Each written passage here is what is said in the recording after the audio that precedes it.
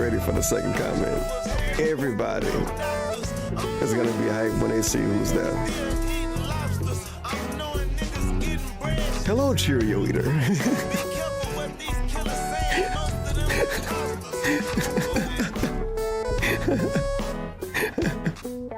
Second comment.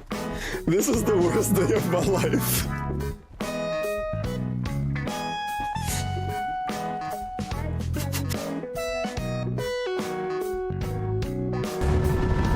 Radar lock, take him down.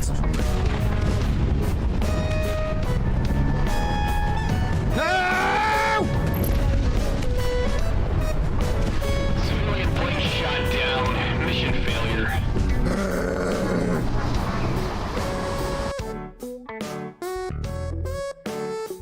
Are real. Yeah, the voice, listen. Lyrics accurate, voice is not. Aliens are real. It should be more like that. Digging balls, digging balls, Digging balls, digging balls, digging balls. Picks me up from school and she brings me down Tokyo and nothing But her bra on. Yeah, you know, accurate, like close, but you know. Close.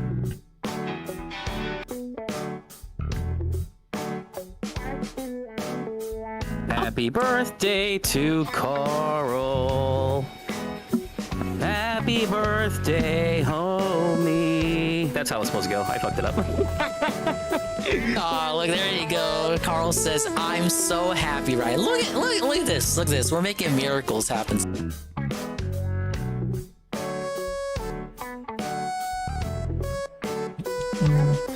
Whoa, what are you searching up? Huh? What was I searching up? Let me see. What was I searching up? Oh, this is Nazan. I'm not searching anything up. I had Nazan's stream up. The person I was playing with earlier.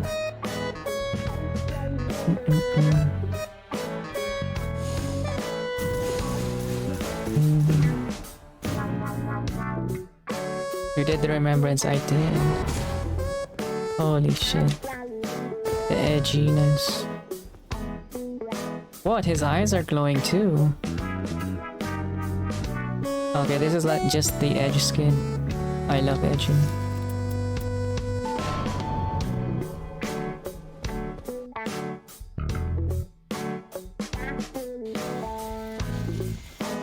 Doing good. Enjoying some hunting with Monster Hunter.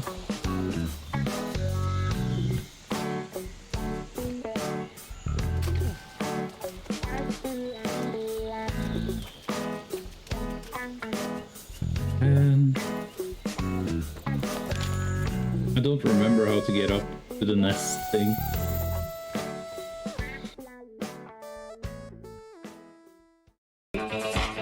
Thank you. Thank you. Thank you for being with me in 2023. I started as a completely noob in terms of VTubing. Completely noob as in VTubing.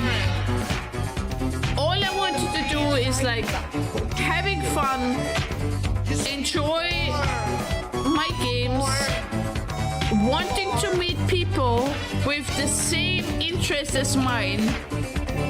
Interest in games that are out of scope. Out of scope? Yeah, out of scope. Yeah, I could say that out of scope. Especially like psychological horror. So all I wanted to say is like, thank you.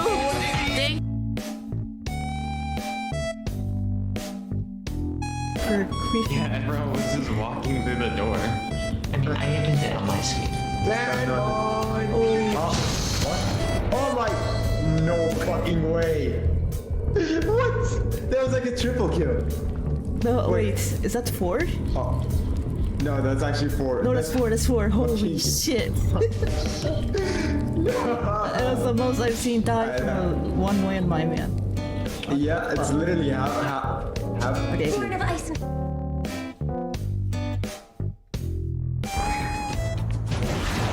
Yeah, that's what I mean. Like, if they suppose... Oh, like, why isn't my jetpack working? What the fuck? Why didn't my jetpack work? Oh, nice place to respawn. Why did I respawn over the gap? What's up with that? I have no idea.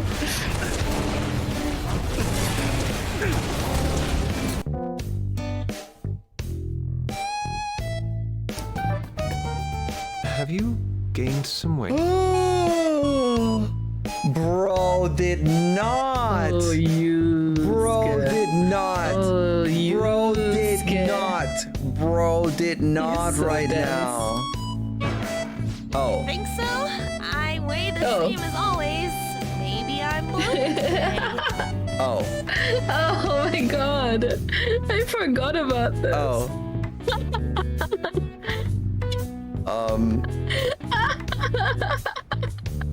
The way. Demon. I'm this demon. I'm gonna suck your dick. Talking about 6, 7. I mean, let's do 100% of these don't. Okay, my stamina does not regenerate if I am holding on to... Oh my god, the banana! I need banana. There we go. Enjoy that. You got lucky. Banana, but bigger. Tell Lynn! Get Ann in here. He needs to know about the banana. Spark of ingenuity. I am sure you shall use it wisely. Oh yeah, Lord knows I'm gonna use it wisely. Fuel the engine. Perseverance. I'm a nice man! Holy shit, that startled the frack out of me!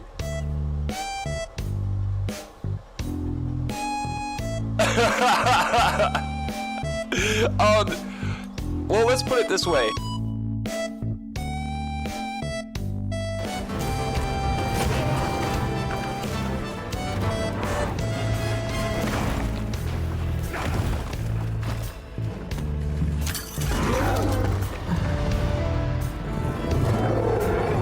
Did I kill it with my hook? Question mark?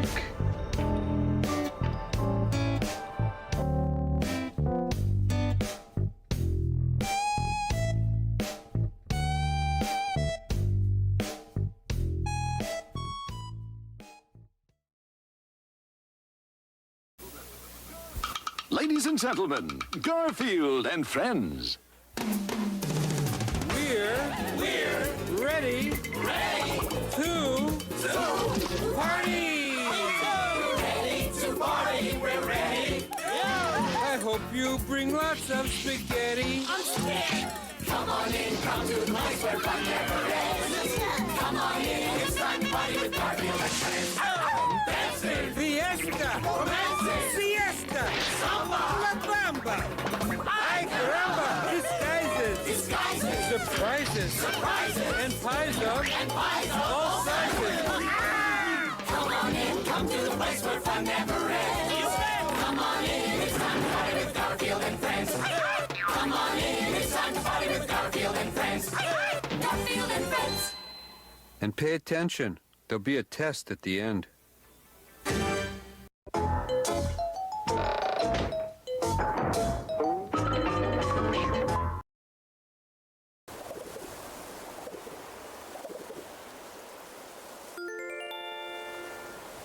Well, hello there. Hello. You liking these schizophrenic startup times? Hello. Howdy do and hello blue and all that good stuff too. Welcome in everybody. Happy Friday, Sailor. You made it to the end of the week. Swollen double underscoring is here. Well, I don't know. It's a Friday afternoon. I just kind of want to shoot this shit.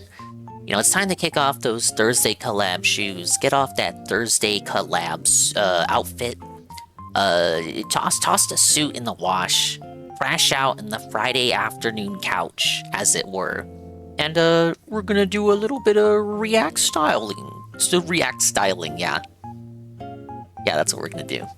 But hey guys, I sound like my voice is hoarse. Like I'm dealing with the remnants of screaming so much last night. It's probably true, or probably true.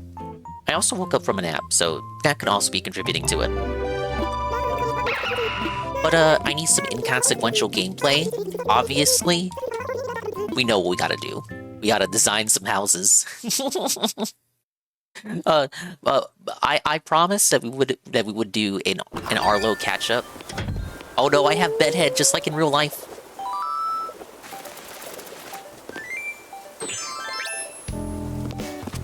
Promised that we would do an Arlo marathon to catch up, because Arlo is blasting my sub box beyond repair, and I can't really hold back anymore. I can't really stall it or delay it out any further. So it will be reacting today. React Sloppa. Full-on React Sloppa. And, you know, it doesn't have to just be Arlo, but the priority would be Arlo, because he puts out, like, fucking 5 videos every other day now. And, you know, it's fun to do a stream where it's just gameplay, and we don't have to think about the outside sector. The sector outside our little cozy home here. Outside of the daily wrap. But I can't do it. I gotta do it to you today. We can't hold back any longer. I can't. I'm like that guy. Remember that guy I was talking about? The guy who punched that high schooler? He was like, I'm gonna punch you now. Like, preemptively warning you. I'm gonna punch you now. That's me. That's me.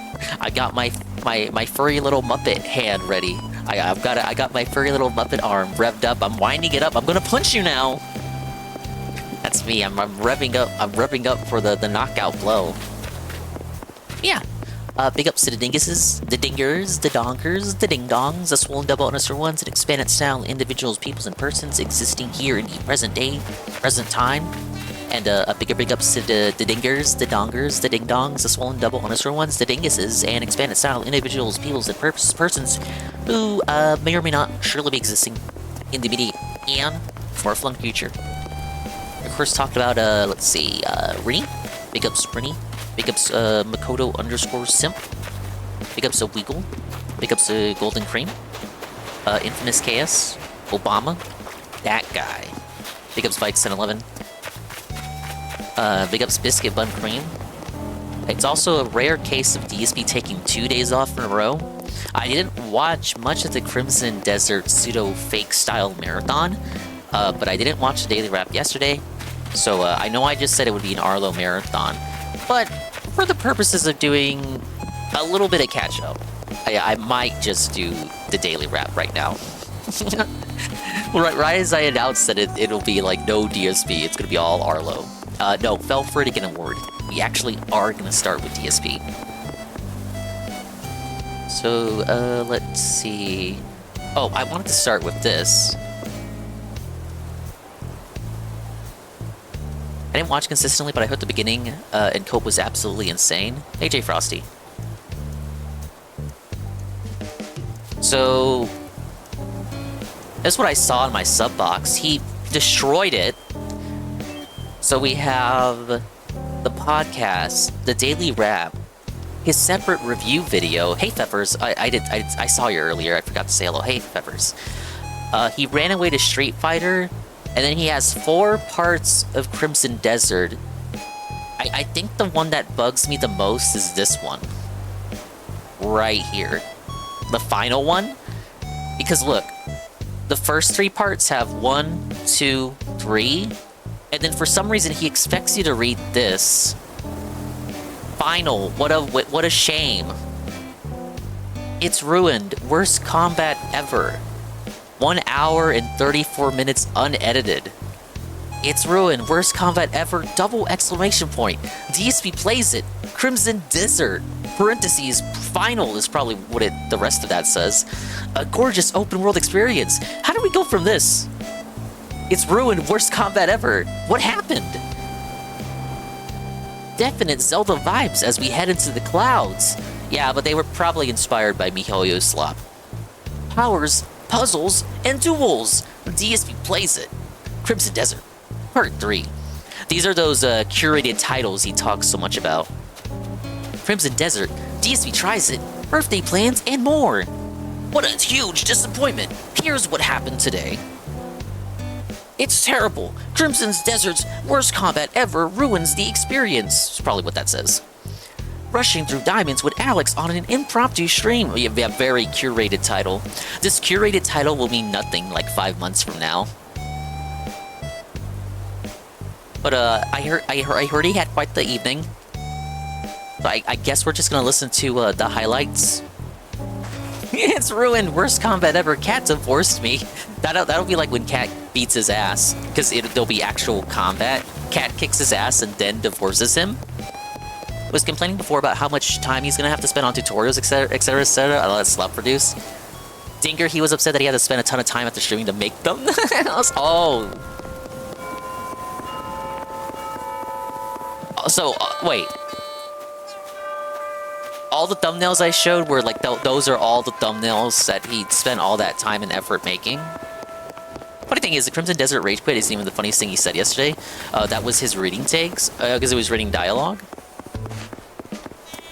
Or did he have some kind of take on the concept of reading? I must have missed a lot then. Alright then, yeah, let's get to it. I got some houses to design in Animal Crossing. I got a few hours here. We'll shoot the shit till like Kino Casino starts. I think they're live tonight, but I won't be restreaming. See, I had to do either or. I had to felt you guys. I had to do either or. It was either gonna be we do the Arlo in the afternoon or I do Kino Casino in the evening. And I said I couldn't hold Arlo back any longer, so it is. I went ahead with Arlo just to get it out of the way. He's actually live right now streaming Bokopia. We hit the goal. We can do both. Don't press your luck. Okay, so of these videos, I do want to hear his review of Crimson Desert and then the daily wrap. I believe the daily wrap will be him just telling you to watch the review video, because the daily wrap itself is only 5 minutes. So I have a feeling it's gonna be one of those kind of wraps where he just tells you to go look at the real review video. Hi Za, I beat you at Mario Party, Stinky. No, we both won. We're both winners. It was part of the Za Alliance. What are you doing? I did not think this through. I don't want to sleep outside. Maybe I can find a room. Oh, do you live here? I'm here on vacation. Name's Croc. Between us, unfortunately, this is going to be a day trip, because I sort of forgot to book a place to stay. Normally, I want to stay the night and enjoy all the island has to offer. Maybe another time. As if. I like this guy. He's a frog. You've got a place where I can stay this night? Or stay the night? Well, ain't that just a cat's pajamas? I can't imagine how happy that makes me. I just about gave up on finding a place to rest my weary head. Well, let's not waste another minute. Lead the way to yon fancy schmancy hotel, as if. Is the hotel DLC fun? I like it, but like this one is free, completely free. Hello, Spandong. How you doing, dude? But I finished it. It's pretty short. So I'm doing the other DLC, the Island DLC that came out a while back, because I never did it when it came out. So like this got me to come back to the game, and it got me to touch everything else that I haven't touched since the game came out, basically. Big ups Kurono. Big ups Ivan. He's overstaying his visa. Za felt a dingus on Mario Party. Another Za W. I guess it is. I guess it is. It was all a part of the plan. We were working together. Okay, we got DSP here in the corner, but let's get a Za shout out first. What are you? Get out of here. What? What did he mean by that? Why are you stabbing birds? What did he do to you? Nothing is free here. Yeah, you gotta hit the tip sign skull. said garage, I read garbage. Oh my god. No, that says garbage. You're right, never doubt yourself. I agree. Know your If you worth. think you're wrong, you're right. But if you're right, you're wrong. The infected have slowed reactions. You'll notice If that the makes difference sense. right away. Yeah, No Phil need to tried playing reinvent the this. wheel. It didn't go too well. But I had fun last night, Za. Even though I got my 8 hours, I took another nap, and I still think I feel kind of sleepy. I hear it. I hear it in my voice right now. So hopefully I don't sound too awful to the rest of you. I'm itching to play it more. Well, okay. Whenever you want to, drop a line. But you also have to do that Final Fantasy XI collab with Anne. That's what really needs to happen. But yeah, there's like 7 boards in that, and it's like, so there's like 5 boards that we didn't even touch. A lot of mini games that you didn't even get to see. I was like, yeah. So whatever you're feeling it, when you ever getting that Mario itch, you know, let us know. We'll go ahead and schedule another one. See, I see. If that be the case, why don't you stay with us? By the way, about Croak's room. Why don't you set up a VIP room and put him there? Nah, we'll put him in a standard room. He's not that important. He's not that cool. Gotcha, leave the rest to me. Alrighty, Croak, I'll take you to your guest room.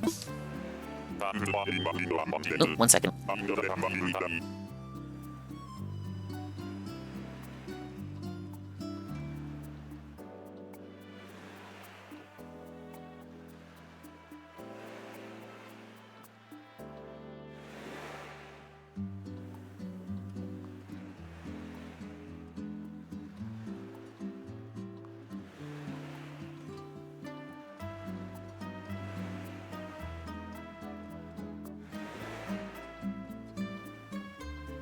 Sorry about that. Semi-important call. Thanks for getting my foot in the door of such a fancy place. I can enjoy the rest of my trip without a worry. I've got a place to recharge now, and that means I can really cut loose. No holding back, as if. Garage is pronounced like garage in that country. I've heard some people say it that way. And they all seem to have the X factor of hailing from over there. So possible. Hey, Astro. DoorDash guy calling dingus. No, with some work nonsense. Croak be so happy. As little thanks for recommending the hotel to our guest, I want to give you 50 tickets.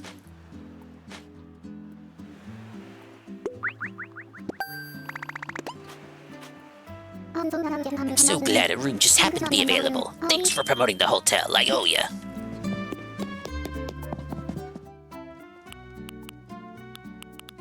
Yeah, so here are all the rooms that I made. The DLC. We made like the beach room, the Asian style honeymoon room, the Western room, the kids room, the fancy schmancy room, the ice room. I don't know why you would want to stay here. And look, literally no one is here. Nobody. The log cabin room, and the diner room. You won't even have to go to the complimentary breakfast. It's already available in your room. But no one's in the VIP room.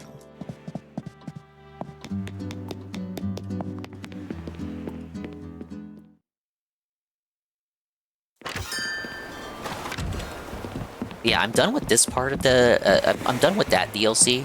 But I still have to finish the, like, the paid DLC. That'll be kind of my focus. So I see my island is covered in weeds, so I should probably attend to that first. Now, I do have the review video here, because I think it's gonna be a video where he tells us to go... I think it'll be a wrap where he tells us to go watch the review, so I'm probably gonna do that.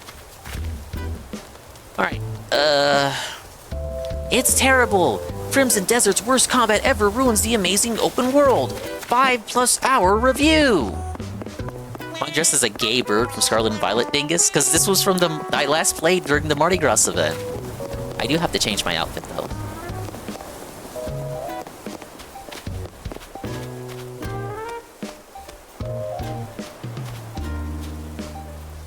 Have you tried hitting Alt F4 to access the combat help menu?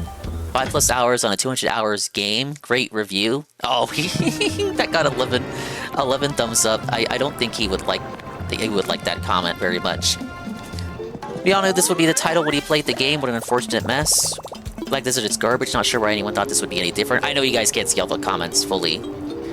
I'm just reading them out still.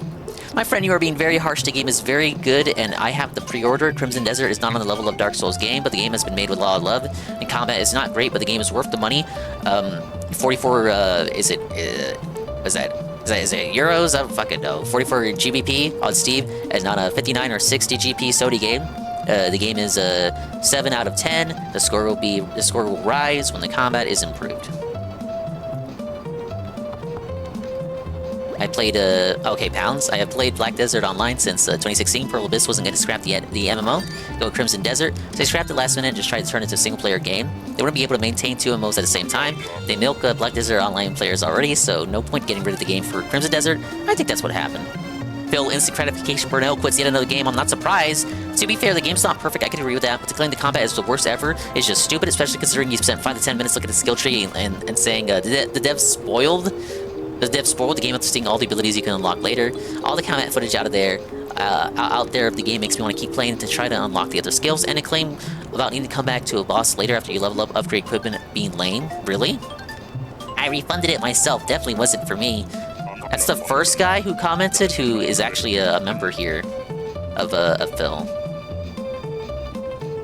Wow, a lot of people. Is this video popping off? I didn't even look at the views. Oh, 4,300. 4,300. This must have gotten the attention of people who aren't in the sector. And he didn't even show you any gameplay, no B-roll.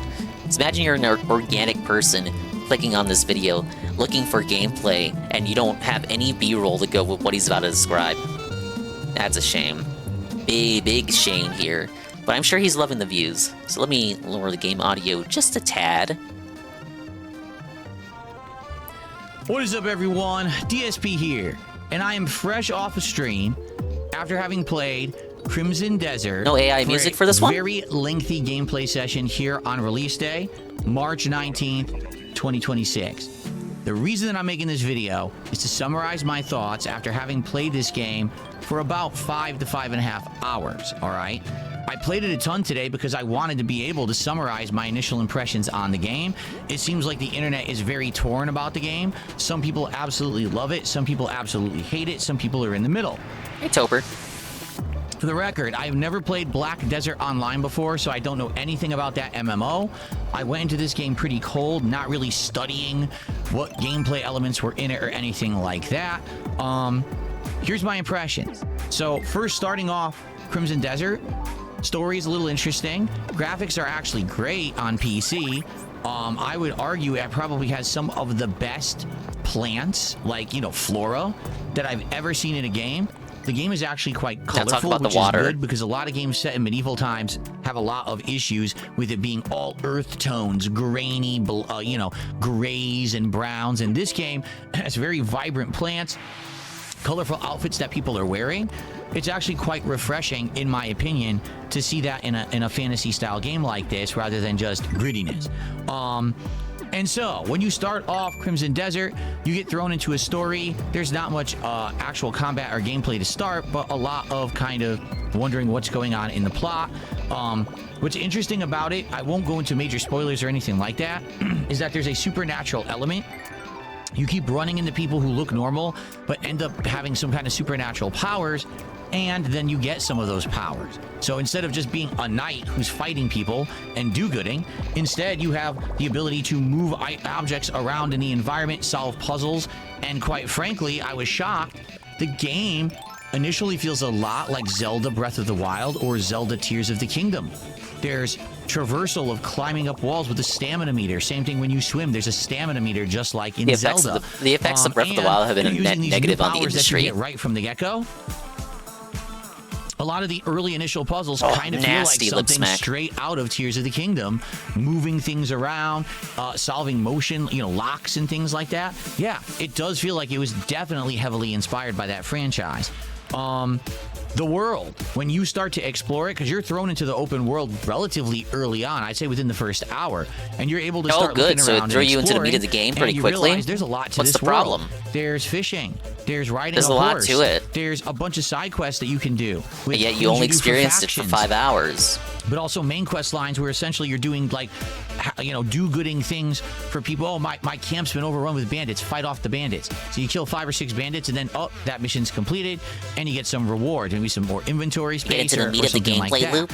There's no experience points in the game, but what happens is you get loot and the loot eventually allows you to do better things, or it allows you to upgrade your existing abilities. The thing is, from the get-go, you have a lot of abilities. You just don't realize it because the game doesn't really explain like in real life. But once you go into this upgrade tree that you have a lot of skills, but many of them you don't even realize it yet. No, because the game didn't Until you tell me I learn have them.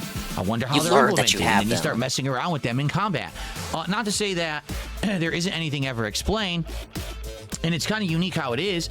All of a sudden, you'll be encountered in the street by a knight, and the knight says, let's have a duel, okay? Well, during the duel, they teach you that you have a special move by charging a button and releasing it, and now you can use it in that duel, and then when you win the duel, now you're free to use that move for the rest of the game.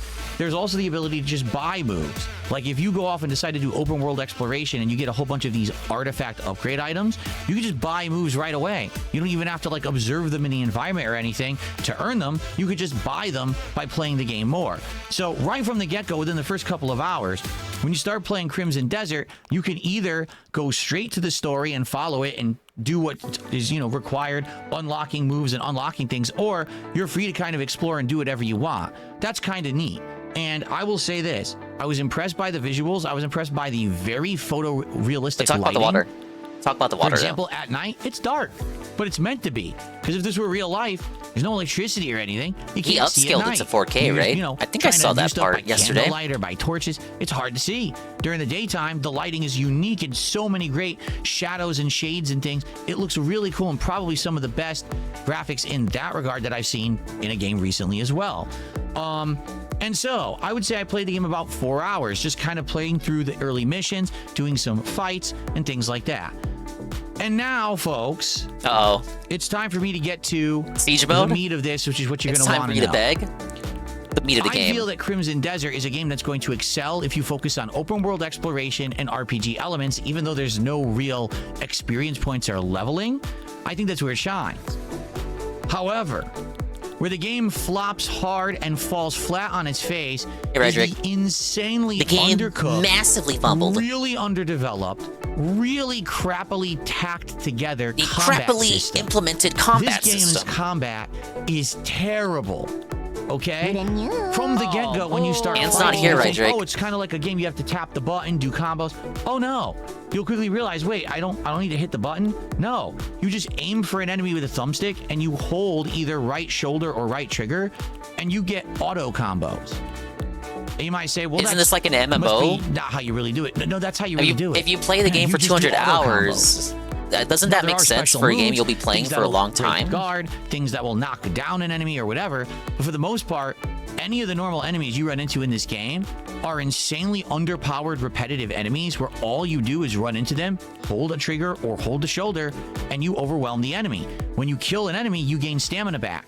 So as long as you kill an enemy with a combo, you get full stamina, you turn to the next enemy, you attack them, kill them, turn to the next enemy, attack them, kill them. The only time you ever have to do something different is if you have an enemy that with a big reach, like for example a spear or some arrows coming down, in which case in the middle of your combo you press the dodge button, and then you just continue to hold the attack button again, and it starts over and you kill the enemy. No, I have to listen to this. It's insanely bad.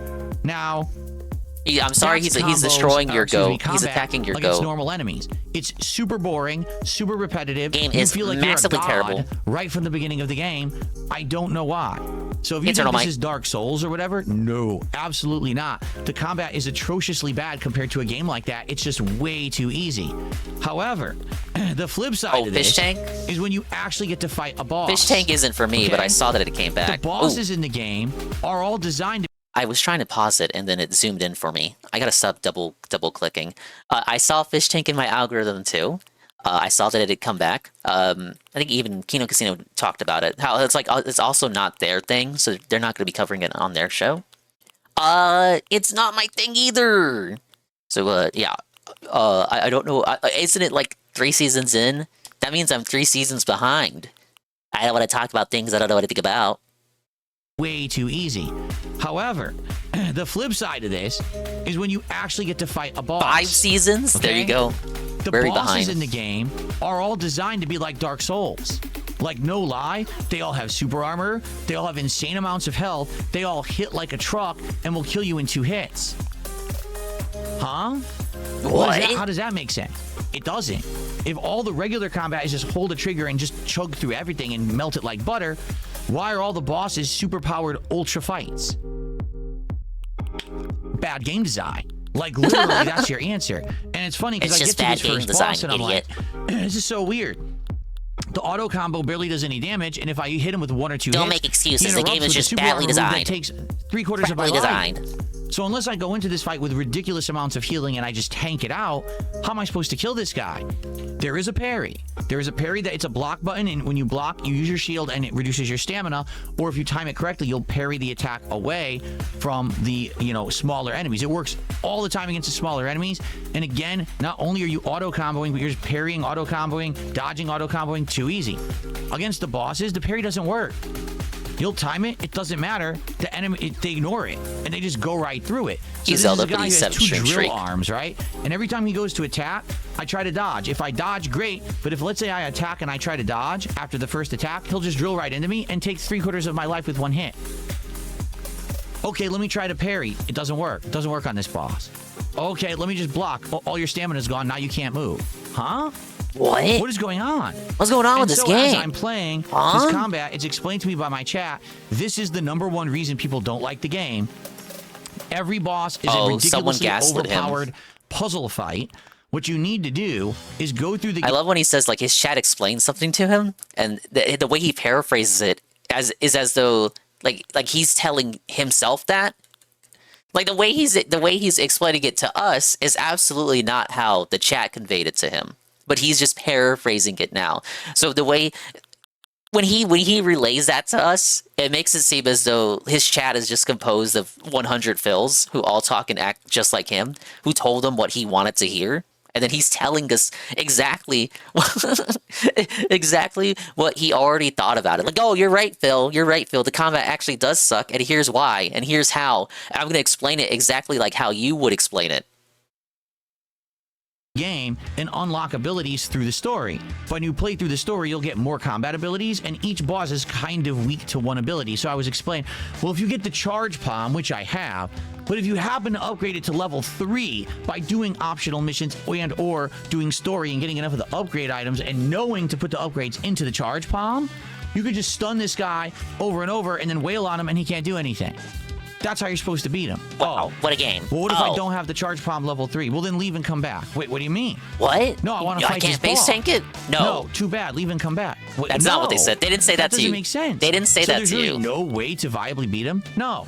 Are you sure? Are you sure? I need a Crimson Desert expert to come on in here. I have to openly explore this giant world, and Crimson every time Desert I run experts, into a boss, please respond. Debunk him now.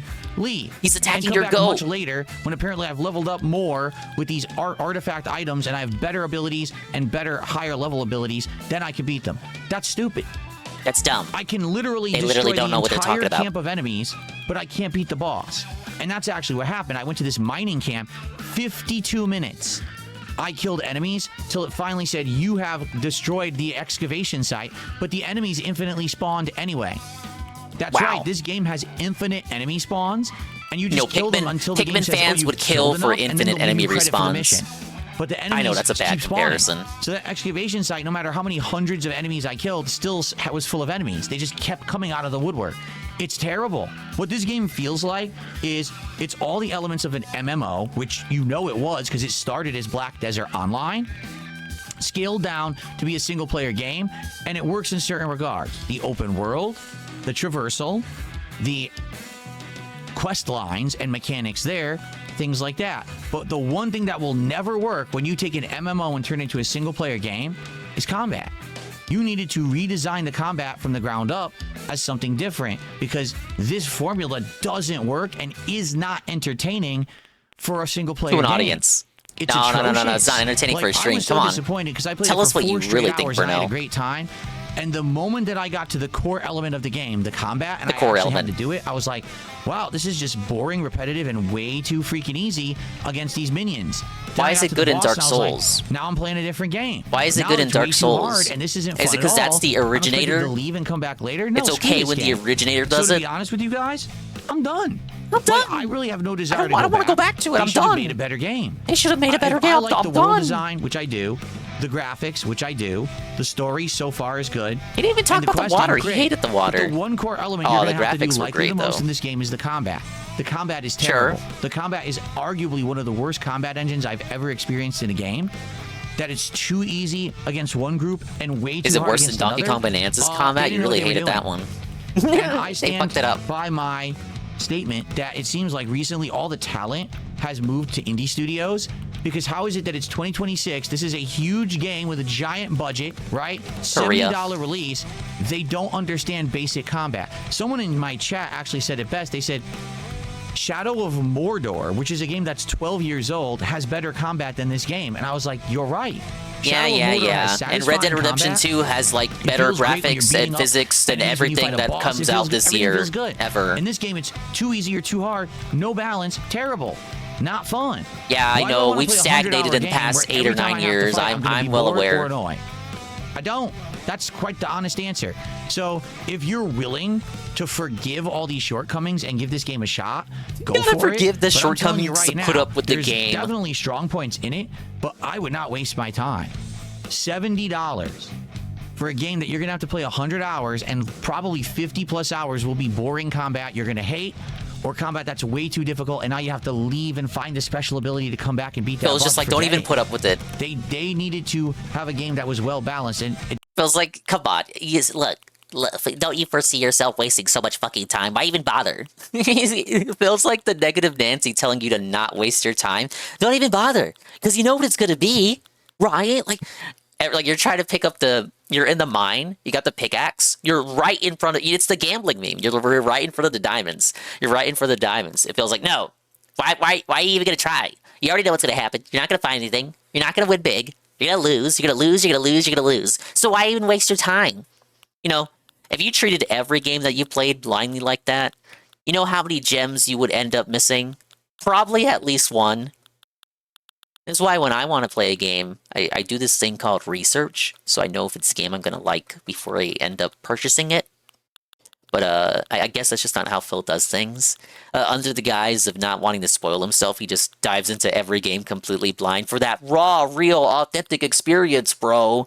Bro, I don't want to spoil myself, bro. It's not just because he's lazy and doesn't know how to research, so he just assumes. He thought this game was going to be like the bee's knees because Black Desert was so good. Black Desert had like an installed fan base already of people who were hyped for it, so it kind of feels like this game came out of nowhere.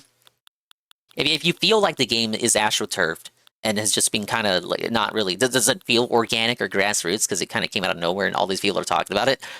Probably true, but there is a pre-existing fan base from the previous game, and apparently Black Desert is no longer available. You can't access it or something, so they're naturally going to move on to the successor game. So they got a number of people interested in this one. But again, imagine if this did end up being a game that you'd be into, right? Say you are into these kinds of games and you're looking to play it, but you watch a review video. It just so happens to be this one, and he tells you not to waste your time. Why even bother? And it's from his perspective of him never having enough time. The reason why he doesn't want to invest in games like this is because there's so many other games that he would like to play. So it's like, why even begin the journey when I know how much of a waste of time it's gonna be? So let me move on to something that's more worth my time. Now, not everyone is like him. Not everyone's a streamer. So maybe other people could afford to waste 100 hours of their time in a game that's like a MMO. I'm not sure. Again, if you listen to him and you never take a chance on something, do you know how many games you'd skip out on that you might have ended up liking? Who can say? At least one game. Hey, Discord Merchant. It's like a dozen hours in Crimson Desert so far. Really enjoying it. Well, Phil says you're wasting your time, and we all know it's going to be repetitive, so why are you wasting your time? There's so many other games you could be playing that are worth your time, and don't you know I'm old and have a family, and I'm going to get carpal tunnel one day. Back and you're going to hate, or combat that's way too difficult, and now you have to leave and find a special ability to come back and beat that boss. Forget it. They needed to have a game that was well balanced, and it's another case where you can tell different groups of the dev team worked on different parts. The people who worked on the graphics did a great job. The people who worked on the questing did a great job. The game that was well balanced, and it's another case where you can tell different groups of the dev team worked on different parts. Like every game ever? You think the people who work on the graphics also work on the combat? The people who worked on the graphics did a great job. The people who worked on the questing did a great job. The people who worked on the combat must have never did a combat in any game ever before, or only plays MMOs. I never played Shadow of Mordor. This is an MMO. So it fails. It failed. It I fails now understand massively. why there's such a split of reviewers, because people who basically forgave the combat but fell in love with the open world formula will love Crimson Desert. But for a common person, you're not going to want to drop $70 for a game that you're just bored or pissed off at half the time because you have to fight. Why was he so hyped for this? He fell for the astroturfing. I had high hopes for this game, and I'm done with it. Really, I'm done. with it. Really, I'm done. I don't care. Back to it I have no desire. and play that awful, atrocious combat ever again. Atrocious. So I am done with Crappily Crimson implemented Desert. combat. More power to you if you choose to play it yourself. But I forewarn you, you're going to be frustrated and disappointed when you finally have to fight. Everything else is good. Maybe you like to fish. Maybe you like to ride creatures. Maybe you like to traverse and explore. Yeah, it's so all about fishing, no matter what game. How do you get combat so wrong? So wrong. Back to the drawing board for these people. I understand why some people basically trash the game. And that's all I have to say about Crimson Desert. My 5 to 6 hour journey today ended up in massive disappointment. I was looking for a new game for my rotation, and I basically blew $70 on junk, and I won't play it again. I wonder what's the real reason. If you wish, and I wonder why he's really I hope mad. that this quick review helped you to make a decision for yourself. Thanks for watching. See you later. All right, that's his 14-minute review, Yawnsville, but he at least justified why it wasn't a game for him. Now time for the Daily Wrap.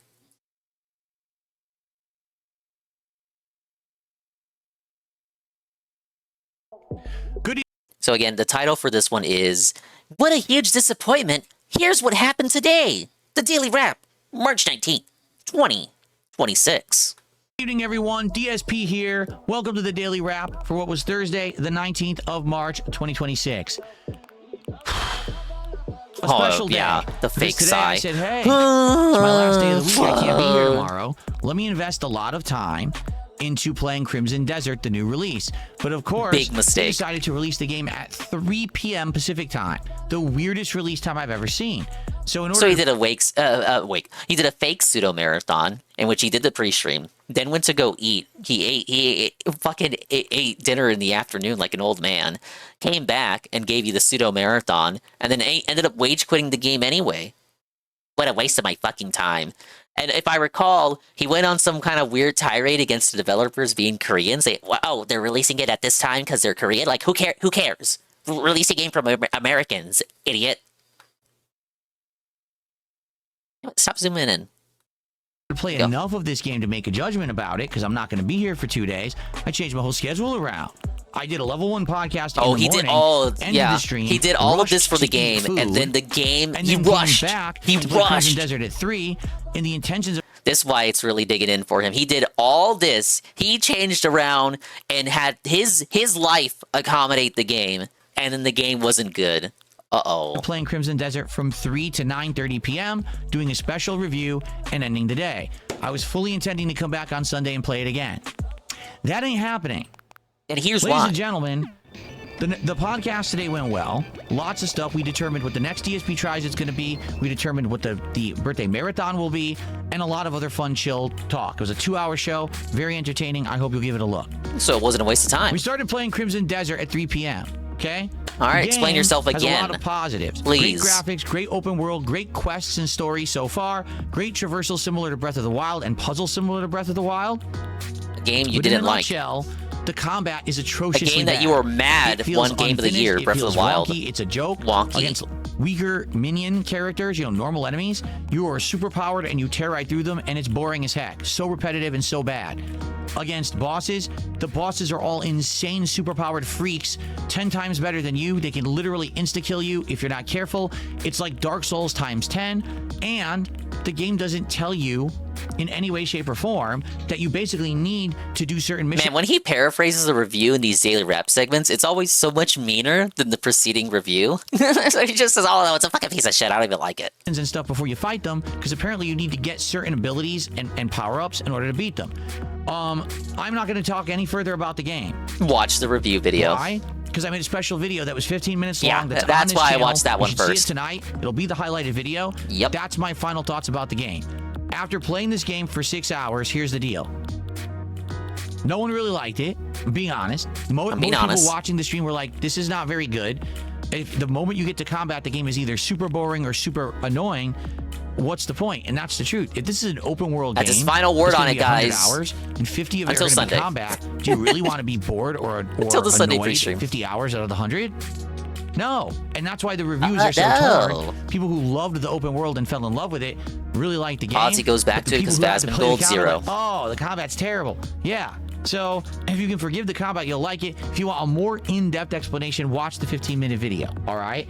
But we were done with it by 8 p.m. We were like, wow, this ran away to sucks. Street Fighter. So what are we going to do? Really so wanted some money. Impromptu flipped over, and I... Impromptu Street Fighter. Desperate to make some money. Impromptu fucking disaster stream Street Fighter. Because he knew he was going to be gone for 2 days after that. So we got to milk something out of this. Played about 90 minutes of Street Fighter 6 ranked with Alex. We got to make some return on this $70 waste of investment. Up to low 4-star diamond. So that was good. Probably another stream we'll get to 5-star. Maybe another stream we'll get to master. Unless I get a win streak, in which case we'll get to master. We're getting there. Okay, we are. So good stuff. And I hope that you guys will check out the Crimson Desert footage, the mini review, and the Street Fighter 6 footage. The good news is, by the end of the day, the longer stream was well supported. So I'm not complaining. Just I'm sad because I wanted Crimson Desert to be a playthrough that was going to work out, and no one really liked it. It was super boring and not very good because the combat was completely unfinished, wonky mess. And so we now got to figure out what we're doing next week. Here's the deal. I'm off tomorrow and I'm off Saturday. Okay, I'm going to return on Sunday. We'll do a level 1 podcast in the morning. Let's do Dragon Quest 7 Reimagined on that stream, and let's do RimWorld as the late stream. Okay. Let's do a game that even less people like than Crimson Desert. Sure.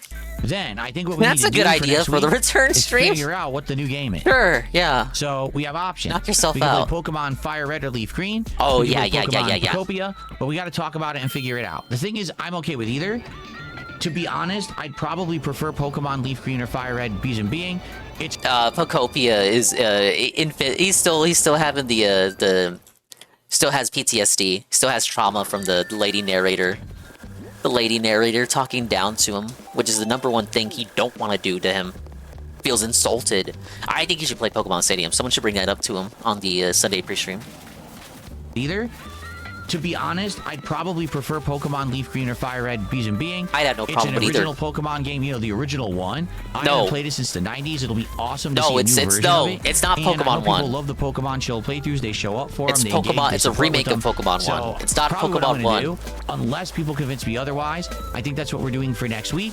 And we'll balance that with more well Slay the over Spire 2.2 2, million some sales indies at for night that I have a Pokopia in new 4 indie game I days. want to check out. Plus, we're probably going to take stuff off my wish list and do nights of that. And DSP Tries It will There you return go. next week, so it's going to be a great week next week. Okay, it will be.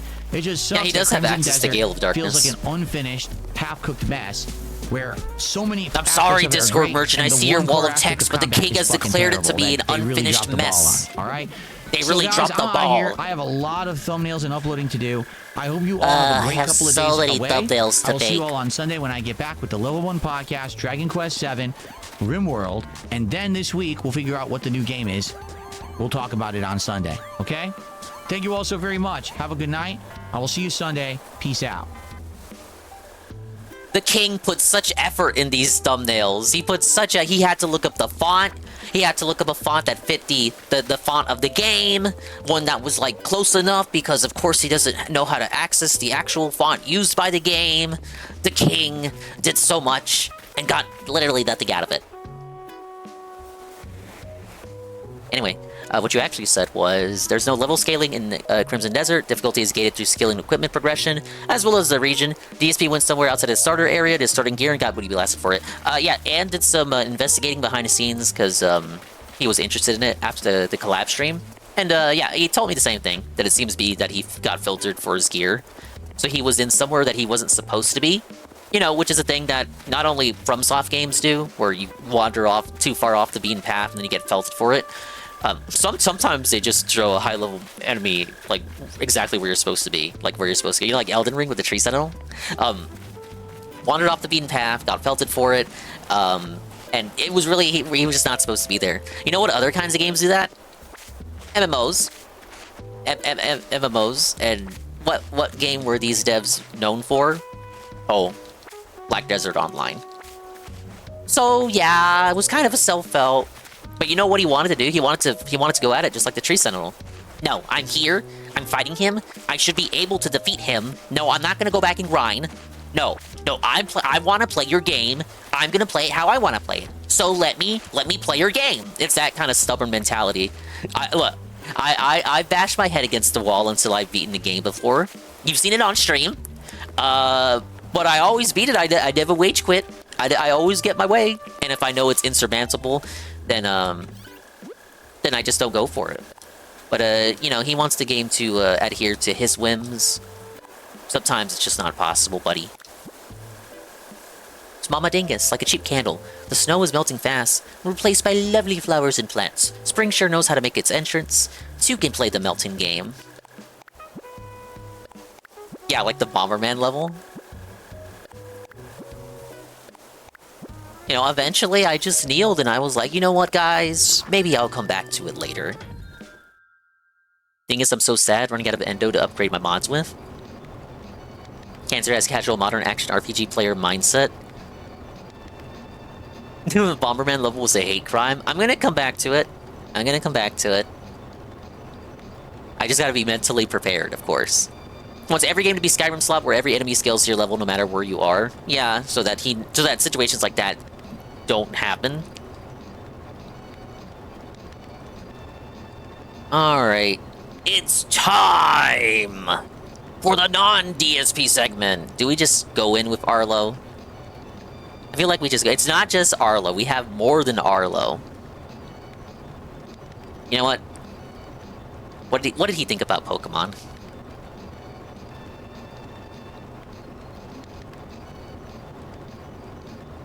I've got to learn to love to hate.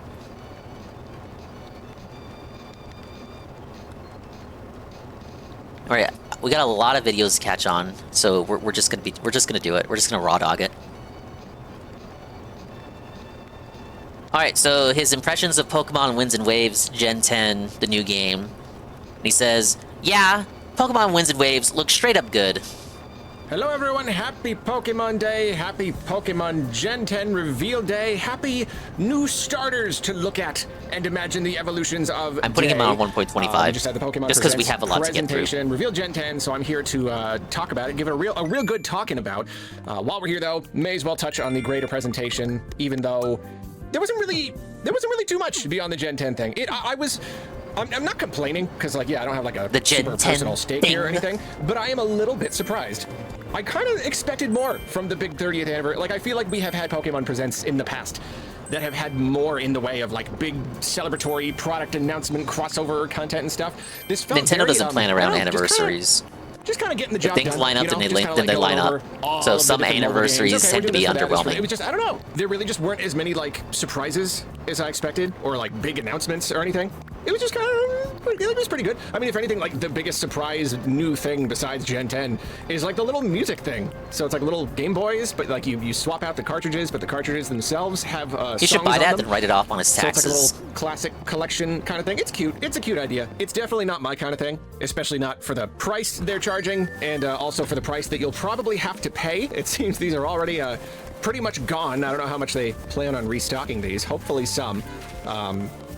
But yeah, I don't know. It's a cute idea. It's fun. You know, I really do think they're just trying to, you know, help us relive that feeling of swapping out cartridges. Everything is digital now. Everything is way too easy. Why couldn't it just be a Game Boy Mini?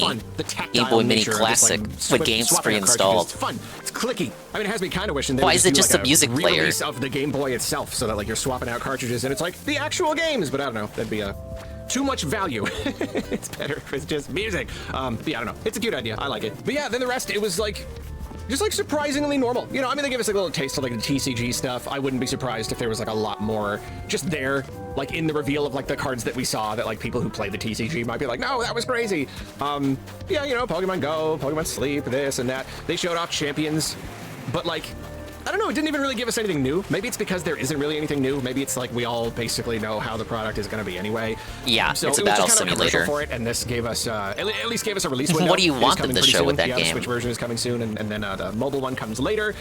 So it's still pretty cool. They gave like a Pokemon XD Gale of Darkness. We're waiting to see when we'd get that, and now we finally have that, and that's cool. So, Got it this week. Just a lot of little stuff. I guess I would say the Pokopia trailer was also pretty good. Like it didn't reveal a lot of new stuff. A little bit, too. Went into like crafting recipes and like a few feeding videos from Pokemon different stuff, and that was kind of cool. But it also revealed a couple new Ditto transformations. That's fun. If anything, though, if that trailer did anything, it just it showed the bigness of the game a lot more so than I feel like the other material has done up until this point, showing like building some big statue, like sculpture, like Minecraft style, but then also just like exploring big mountainous, like just like verticality. It's a lot more verticality and just like bigness than we have seen. And yeah, I don't know, it's really just, it really expanded the scope of the game in my mind. Expand. Even further. So between the stuff that we got the other day and this, the world itself really is starting to feel like everything they show about the gameplay is like, look, you can feed the Pokemon and make friends and make furniture and stuff. But then like you see some of these shots where they're just exploring these like big mountain areas, and you don't know. Yeah, I mean, as always, still it's really fun. We're gonna be playing it in like a week, which is crazy.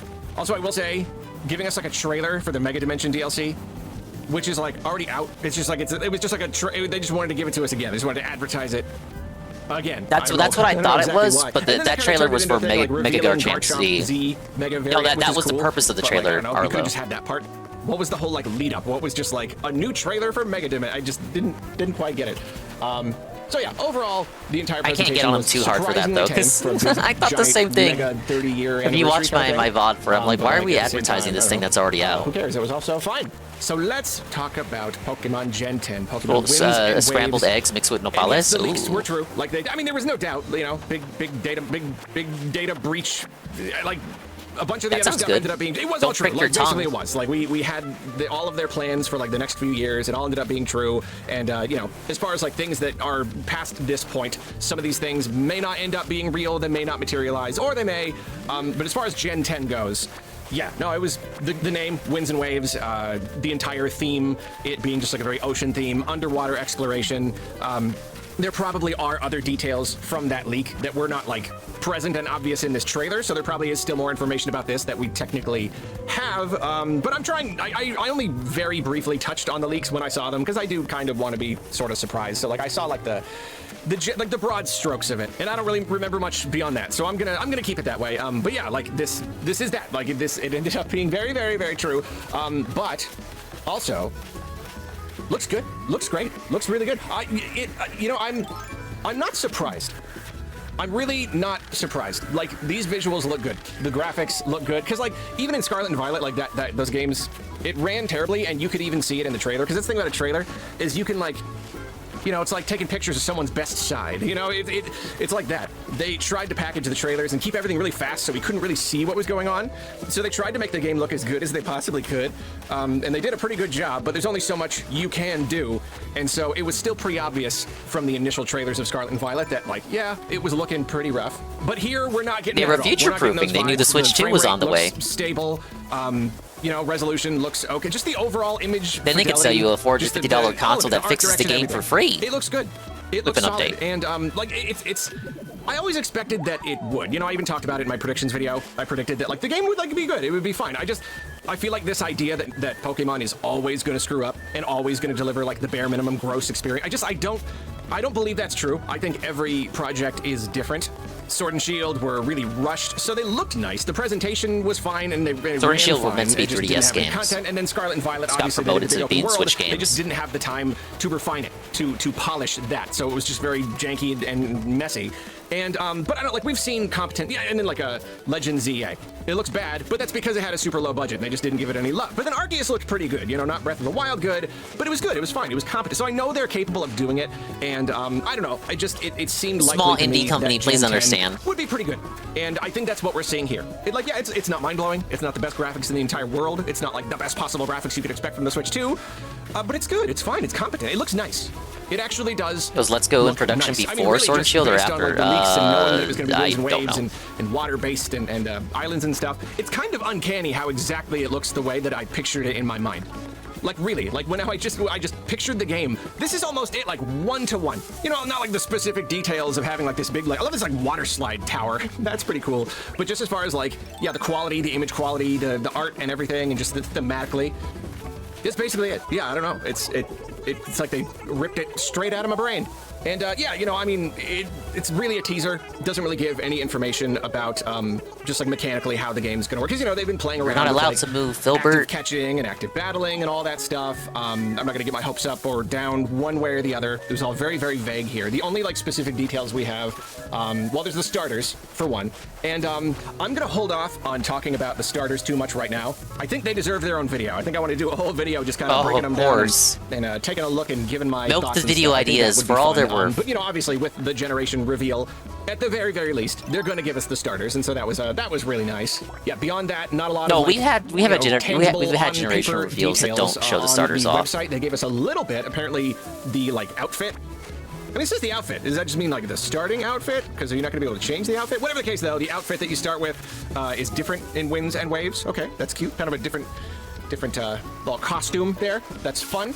The little Pikachus from the beginning, apparently they're named Mr. Windy Chew and Miss Wavy Chew, and that's cute. That's funny. I do have to wonder if they're going to be like part of the plot, you know, like kind of like little characters in the plot. This is making me think that like Pokemon dress up might be a lot more of a thing. It might not. This may just be their attempt to just kind of, you know, turn the Pikachu into a little bit more of an evolved character. I mean, you know, not a character. They're not going to be like speaking or anything, probably. Maybe. I guess we technically don't know. Don't hedge your bets on it. This could just be them kind of being formed into more characters, but I really do feel like this could be a hint that we're going to get some sort of like much deeper, like the Pokemon themselves we can play dress up and put. I mean, I've kind of been waiting for that. I really have been. I mean, that's a whole thing. That's a whole. We had a little bit of it in right Gen there. 5. Like if Pokemon is ever going to start putting microtransactions in their mainline games, it would be when you introduce all these the customizations, the cosmetics. I certainly hope that never happens. But yeah, at least like as a mechanic in the game, would not be surprised if we can start giving them little hats and costumes and stuff. Even though I do recognize that like, as far as programming goes, that does kind of seem like a nightmare. Like hats, maybe. You could stick like a hat on any Pokemon's head, but like going any further than that may be tough. But we'll see. We'll see if that ends up being a thing. Yeah, that's pretty much all the other information that they shared. The rest is just what we can see here, and really all we can see is that it's called Wind and Waves, and we see it's a tropical environment, and you can go underwater. So it's going to be some kind of underwater exploration, and then we have the starters. I'd say underwater and exploration. Other Pokemon that I can see. So I mean, I am very excited. You know, I will. After like general meat of the game, open world of Scarlet and Violet, following game to do underwater exploration makes sense. I felt like it was going to be that, or exploring the skies. It's kind of the same way Tears of the Kingdom evolved the open world exploration, coming off of Breath of the Wild, where you had the sky islands and then also the underground. So basically, they were either going to go into the sky or into the water. And give the prevalence of water Pokemon throughout the series. Like water is one of the most overrepresented types in the series.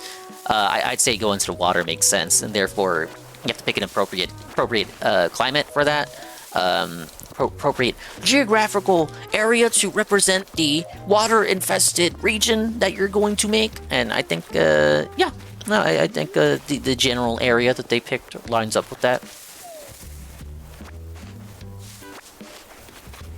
Basically just every southeastern country you can think of, the Southeast Asian country you can think of, all mashed together to like a Pangean hodgepodge. Say the overall theming, I think is great. 7 out of 10. Too much water. I think it is. I just think it's really nice. You know, I love the ocean. I love water. I love tropical themes. I mean, you know, it is a theme that they've returned to a good number of times in the games, but I think it's because it's just a very strong theme, and especially as the technology evolves and they're able to do more with the games, it's worth returning to this. There's just a lot of water, especially now if we're going to be going underwater, and especially because now it's an open world. You know, Scarlet and Violet was really the beginning of like a true open, seamless world, and so now you have twice the open world to explore. But with all of these islands and underwater exploration and everything, that's very exciting. It really, really is very exciting, and I'm very curious to know if there's going to be some sort of like progression kind of system, or if it's all going to be open to you from the start. We really don't know. Personally, I'm always hoping for like kind of a happy medium. I like a big world where you have this feeling that you can go anywhere that you can. So there's like a lot of openness, but then some of it is kind of ability based. You know, like, oh, to get over this water, we need this kind of thing that lets us move through whirlpools or something. Like I want some stuff to be gated off, or like some areas of the map to be gated off, while still providing me with a lot of freedom of choice with like what I do have. I want to have my cake and eat it too. You know, I want the satisfaction of sandbox, like open-ended, I want to have freedom of choice, but I also want to be also gated the satisfaction and of, limited in where I can progressing go. through the game and upgrading my abilities and earning new parts of the map. So do that perfectly. Just mix those two things perfectly, and we'll be good. No, so yeah, I mean, I guess that is basically it. That's really all there is to say. What's that one Simpsons episode where they do the focus group testing, and it's like, so you want a realistic, down-to-earth show that's off the walls and filled with robots? Is that it looks good. It just looks good. There's no, you know what, that's it. There's no red flags. Let's say that. that's a really good way to put it. No red flags. And for Pokemon, that's big. You know, they've set that bar. They've set that bar a little bit low in some in some categories. So just looking at this trailer and being like, it looks good. It's nice. Really nice environments. We even saw like a pretty okay like mix of environments. Of course, most of it is just kind of like tropical islands, but even within there, you have night and day. You have this big building thing, these different beaches. You have like more like cave areas. There's a swampier area, and you know, just to come back to the idea of underwater exploration again, it's kind of hitting me. Like the more I think about it, and the more I watch this trailer, it is hitting me how like that is kind of a big deal. Because like you know, you look at the game, or you imagine the game, and it's probably like just a bunch of islands. Maybe there's like one big central island and some surrounding islands, but like I don't really know. But whatever the case, though, Don't we know what the region looks like already? Does that mean it's I thought I saw a map. I mean, you know, they could limit it. It could be like kind of like wild areas. Like, oh, there's like, what do you call that in the ocean? Where just a part where it go down, a part where it be much deeper. It could be that the game will have like a set amount of like these areas, and it'll be kind of like wild zones in, you know, like in Sword and Shield or whatever. Like you go over here, and then you explore the area. I think he might be going somewhere with this. It's just kind of like, nah, whenever you. No, look, it's Game Freak, so this part I think he might be going somewhere with it. It might not be a fully explorable ocean. There'll be like some parts you can explore, the shallow waters, and then once you get to the deeper parts, those will be either gated off, maybe even for DLC, just gated off from accessing those parts of the ocean, or you just won't ever be able to explore those deeper parts. Hello, Expand Dog. How you doing, dude? I'm doing great, Algernon. Thank you for asking. Welcome to the Friday afternoon slot by catch-up situation. I'm gonna go until the Kino Casino starts. So we're catching up on Arlo. It was either gonna be Friday afternoon Arlo catch-up or Casino restream, and I thought we had put off Arlo for way too long. So we're gonna go until I have no more videos to watch. In the meantime, inconsequential gameplay on the big screen. It's Animal Crossing.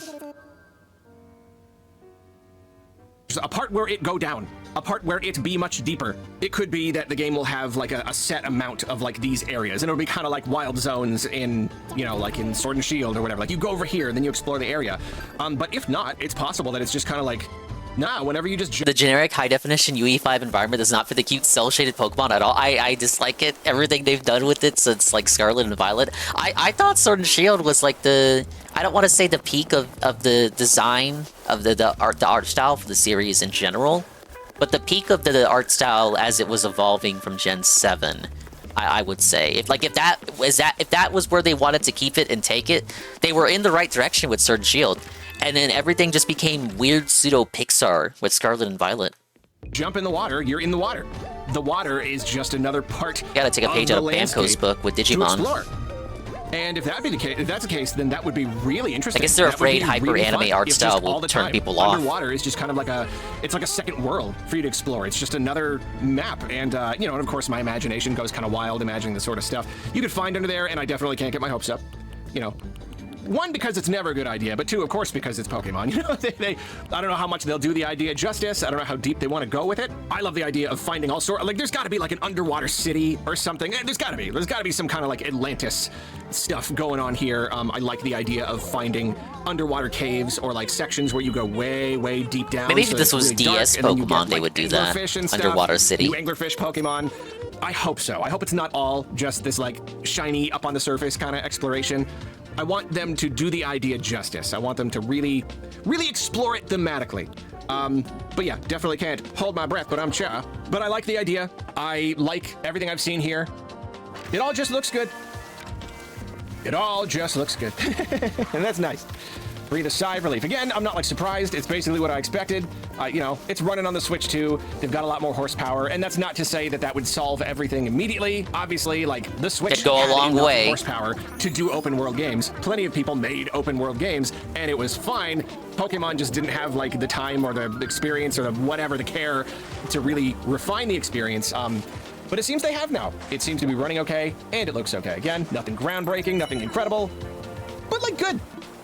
But good atmosphere, good colors, good stuff. I'm looking forward to. Okay, well, the final thing to talk about, 2027. That is good or bad? Shocking. Good or bad? That's Tell me. Shocking. Good or bad? They probably delayed it because I have been so firm about it coming this year. Like I've said it in too many videos. Well, definitely Gen 10 is going to be the holiday title this year. And they were like, uh-oh, we got to change it now. Arlo is completely sure it's going to happen, and he said it 10 times, so we got to change it. No, that is weird. That is very, very strange, especially if they're going to reveal it now. It's still only February. It's still pretty early in the year. Well, it's Pokemon Day. Their big holiday game. And if not this, then what? Pokemon always has something for the holiday, whether it's a game or mainline or a remake or Legends. They didn't have it for 2015. DLC, but like they already gave us the big DLC for ZA, and they didn't announce another. I mean, okay. Some places in Sword and Shield looked nice, but the Wild Zone was fucking horrible. Yeah, with the Ocarina of Time looking trees, I've seen it. Using Melodia subscale the graphics of Heart Gold, Soul Silver and get rid of some of the blurriness, jaggedness of 3D parts of the map really made me appreciate the DS art style more. For me, it's always gonna be the Unova games. I think they looked really good. It was like the perfect marriage of 2D and 3D. The sprites were still 2D, but the models were 3D. It was soul. Maybe they'll announce black and white remakes this June. Please don't. And we'll get that in the holiday. Please don't. I don't Do think not. So. Don't even Why joke. would they not have a game ready for the holidays, especially on the big 30th anniversary? That's strange. Why is this coming 2027? And is it? I mean, there's no way it's gonna be holiday 2027, right? It's gonna be early 2027. But then, like, okay, it'll be Pokemon Day 2027 for that year, for next year. It's confusing. DLC. It's strange, and of course the hope. I can't get my hopes up, but of course the hope is that this is just them delaying it, that they planned on giving it to us this holiday, but even now, even almost a year away, they were like, no, we think we're gonna need more time. And you know what? We want to do it. We want to actually like make the game good. We want to avoid all the dumb controversy. We want to polish the game. And so they delayed it a bit. Sounds good to me. What's I wrong don't with know that? If that's what happened, because it's just a little hard to believe, just based on their past actions. But yeah, I don't know. A little bit strange. Definitely, you know, as a person who wants to play the game, a little bit disappointing. Like, what, do I gotta wait for a year? And that's if they release it early next year? Yeah, it's just surprising. I don't know. Maybe it's kind of like with ZA. They did reveal that like a long time before release. So maybe they just wanted to get us excited, give us a taste of something really exciting for Pokemon Day as part of the celebration, but they still have a lot of work to do on it. I don't know. Weird, but I am receptive. I'm receptive to the idea of a Pokemon game that is not just absolutely forced to meet that deadline to release no matter, just no matter what state it's in, no matter how embarrassing it is, you gotta get it on the shelf. If they could break away from that mindset all by itself, that would make a really big difference with Happy Pokemon Friday and the quality afternoon. of the games and how we receive the games. So yeah, looking forward to seeing a little bit more, any more details on what the release window actually is, or if they have anything else coming this holiday, or what. Man, that puts a lot more Went into a pressure bit of a Nintendo, rabbit hole doesn't on it? YouTube That of puts a people lot shitting more on Brilliant pressure Diamond, Nintendo Shining Pearl. to give us a really big holiday game. I went into a rabbit hole of getting rated by Ludwig World Order. What a party of 21! Welcome in. Big ups on the raid. How delightful to be somewhere so lively. Thank you, Sinister Strike, for the 35 stream streak. Early dingus, nice. Yeah. Friday afternoon, doing a little Arlo catch-up here, so you've rated in at the perfect time. It's a DSP day off, no gameplay to be concerned about. I figured, why not? I need to treat you guys to some Muppet rambling. So I'm just messing around in Animal Crossing while catching up on some videos I should have watched weeks ago. Thank you for the raid. Big ups, congrats on a partnership. No, the partnership isn't here yet. No, I got 2 weeks. 2 weeks that I'll get my application back and I'll know if I passed or failed. It's like I said it like it's a test or something. Hey, Zero Zabuza. Hey, Lonely Solely. Yeah, no, it's not guaranteed yet. Good luck on partner. Thank you, Ludwig. We gotta have the Ludwig push now. When's the Ludwig push? We gotta rally. We gotta announce and rally. We gotta show our support, attend, engage, and support, especially support. I think you could go for it. 2 weeks, it might as well be 2 years. No, it'll feel long. Look, it's already Friday, right? I submitted it Monday. It's like, they count business days, so weekends don't count. Look, it'll be here before you know it. And if I get it, I get it. If I don't, I don't. Even so, it's not like you only get one chance to try at it. So if I meet the requirements again in the future, if I don't get it the first time, then we just apply again. That's all it is. But yeah, thank you for the raid. It will mostly be me chilling out to Arlo videos. He has a lot to say about Pokemon. A lot. I just watched his Crimson Desert, DSP's Crimson Desert stuff. So I'm caught up to speed on that. And how it's like a very bad game, yada yada yada, worst combat ever, completely trash game. Yes, I'm so sure, Brunel. It'll be literally the last time I even talk about the game. I'm not even gonna talk about that game anymore. I'm literally not even gonna mention it. That's it. I'm not returning to the game. It's over. It's done with. I'm not gonna talk about it anymore. Until the Sunday pre-stream, then I'll talk about it a little bit more, and then that'll be the last of it. Until the Sunday Daily Wrap, in which I recap the pre-stream, and then I'll talk about it one more time. And then that'll be it. Got this, Dingus. Good luck. Dinger, it's happening. Oh, look, I'm hopeful. I'm hopeful. I feel like it used to, when under the old system, it seemed like it was more difficult. Like, people were getting rejected constantly. Then if they got it, it'd be like on their third or fourth attempt. But now that they streamlined the system and made it based on the individual stream performances, I'm noticing that the people that are getting it seem to be getting it on the first attempt. But I will keep a level-headed. I'll keep a level head about it. Crazy how he acts like these publishers don't go out of their way to try and tell you what the game is before you buy it. It's almost like if he did his research, he could have seen what kind of game it is, but instead he dives in blindly under the guise of not spoiling himself, but in reality it's just because he's lazy and doesn't want to look up anything off stream because then he thinks that he's working for free. We know we can't do that. If he has to look up a trailer, it has to be on stream, so he gets paid pennies of ad revenue for it.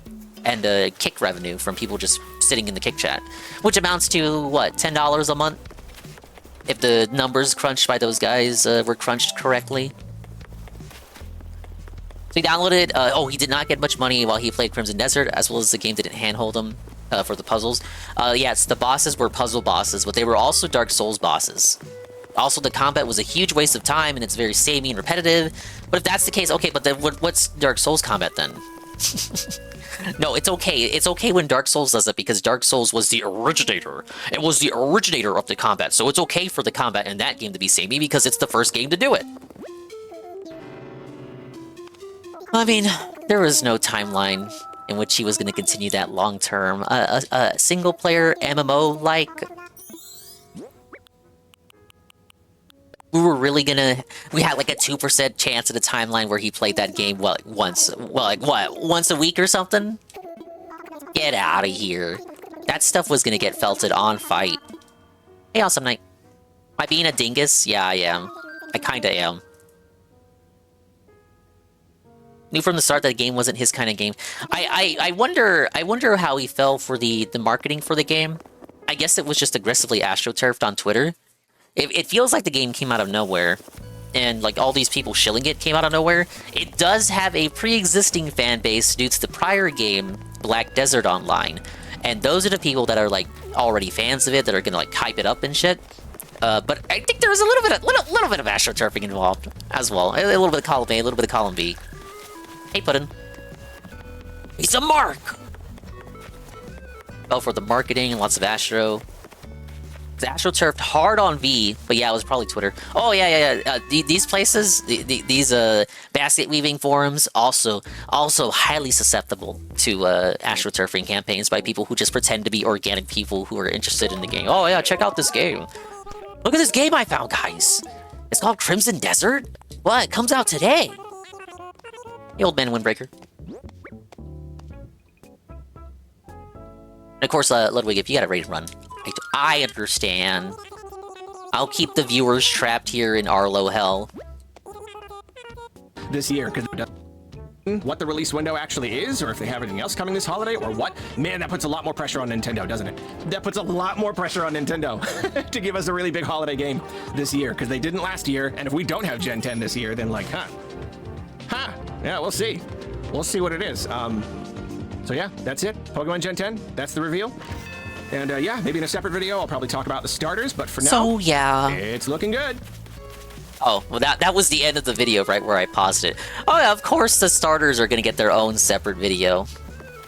Now, speaking of shells, he's severely Twitter-brained and thinks Twitter discourse is the end-all of public opinion. Nothing gets accomplished on Twitter, so that's a shame. That's his mindset. Let me extend my little Asian-style garden here.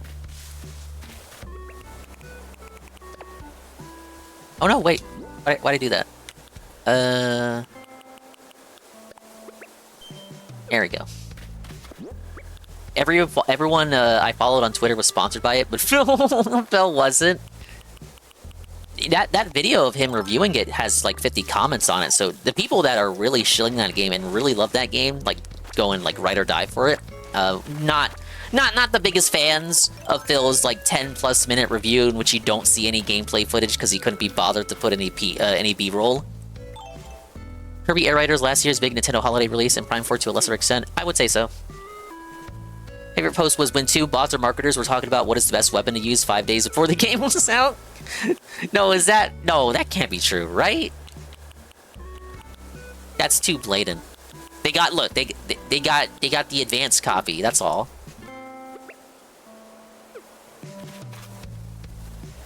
Oh, I need the, fuck, it's been so long. I have to do the island designer thing.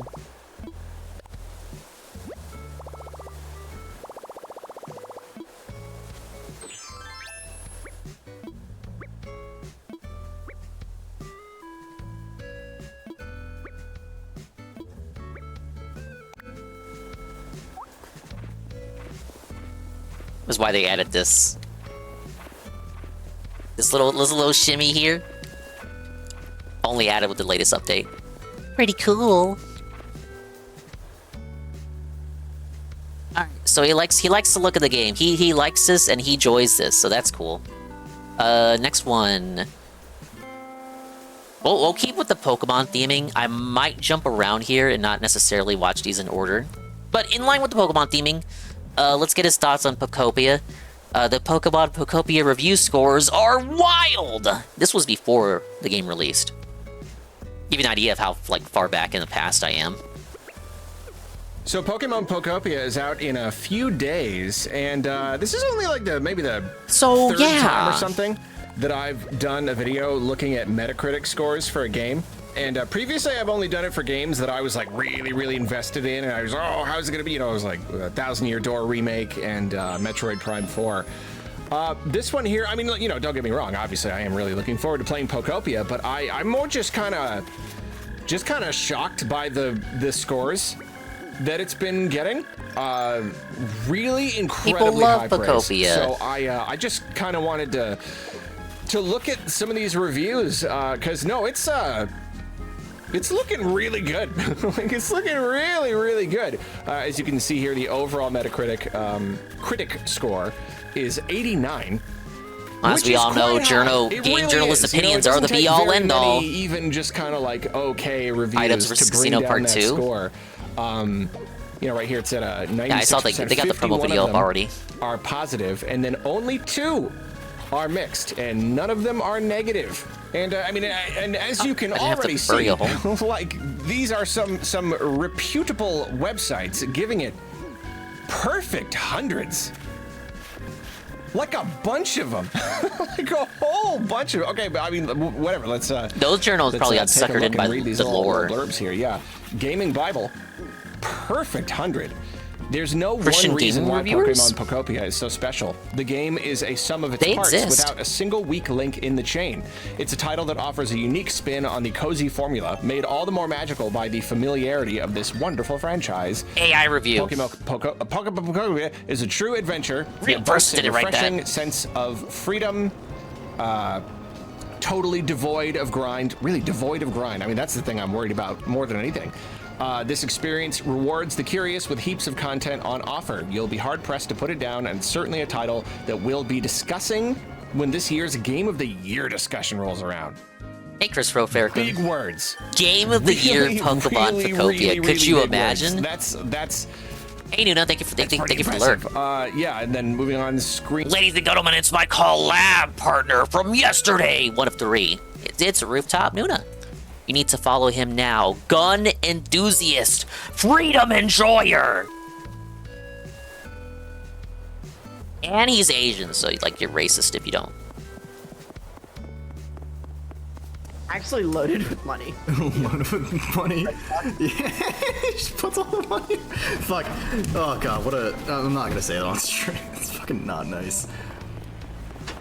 What is Arlo? You know, Arlo's a actually, Muppet, he's you blue. know, I have enough to buy a hooker every month, you know what I'm saying? You hate Sesame Street if you hate on him. Bitches. Fuck off! But Nuna's a nice guy. Met him real recently. But I feels like I've known him for years. We had a nice rounds of Mario Party last night, and a pretty nice conversation after the fact. We actually had the post collab streamer talk. You know, I don't really do those. I when I play a game with Anne and then the collab is over, we just go to the main VC. We just drop down to the main VC, or that's just it, and we disconnected. Don't talk to anybody for the rest of the day. But no, very nice guy. Would recommend checking out Nuna. Apex Legends, you're on thin ice now. That clip might be a few years old. That might be from when the game was palatable. Green Hub, it's entirely brilliant. You'll have expectations. You'll want a cozy, wholesome adventure a boy with Pokemon kissing given call. a chance to shine. Pokopia brushes all of those expectations aside with a confident wave, arriving as an expansive, ambitious life adventure simulator that's absolutely packed with bright ideas, and the execution to match. And again, that's like calling it ambitious, you know, because like the game does look really good, but like ambitious, you know, especially as a sum of its parts, you know, it takes inspiration from so many places. So the idea that someone would consider it ambitious rather than just a mix of good things, rather than just Dragon Quest Builders 2, but with Pokemon. Again, big words, real big words. Screen rant. Yeah, it's either AI or these guys were really reeled in by the plot of that game. There is a plot to Pokopia. That's it. I guess they just couldn't. Silakanura. Pokemon Pokopia invites us. Is that how you pronounce that site's name? Discover, I've only ever rebuild, read it. And reconnect. I've never said it out loud. Every action along the way. Tech Radar Gaming. Pokemon Pokopia was always bound to be up I saw there Apex among announced the it. most played Gunpla games of 2026, but even I underestimated how well Nintendo would tackle its latest town-building cozy life sim. Don't you mean Koei Tecmo? Story-driven, offering a great gameplay loop, inventive whatever, you know and what they very mean. few friction points. Nintendo clearly learned from some of Animal Crossing New Horizons quality of life hiccups. My only wish would be for a little more individuality in Poke personalities, but it's still plenty charming as is. Like, we're seeing a theme here. We're seeing a theme of people going in, feeling like it's gonna be good, and still being surprised. And that's what's really got me, I don't know, what got me excited, because I'm looking at the game. Excited. I'm looking at the trailers, I'm looking at the elements, looking at what it is, and like, it does look good. It looks very, very appealing, but the idea that there's something more there, or it just somehow nails the experience in such a way that is like surprisingly good, even though it already looks good. Yeah, it is certainly compelling. VGC says Pokemon Pokopia is an excellent life simulation game that takes the best bits from the champions of the genre and evolves into something that Pokemon fans and cozy game fans will love. Late game grinding doesn't dull an adventure that's as full of discovery at 100 hours as it was at 1. Okay. Oh, no. That's almost hard to believe. Like, some of the, like, that's a lot. So, like, there is some grinding in the late game, but it's not too bad. As full of discovery at 100 hours as it was at 1? Really? Like, what? Like, what do you at 100? I mean, okay, like, I don't want to hear Shroom that beat the part. You know, game I and do still has a lot of don't. Pokemon he Obviously, never any game recruited. you can play for hundreds of hours is, like, clearly a great game with a lot of content.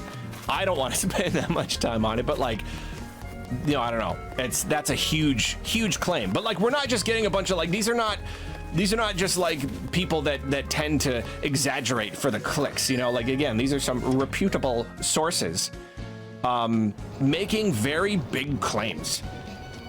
And I feel like I want to trust them, you know.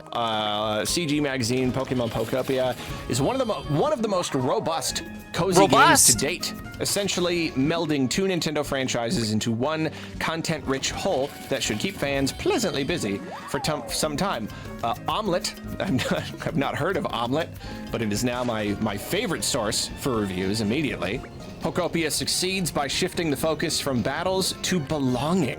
Instead of chasing badges, the player helps rebuild and coexist within a living ecosystem, creating a more intimate and emotional connection to the Pokemon world. It's a reinvention that honors the franchise's roots while proving it can still evolve in meaningful ways. And this is the evolve in meaningful ways so far that we've seen. It's that AI. touches on like the People theming. don't talk you like know, this. It's not just like a thing to do. It's themes of like connection. Yeah, this references a living ecosystem, creating a more intimate and emotional connection to the Pokemon world. I really like that. And you know, everything we've seen so far, this whole like weird pseudo post-apocalypse thing, and especially the stuff we saw in the treehouse, just like, yeah, I don't know, that idea of it like being more thematically rich rather than just like a bunch of boxes to tick. That's very compelling to me. Dexerto Pokopia reimagines what it means to be a Pokemon, blending cozy building systems with open-ended creativity to deliver one of the most addictive gameplay loops the series has ever seen. Gfinity Pokopia is a 2026 Game of the Year contender that masterfully blends the creative freedom of Minecraft with the cozy charm of Animal Crossing. By trading traditional battling for an addictive loop of habitat restoration and blueprint-based building, it offers a deeply rewarding new way to collect Pokemon. The hundreds don't stop. Okay, well, they stop there, but they just that is a lot of perfect scores. Real-time That's a really weird self-help. amount of perfect scores. Eurogamer Portugal. Everyone loves it. The hundreds aren't stopping. Entertaining life simulation game in which you collaborate with various Pokemon to improve the desolate places you arrive at. Whether you're completing story objectives or simply rejuvenating locations, the hours fly by with immense sweetness and fun. And then only just now. Oh, I like some of these do we characters. get down into the 90s. Not this guy. I like most of these characters. A little bit more Gaida. of the critique. Gaida's in some here. areas, the progression system could benefit from a bit more transparency, allowing players to work towards specific goals more efficiently. However, thanks to its charming atmosphere, numerous freedoms, a completely stress-free and accessible gameplay, and of course, the Pokemon themselves, Pokemon Pokopia has become a wonderful cozy game, perhaps even one of the best ever. One of the best cozy games ever. That's a heck of a claim right there. Eat your heart out, Animal Crossing. 91 delivers an adorably joyful experience that unfolds at your own pace and provides a canvas for unbridled creativity. Games Radar Plus, it's like a brilliantly bizarre blend of Pokemon, Animal Crossing, Dragon Quest Builders, and Viva Pinata. And despite its many influences, manages to be a unique spin-off for the Pokemon series that's also an accomplished life sim. Game Informer has minor complaints. Despite my minor complaints, it sticks out as one of the best examples of a third-party developer using the Pokemon license to the fullest extent possible. And right here is where I want to call out like the idea that like we're probably looking at the best Pokemon spin-off ever here. Like I know there have been a lot. No, over the years. not just spin-off. You know, I'm sure Period. people could argue like Mystery Dungeon Important games. You know, reviews. probably those are really, really good. But I don't know. We're looking at a real contender for just like the best Pokemon spin-off ever. The best example, yeah, of a third party. Did I boot that up? Pokemon I don't think I did. I have it with though. Something that isn't just a thing with Pokemon stamped onto I'm gonna play Pokopia Dingus. Something that utilizes until it gets a physical release and it's not a game key card. No. But I did respect the game while watching Shroom play it. Pokemon and the spirit of Pokemon in an inventive new way, which is so interesting to me that people keep saying that it's so inventive and so new because yeah, like again, it kind of just looks like they're mashing a bunch of stuff together. A lot of great stuff, perfect stuff. It looks like a winning formula, but for it to be I like what I saw elevated on above Shroom that stream, but I level, can't be doing for with the it game to key surpass- cards. To be greater than the sum of its parts. To Simple me, that's as very impressive. my stipulations are That's very really, simple. really impressive. Yeah, 90, 90, 90, 90, 90, 90, 90, 90, like IGN, 90, 90, 90, 90, 90, 90, 90, that's so many 90s. Okay, now, we're finally just now dipping into 80. I mean, I'm actually surprised. You're gonna get it? Can live in my system, just gonna download it. If like most of them are hundreds and 90s, you know, well, yeah, we get down into 89, 88, 87, still very good. You know, even some of like really, really successful games, really highly regarded games, will still be in the 80s. You know, like overall. Though I guess everyone should have seen it coming. Really good. Pokemon plus Animal Crossing. People have wanted that for years. Nintendo Life. It's surprising to see a Nintendo Life versus everyone. Not going to say that they're biased, but they're really invested in the Nintendo ecosystem and everything. So you know they really give these games a fair chance. And it's interesting to see theirs a little bit lower than the others, but like it's still really high. I'll read theirs because it's Nintendo Life. I love Nintendo Life. It's the freshest Pokemon experience in a long time, bursting at the seams with charm. Damn, that's the freshest experience in a long time. That's felting the mainline games. It's an easy game to get swallowed up in, even with a few gameplay and progression issues that need ironing out. But as a first go at something different for the franchise, it's a big win. I don't know how Pokemon has stayed away from this kind of structure for so long, and I'd easily take a dozen more. And that's a really interesting point right there, and something that like I think a lot of us felt as this well guy. When they first revealed it. They revealed it, and it was like, how was this not a thing before? Fucking How wrong? have we not had more like Pokemon, like Animal Crossing kind of style, just like cozy games, like cozy Pokemon games? It is perfect. Yeah, I mean, like what are you planting berries, you know, like you're decorating little homes for your Pokemon. It's a perfect formula, and it is surprising it took 30 years to get here. Eurogamer gives it an 80, PC Mag. Okay, finally we get into mixed, and you know, a reminder that mixed 70 is still we're getting into the haters, the hater reviews. You know, fully mixed score is like 50. I liked it and I didn't like it. It's kind of bad, kind of good, but like, yeah, 70 is still pretty good. We'll read the first 70. It met our expectations, even if it's not perfect. It does have a repetitive aspect inherent to the genre, which won't appeal to everyone, and some technical issues that can become annoying over time. However, if you enjoy relaxing atmospheres and don't want to overthink things, there's a good chance this game will satisfy you if you're willing to pay the price, because in terms of playtime, you'll definitely get your money's worth. That's good to hear. And then it's funny, only very, very quickly it dips into the 70s before dropping down to a 60. Might as well read the gamer gives it only 60. There is a fun time to be had here, but ultimately Pokemon Pokopia doesn't explore the Pokemon side of its world and offers building quests that are mostly rigid and repetitive. As ever with Pokemon, there is enough charm to see it through, and the mechanics aren't shallow, even if they're used in aid of the same few tasks over and over again. So some of these reviews have been claiming that it's not super repetitive, maybe a little bit in the end game. This person here does believe that it does become, they even say rigid and repetitive, and they count that against the game. It's a waste of my time. And, you know, why would I even play Pokopia? I already know what it's going to be at like hour 100. It'll be the same as hour 1. Any gameplay loop is probably going to feel pretty repetitive if you're not really invested in it, you know? Like the good parts don't feel as good, and so the repetition kind of stands out. So I understand that. I could see why someone could say, no, it's not repetitive at all, because as long as they feel rewarded through the repetition, then it doesn't feel repetitive. When you say a game is repetitive, it's like I feel like I'm doing the same thing again and again. I'm not like not feeling rewarded by it. So yeah, I suppose that does make sense. And like, you know, I mean, for all I know, I'll feel this way. I don't know. Like, I really don't know until I play it. But you know, it's to be expected that someone would feel that way. And then I guess there are a few that we're still waiting on. To be determined, but they did give a blurb. Oh yeah, I think it's just because they don't give scores, right? Yeah, like Polygon doesn't give scores anymore. So what did they say? What number could we guess if we had to? For a moment, I forgot that I was playing a very mechanical life sim where monsters can feel more like tools than animals. In some ways, Pokopia just trades one kind of labor for another.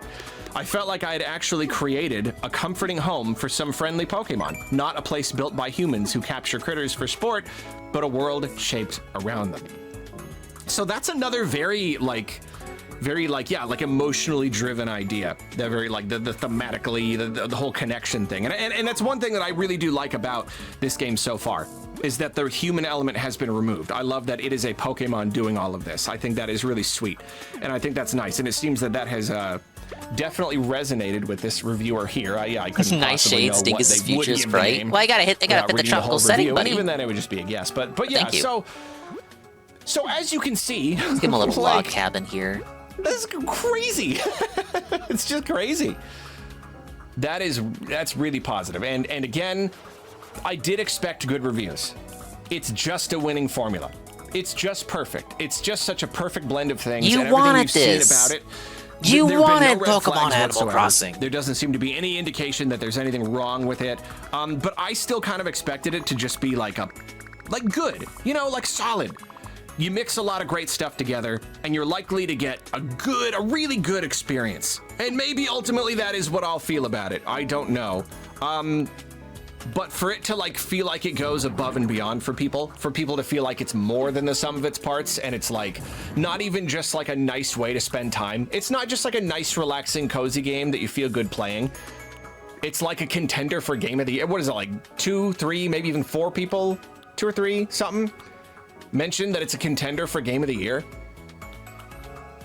I don't know. Fucking wild to say, but I guess anything's possible with this industry nowadays. Now, it could be that they just wanted it to coincide with close to Pokemon Day for the anniversary. But now that we know Gen 10 is coming next year, I am genuinely surprised that they didn't save this for this holiday and make this the holiday game, because it seems to be holiday caliber.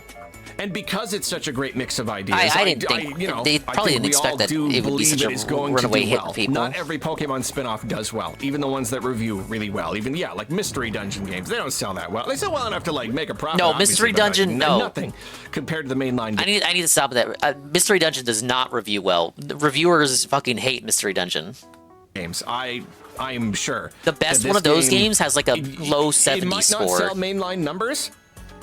I mean, it might. I don't actually know. But it's gonna be a lot. Low 70 being a bad review score, kind of 10 million plus. Shows the state of could be the industry. Wrong, but if it did happen, I would not be surprised. I think this game, it ticks a lot of boxes. It really, really does. You look at something like Pokemon Snap. Okay, well, how many people like Pokemon? Show of hands, and everyone raises their hand, and then it's how many people like photography? And then a few people raise their hands. It's just it's not gonna interest everybody. But who likes Pokemon? And everyone raises their hand. Who among you like these other formulas and these other ideas and cozy games and whatnot? It's so much more of a convergence of all of these interests. So yeah. Anyway, I don't know. I just wanted to look at some of these reviews. I'm pretty excited. We've just got a few days to go. I'm really curious to see how the game resonates with me, because that's cool. Great sign off. So yeah, that's him looking at the reviews. You seem kind of surprised by him, but again, it's a winning combination.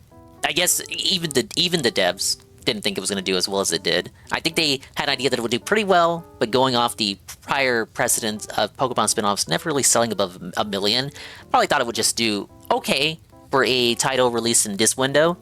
Ended up blowing even them away. So we're going to go forward. I'm going to jump around. This is his review of the game. And this is on the main channel, first main channel video today. So far, Pokemon Pokopia is... ...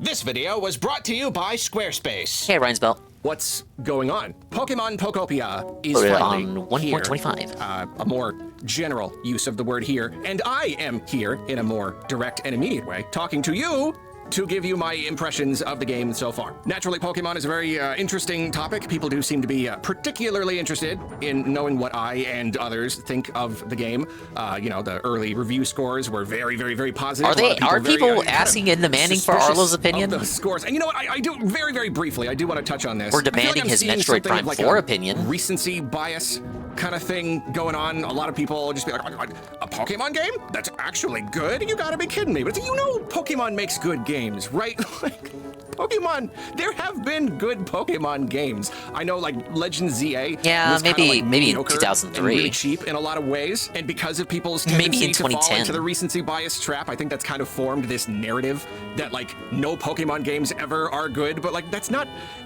true, and they're just really uneven. Scarlet and Violet Yeah, this one is not a review copy. He doesn't get every Nintendo game for free. Most of them he does. This is one that he was not given for free. He did have to pay for this. Were like visually unfinished and ran terribly, but other than that, like they were still really good games, right? Like it was still good, and I'd argue that like Legends of Arceus was just straight up good. You know, yeah, technically could have looked slightly better, but it's just a good game. Let's Go Pikachu and Eevee, a little ambitious, but like people liked it. So I'm just saying, like it's possible for Pokemon games to be good. I never really had any doubt that this one would be not good. a review copy, but he can still write it off. Game True. Freak directly. It's this winning combination of ideas. But I guess the question is, how good is it? Even if one is open to the idea of it being a good game, is it as good as all of those like glowing reviews on Metacritic say? Well, I have not played enough of the game to know for sure. This is an early impressions video after all. But so far, my experience has been rather positive. I've played a good number of hours. I've completed what seems to be the first like major story milestone. I've rebuilt the first Pokemon Center, and I can say quite confidently that I have had a lot of fun so far. The early game reminds me a lot of my time with Stardew Valley, where like one reason that game just captured my attention just so immediately, it's hooks, it just sank so deep into me so quickly, was that like very early on you are presented with all of these things to do, all of these activities, just all of these different mechanics and ideas and loops to engage with, and it's like a buffet. It's just this like, whoa, like I could just kind of look around and I could just kind of do whatever I want.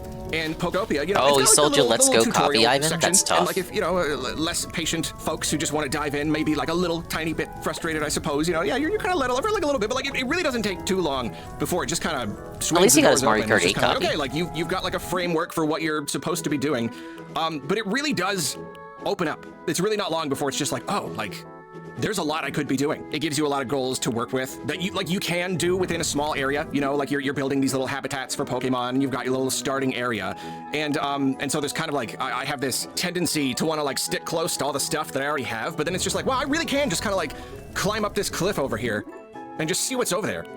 Or like I can like break through a wall and like find a new place. So like the sense of discovery early on is actually like very good. It's very strong. It's such a quaint, cute little experience, and yet there's this grandiosity that's kind of calling to you. You know, it gives you the tools. It gives you the basic idea of what you should be mentioned doing. Phil, we go in 2, maybe 3 times really viral now. The clip of him failing at the boss and rage quitting has 1 million views now. Probably well over that at the time of me saying this. He came over the other day after years seeing him, said, yeah, I sold a chunk of my library, so just keep Mario Kart 8. Oh, okay. Just kept your shit and sold it, thinking it was theirs. Shinies off into the ether. I'd have punched him. Fun to just kind of like wander around and Welcome see in, what Patchy. you find. And you know, Kinda we'll talk chilling about out the today. actual mechanics for a bit, but like vibes It's are a good. chill stream. Vibes are real good. Yeah, just the raw It's about sense of chill discovery. vibes, I don't know what I'm guys. gonna find. I don't know. I don't even know all of the mechanics that this game has. I don't even know all of the types of materials and types of items. So discovering that is fun, and you're finding all of these like half-destroyed structures. I think the idea is that I'm probably supposed to like rebuild them and refinish them. I haven't really done any of that, but you'll also find items lying around and like lore. There's lore everywhere. This game, like I still don't know like what's going on, but like this is basically a post-apocalypse game. It is. Like really, they don't dance around it. It is a mystery, so I don't know what happened, but like there was something that happened here. There was some sort of disaster that like destroyed the world, and all of the humans had to, I don't think they died. I think they ran away or something. I don't know where they are. But like I'm kind of thinking of the while he says post-apocalyptic, as we see like cutesy Pokemon on screen, I'm thinking of that SpongeBob meme where it's them on the baby coaster, because it often gets applied to Nintendo games. It's like, oh my god, Majora's Mask was so edgy, and then someone responds with SpongeBob and Patrick on the baby coaster.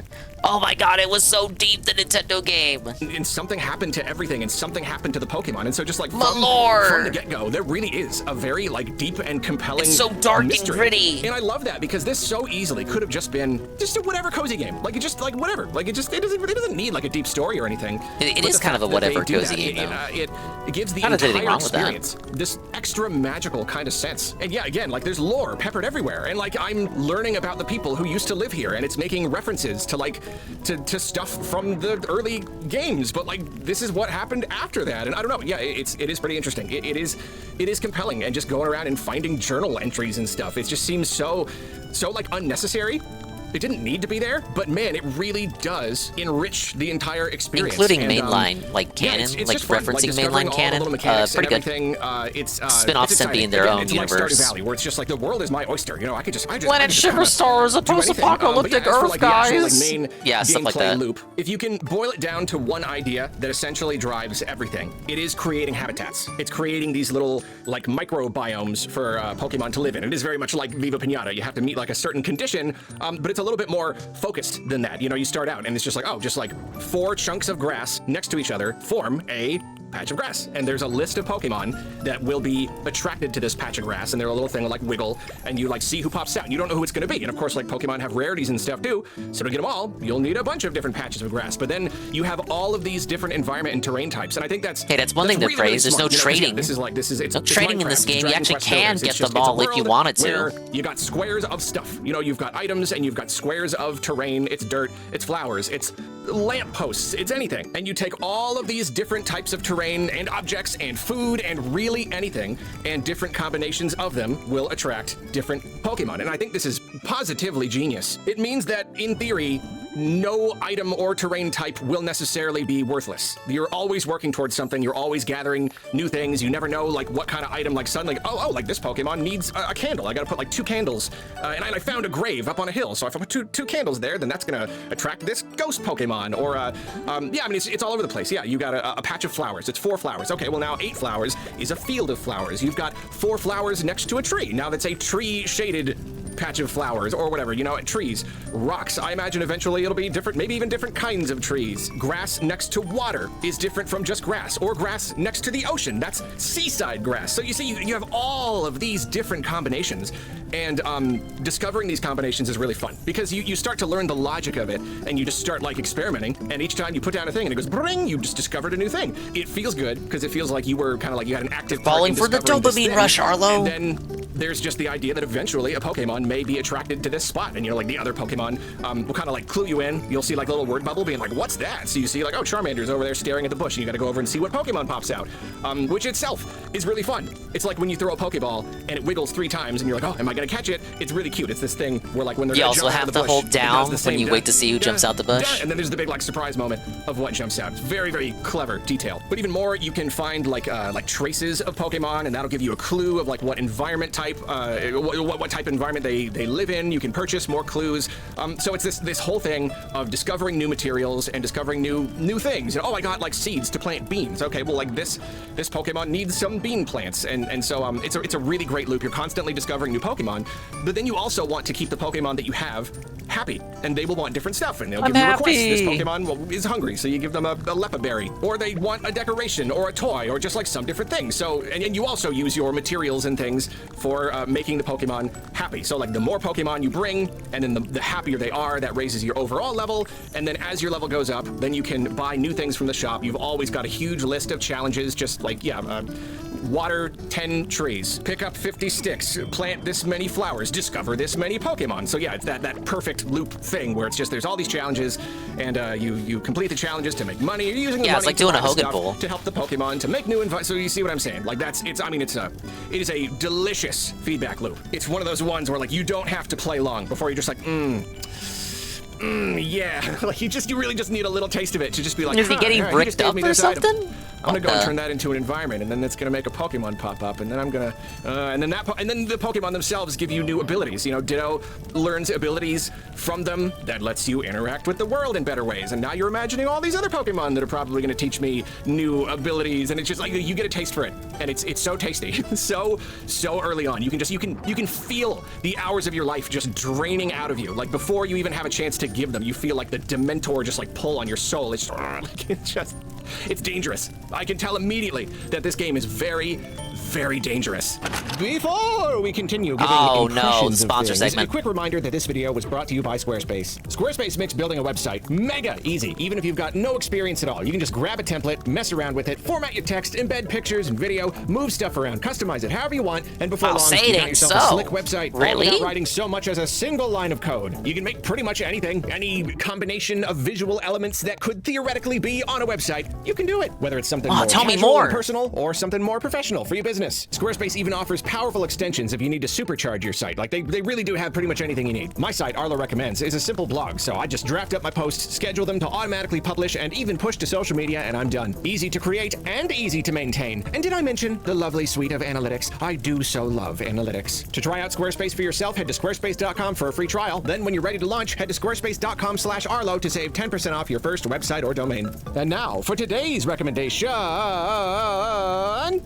This YouTube channel that makes OSTs for fake retro games based on restaurant brands. It's it's pretty self-explanatory, isn't it? And it's really great. Thanks again to Squarespace. Now please continue. Thanks for the recommendation. I don't have anything for that. Thank you, Arlo. It definitely could run the risk of becoming like too repetitive, but there's just enough different things to do that it always just kind of stays interesting. And, you know, of course, I'm early on in the game. For all I know, I'll play for another 5 hours and start to get bored with it or whatever. Not super likely, because I'm about to unlock some new stuff, and I'm like, like, I'm really, really excited to unlock the new stuff. If anything, this first leg of the game, I can kind of sense that it's a little bit simplified. Especially based on what we've seen in the trailers. I can already sense, I can tell, there's more. I'm already pretty happy. Like, I could play around in this starting area. Probably I could put a lot of hours into this, and that's the mark of a compelling game right there. When you're like, I could just keep playing this tutorial, like chapter 1 area. I could probably play this for 50 hours. Well, but Phil told me if you spend 100 hours in the game, it's a waste of time. You could be playing so much more.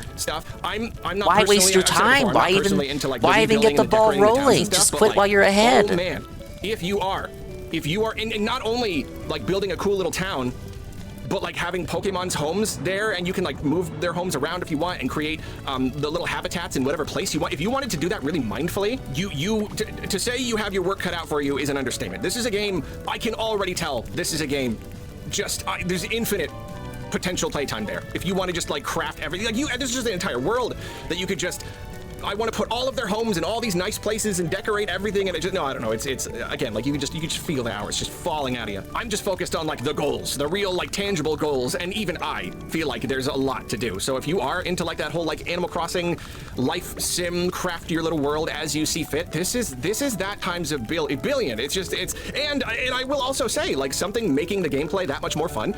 Just like, yeah, it's the vibes, you know, visually, it's really nice. It's really pleasant. It's nothing like super fancy, you know, like on a technical level.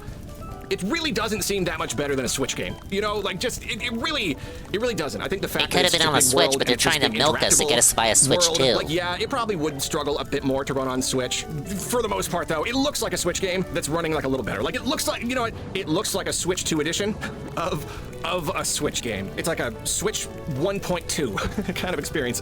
However, it's still really nice. It's still really, it's just pleasant. It's chill. The music is really nice, and mainly it is the personality. The personalities of the Pokemon. Professor Tangrowth, absolutely love them. It's very, very friendly.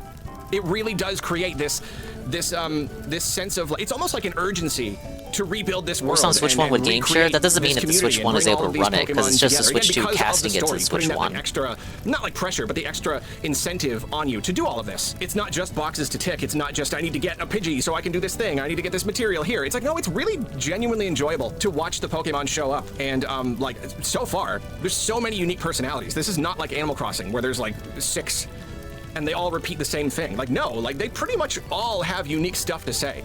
They pretty much all seem to have unique personalities so far. I've really not seen like any repetition in like dialogue, like basically at all, at least like from Pokemon to Pokemon. And it's just delightful. The Pokemon, they wander around and I feel like the Pokemon here might have individual personalities, whereas villagers in Animal Crossing, because there are so many of them, they have personality types, which is why you often run into repetitive dialogue. If you have multiple villagers of the same personality type, then the dialogue is going to get repetitive. So you have cranky villagers, peppy villagers, the jock villagers, yeah. Peppy, cranky, jock, there are other personality types. But all the villagers in the game for Animal Crossing kind of fall into those personality types, and that's like the individual characters. They don't have individual personalities. They just derive their dialogue from one of those. I think it's like 7 or 8 personality groups. So if you ever feel like the dialogue in Animal Crossing is repetitive, it's probably because you have a lot of characters of the same personality type. I don't think this game has anything like that. I think because it has fewer characters than Animal Crossing. There's like 300 Pokemon of the 1,000 or so that exist, and I think Animal Crossing might have a little bit more than that. I don't have the numbers on hand to compare, but it makes sense to me why the characters here have more individuality. And they like watch stuff happen, and they remark on stuff, and they're really helpful, and they're friendly with each other. So and they like talk about each other, like, you know, in that kind of like, you know, they just. I also feel like if you're writing character, like if you're writing dialogue with these Pokemon, who like up till now, like outside of maybe Mystery Dungeon, these Pokemon, they're Pokemon. So like in the mainline games, they don't have dialogue of their own. So if you're writing dialogue for a Pokemon for the first time, you're gonna want it to be character specific. Like I don't think you could do the personality group thing with the Pokemon in the game, because I feel like there would be conflicting. Like first of all, the dialogue would be too generic. You wouldn't have Charizard talk about his Flametail, for example, if he was like a jock villager. He would only talk about working out and shit. But if you write the dialogue specifically for Charizard so that only Charizard can say it, then Charizard can talk about things that only Charizard would talk about. Which it makes for more meaningful interactions. To take a phrase, to spit a phrase from Phil here. It's gonna be like, oh, can you believe Bellsprout is here now? Like, obviously, it's in that robotic game kind of way, but like, you forget that.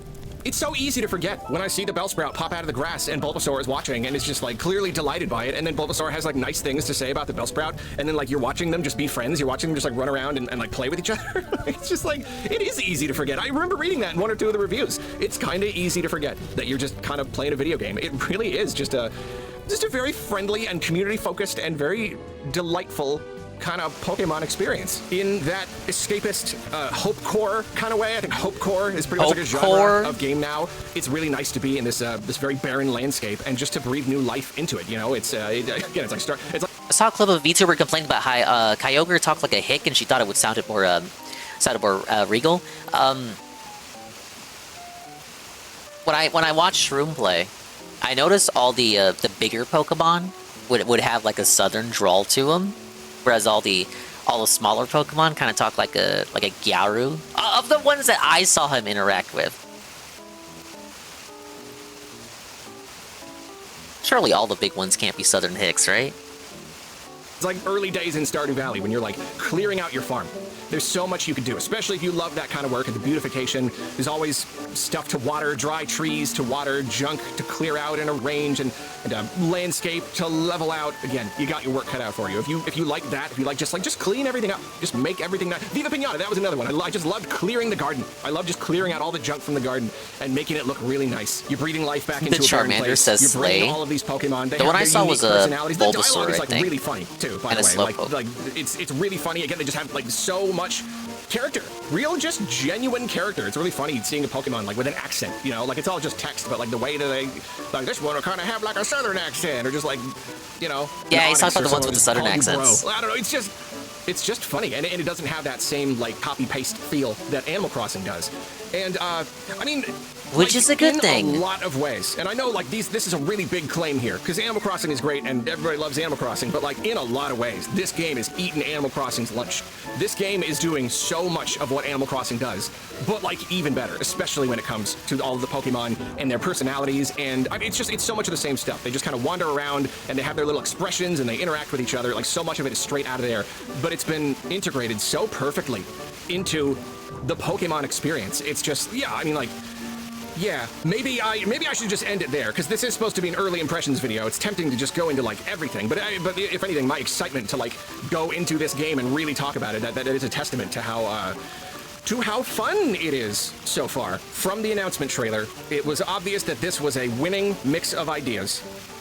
And yeah, now that I'm playing it, I really do like. Yeah, I still don't know if I could say what some of the reviews saying. It's elevated so far beyond the sum of its parts. I don't quite know yet. I don't know exactly what I'm gonna feel. Because you play a game early on, you get that like early hype. But if that kind of gives way to something else later on, that's valid too. You got to take it as a whole experience. But my first impression, my early impression, is that like, yeah, it really does kind of.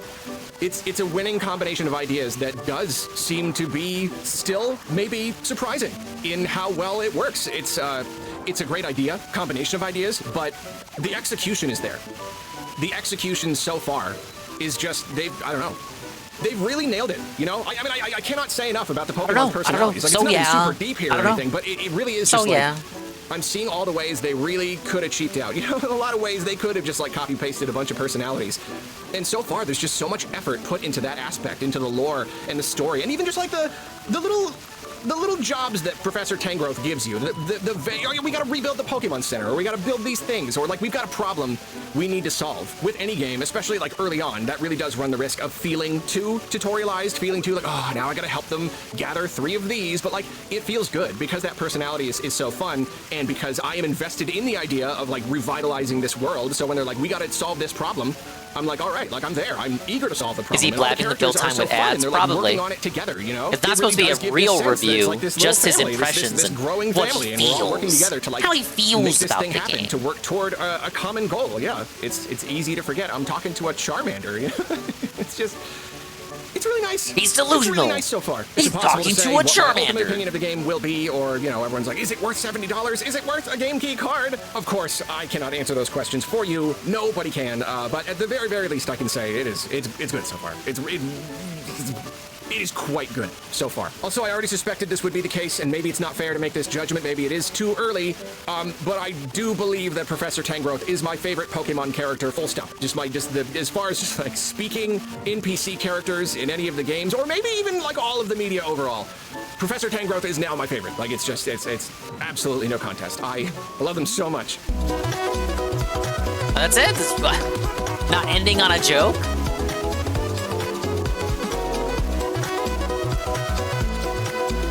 Do.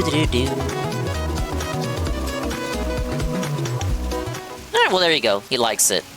Is he gonna keep playing it? Will he make more videos on it and tell you what he really thinks? Probably not. Probably not. Alright, I'm gonna jump around again. Indie World Showcase tomorrow. And I'm not disappointed, I swear. Oh, okay, we're going back in time. I didn't see this Indie World Showcase, actually. Arlo was really hoping that a general Nintendo Direct would get announced. Something did get announced. It wasn't a general Nintendo Direct. So Arlo was squaring himself away with the news, the reveal that his long-awaited Direct is just an indie showcase.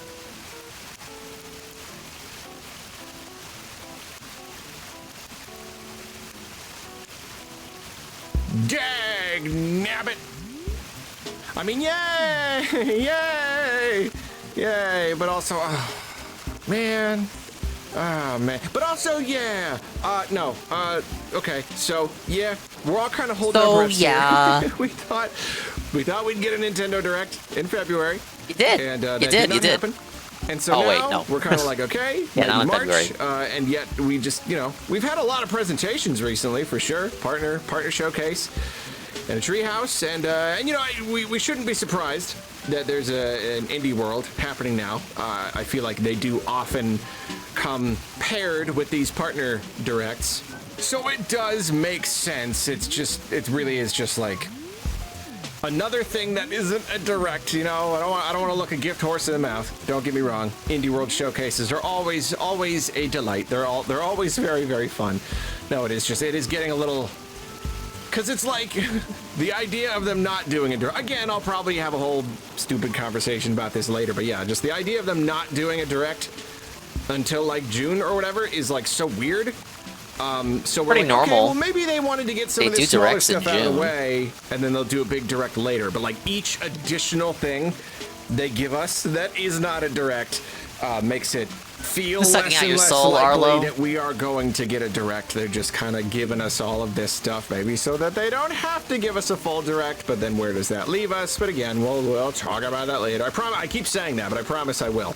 I will do that. I hope to do that this week. But yeah, so it's another not direct thing, but it is another good thing. Again, love Indie World, and one has been announced for tomorrow at the time of this recording. Right now, it's the 2nd. It is Monday. One has been announced for Tuesday, March the 3rd. It is happening at the usual direct time of 6 a.m. Pacific time. It'll be 6 a.m. my time, which... I'm not going to wake up for that, guys. I may actually... Arlo would. Why won't Bill wake up for directs? If I am able to catch it live, then yes, that does mean, mean, not wasting my time. 5 whatever. You know, I'm used to it. I'm used to it by now. Yeah, usual direct time.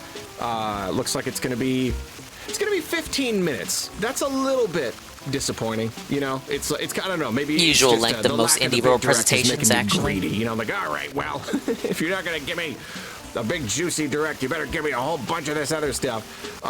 Yeah, 15 minutes. It's not a super duper long time.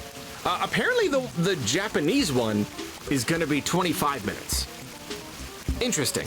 I wonder why. That's just like, are there just more indie games going to Japan, or like they just more Might be that covering they felt games like that highlighting? previous I don't know. I imagine they probably Western even directs have covered. totally different games that they do show off. I really don't know. I've never watched a Japanese indie world. But yeah, it is 15 minutes, so it's not a whole lot. I really do hope that means they're gonna make it pretty snappy. You know, I really do hope they just kind of move through, because like with any of these presentations, you never really know when they're gonna like. You're like reveal Jeff a game, Keighley on a and then teleprompter. you Wrap watch the it up, trailer, wrap it up. and then it cuts to the developers, and then they talk about the game, and then it shows off the game, and like there's nothing wrong with that, but with like a really tight time frame for a presentation, you know, you don't want one game to chew up 3-4 minutes, you know. So I'm hoping the pace is really snappy. As far as what we may see, you know, now that Silk Song is behind us. These are all, Silk Song DLC? Nobody has like the one thing to like rally around and like hope for. But there are a few things. Yeah, I Witchbrook. I keep being like, I see people talking about Witchbrook, and that seems to be one of the ones that people are waiting for. That's a game that I am always surprised when I hear it brought up, and I'm reminded that it's not out yet. I have not been following the game at all, or like why it's taking so long, but yeah, I feel like they had to have been a year ago by now, right? Something like a last year Indie World or something, they were showing that off. Like it looked really nice, but yeah, it's okay. Apparently that's something that we're waiting for. For me, it's Mina the Hollower. Like you Looks you pretty can good, never yeah. ever get your hopes up, obviously, but it would We need be more surprising. top-down if we 2D did sub not likes. see it tomorrow. It would be very surprising. Nintendo and Yacht Club Games, they've had a good relationship. Yeah, it's a I'm very in the past. This is an high-profile old video. indie, so it's like the perfect sort of thing to either begin Dedicated or to end catch the up stream. presentation You with. wanted this. You liked this. It's a Enjoy game this. that was supposed to come out last Halloween, but then they had to delay it one more time, but then they didn't give a date, and they didn't give a date because they were like, we don't want to keep like playing with people. We don't want to give you a date until it is basically like done. It is gone gold. It's been uploaded. We filled in all data, you know, it's I frame it as like a YouTube video. We uploaded it, we put in the title, we put in all the metadata, the thumbnail, the end slate and all that. Yeah, basically, like they want it to be ready to go, where there is literally no chance whatsoever that anything else could delay it, or that they could like think of some reason why they can't release it yet, you know. And they want to, and it makes sense, you know. They GPM. How Luigi won. Thank you, GPM. Right with the party of 8. Hello. Hi, GPM. Happy Friday afternoon / coming into Friday evening. Welcome in. I'm cooling down from yesterday's big collab. I'm just kind of vibing. We're just kind of watching some Muppet Man. I promised a Muppet Man catch-up stream for hitting the partnership requirements, and we're kind of in that hell right now. Ain't nothing but a Friday. Hey, Stinky Zug. Hey, Gamer Richie. Alright, so today was the day. You kick off your Thursday collab shoes, your Thursday collab suit. You put on your Friday t-shirt, your Friday cool down, chill vibe, interactive meaningfulness t-shirt, and you just crash out on the Friday couch and listen to a Muppet babble about Pokemon and now indie games. Our low catch-up streams are the best, in my opinion. Yeah, we're a couple videos in. I'm gonna go into the kind of until the Kino Casino starts up, so it won't be a stream that goes into like midnight and stuff. Just kind of relaxing today. Just kind of cool down. A little shoot the shit. Watch me design houses kind of stream. Well, thank you, GPM. I hope you had a fun stream. What were you doing, GPM? What were you playing? Games and demos? Were you always in that category? So we got a... What's that? Teriyaki chicken and rice. Oh! We need a good thumbnail. You gotta exert so much effort to make the thumbnails like Phil, right? Oh my god, I'm mad for 2 reasons. I'm never playing the game again, and I have to waste my time tonight making thumbnails. Let's taste it. Let me just make it so it's a bit mixed with the rice.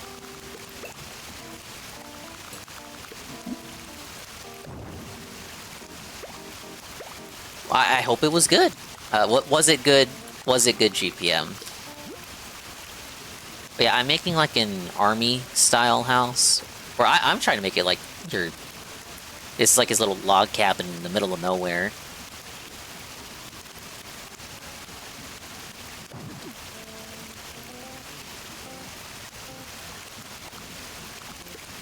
Oh, can I not have it like that? I might be blocked. Or no, wait, I can squeeze through there. This is his vacation home, not mine. I don't care if I can't get in. Korean chicken, it was good, yeah? 4 hours flew by. It's playing the... Oh, you were playing Crimson Desert? I just finished... I started the stream by catching up with Phil's thoughts on the game. Surprise, surprise, Phil was not a fan of it. But I had not watched his daily rap or his review video on it. I kind of just wanted to see what he thought of the combat. No, it's gonna be a waste of time. It's not an MMO. It's trying to pretend to be an MMO. Why would I waste 100 hours to get good at the game when I could be playing so many other games? Why even bother? I'm never playing it again. I'm disappointed though, because everything else about the game looks so good, namely the graphics. You know, Mr. Graphics Man. It's always the graphics. It always comes back to the graphics, GPM. Base tank the boss, that was too hard for him. Yeah, he was, he wandered off the beaten path and got himself into a situation where he could not proceed further because it was his gear. He hit the gear check. The gear check, no. This game is kind of a make or break thing for them. It took a... Oh, but this is Arlo talking about indie games. The indie game showcase, prior to it airing, I'm jumping around all over the place trying to... I'm picking what videos I want to watch. The controls take a while to learn, and even stuff like how to sleep in a game don't get explained well, so it's a lot of exploring and figuring out, but a lot of exploring and the game not telling you anything. You have to explore and learn for yourself. Oh, no wonder he hates it. A lot longer no than yellow they paint, thought huh? to make it. In my And so single it's kinda player like, MMO? It kind of has to do well. They're really counting on, But on what it doing about well. my yellow paint? So I understand the desire to launch it in a good state, especially these days with the, you know, the internet outrage machine as it is. If there's one little flaw with it, that's gonna be like the entire game's identity. I know, oversimplification, but like, it needs to go well. Launch needs to go really well. Needs to be, you know, a lot of sales early on, push it up in the charts, yada yada. So yeah, we can't get our hopes up that it'll be at the presentation, but I do think it is very likely. And because, you know, you can never count on a shadow drop. They do happen. And in fact, they happen a good amount during these exact presentations. Indie worlds are pretty good at dropping stuff on us, and sometimes it's a shadow drop. You can't count on it, but because they have said they don't want to give us a release date until it's basically ready to go, okay, well then, why wouldn't you end an indie world with a shadow drop for Mina? I don't know, like it just... Tanky TD is very well loved. Arlo should cover that. You know? So, He's talking about indie games, but I don't think he's going to play any. A release date would be pretty good, especially because if it's already ready to go, then that release date will not be long. Even if it's not a shadow drop, it'll be pretty close. So I hope for that, because that is definitely a game I've been looking out for a good number of years. You know, ever since they revealed it, it just ticks a lot of boxes for me. It's just so many boxes. There's just so many boxes all crammed together. Ticks every single one. Ticks them real good. But beyond that, and like Witchbrook, yeah, I don't know what else people are like hoping for right now, but they're always a good time. I want to say the last few have kind of been kind of okay, you know, because like there have been that's been in every indie showcase. It's like, wow, there were like a lot of really good looking games. Welcome in there. to the Arlo catch-up sometimes chill stream. Short, or like a lot of the games. I'm resting my voice after a pretty big collab last night. Kind of theme, you know, like it's a bunch of a pretty big collab in which I destroyed the competition in Mario Party. But I also screamed a lot, and despite me getting 8 hours, I'm kind of still feeling it today. So I'm having the Muppet do the talking for me tonight. it's all farming sims or whatever. I don't know. I'm hoping for a good amount of diversity. I'm hoping for a good Dingus number Ramza. of titles. That's okay. He won the first it's game. It's gonna only be 15 minutes. I hope it's a good packed 15 minutes. Yeah, I don't know. The last few have been like they're always good, but they're all right. Let's get a real winner.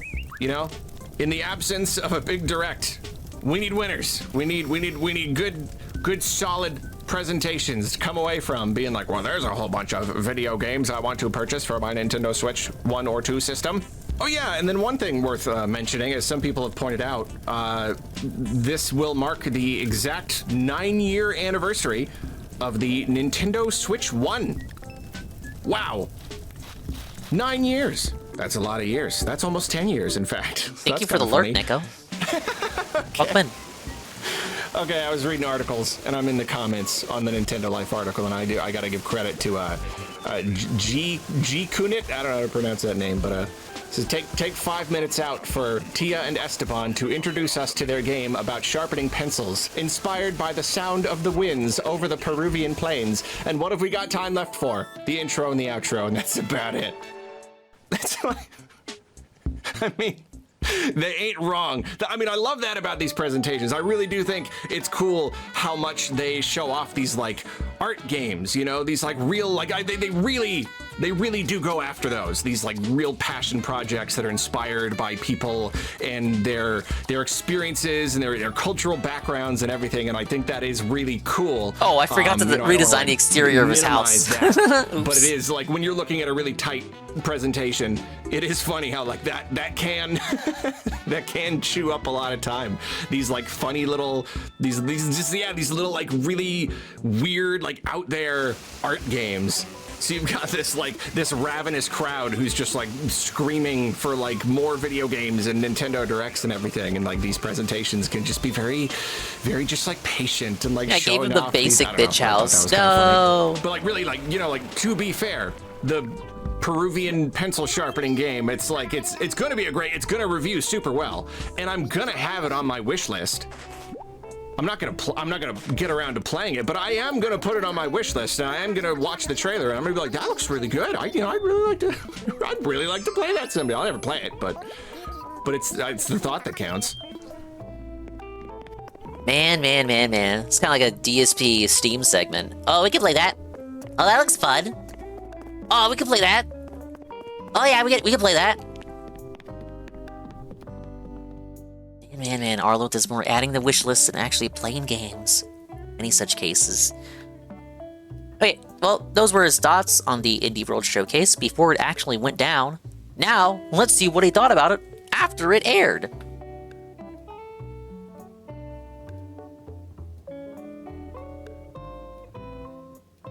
Yeah, he doesn't want to attack any indie games because, dear and lovely friends, I just have, you know, these corporate games he talks about Nintendo, like Nintendo doesn't really communicate in a way where, okay, if you attack an indie game with a beloved fan base or whatever, a niche following, if you say the wrong thing, higher likelihood that you would get attacked than like Miyamoto sending the ninjas after you if you talk about a big corpo game, you know? Now, you could still get attacked by Nintendo fans for saying the wrong thing without Miyamoto having been the one to call on the hit, right? But, no, attacking the indies is not a good idea if you're a big creator, because then it just comes across as though you're punching down. The pleasure of watching the latest Indie World Showcase, and I gotta say it was good. It was really enjoyable. They're always enjoyable, but yeah, I don't know. The last few, it just kind of feels like they haven't really stood out. You know, there's always cool games to look at. They're always enjoyable to a degree.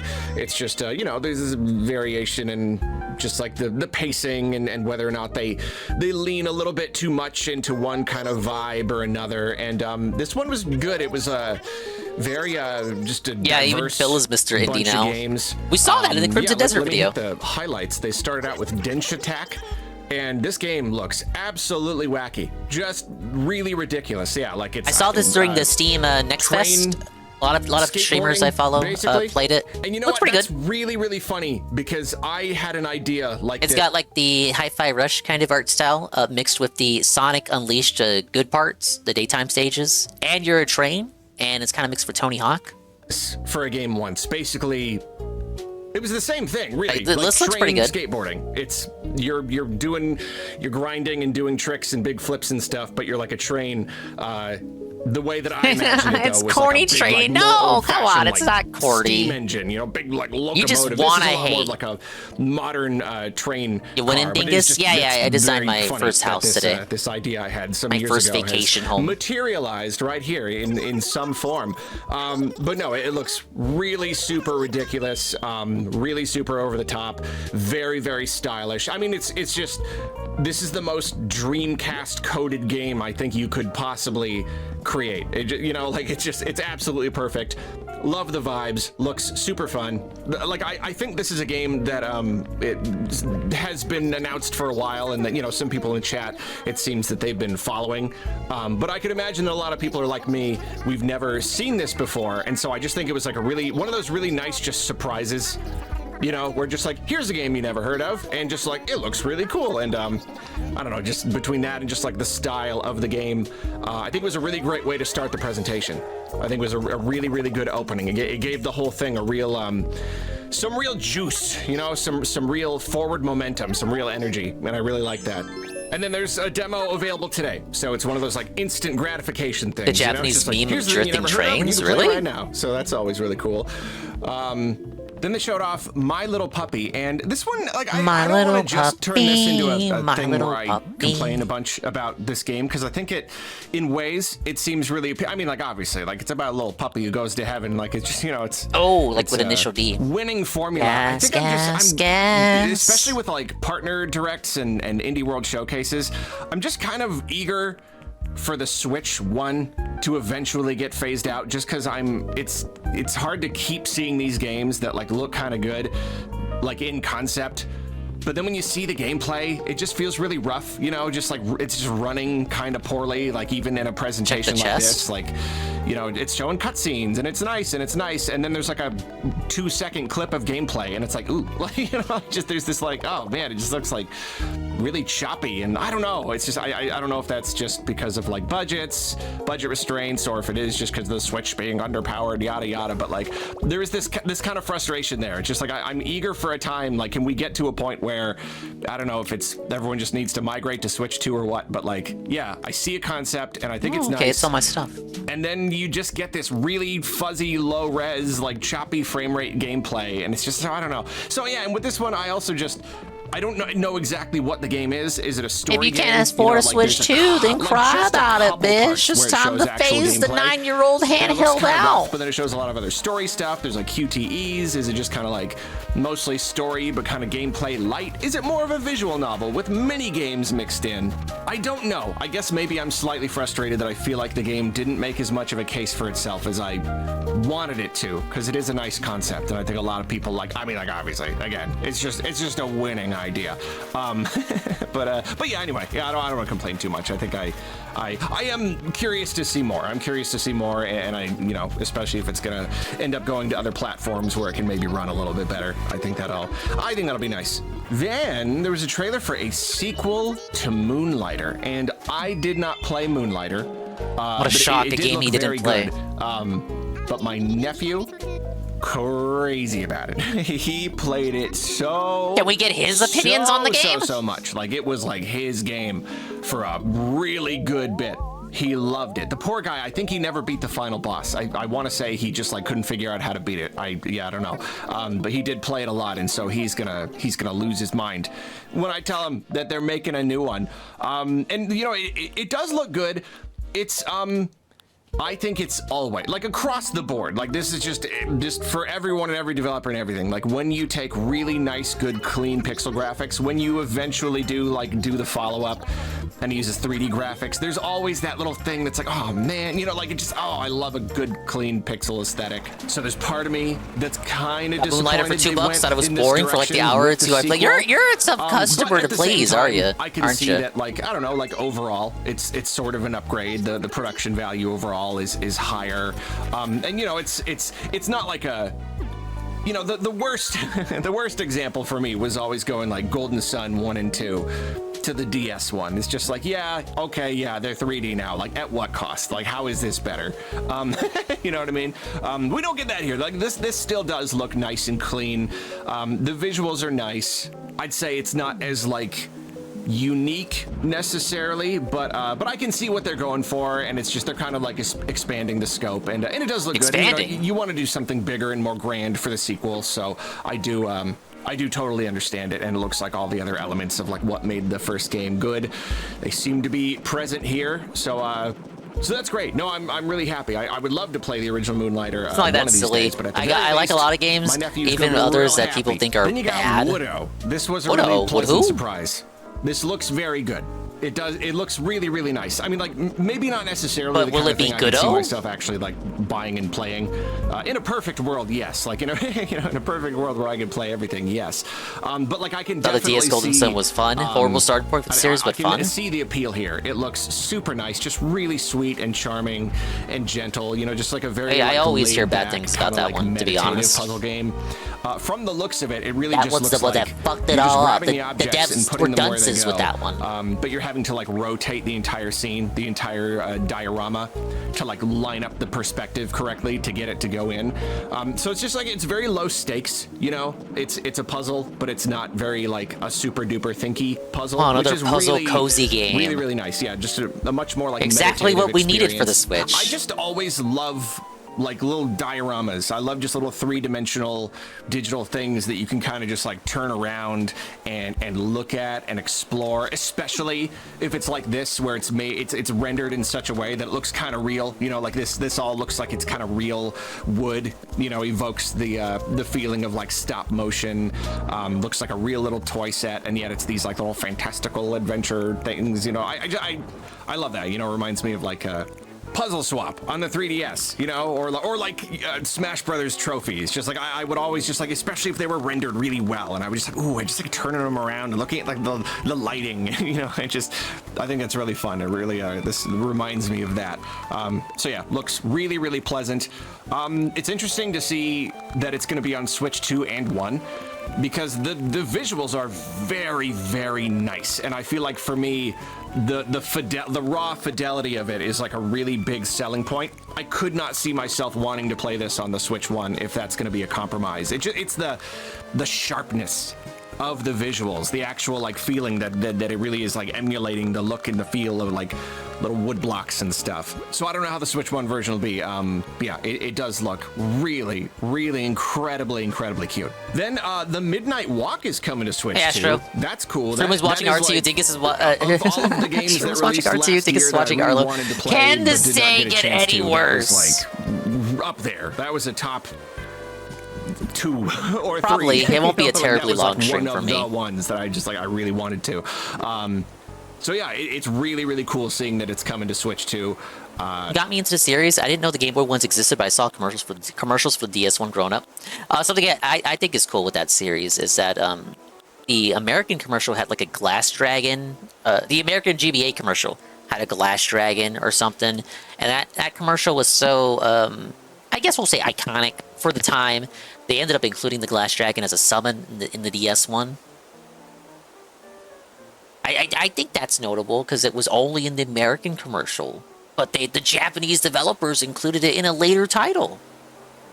You know, Switch 2 is going to be a lot more capable of handling the really super nice visuals. No, I can't say enough about how incredible this game looks. It really, yeah, ticks a lot of boxes for me. You know, it's all like stop motion. Again, I love stop motion. I love the look of like, you know, realistic textures. Just like the style. It looks really scary. Really incredibly cool. I do hope to play it. I think when I do, I'll probably still stick to like PS5 or something just to get like the maximum visual experience. But very awesome that it's coming to Switch 2.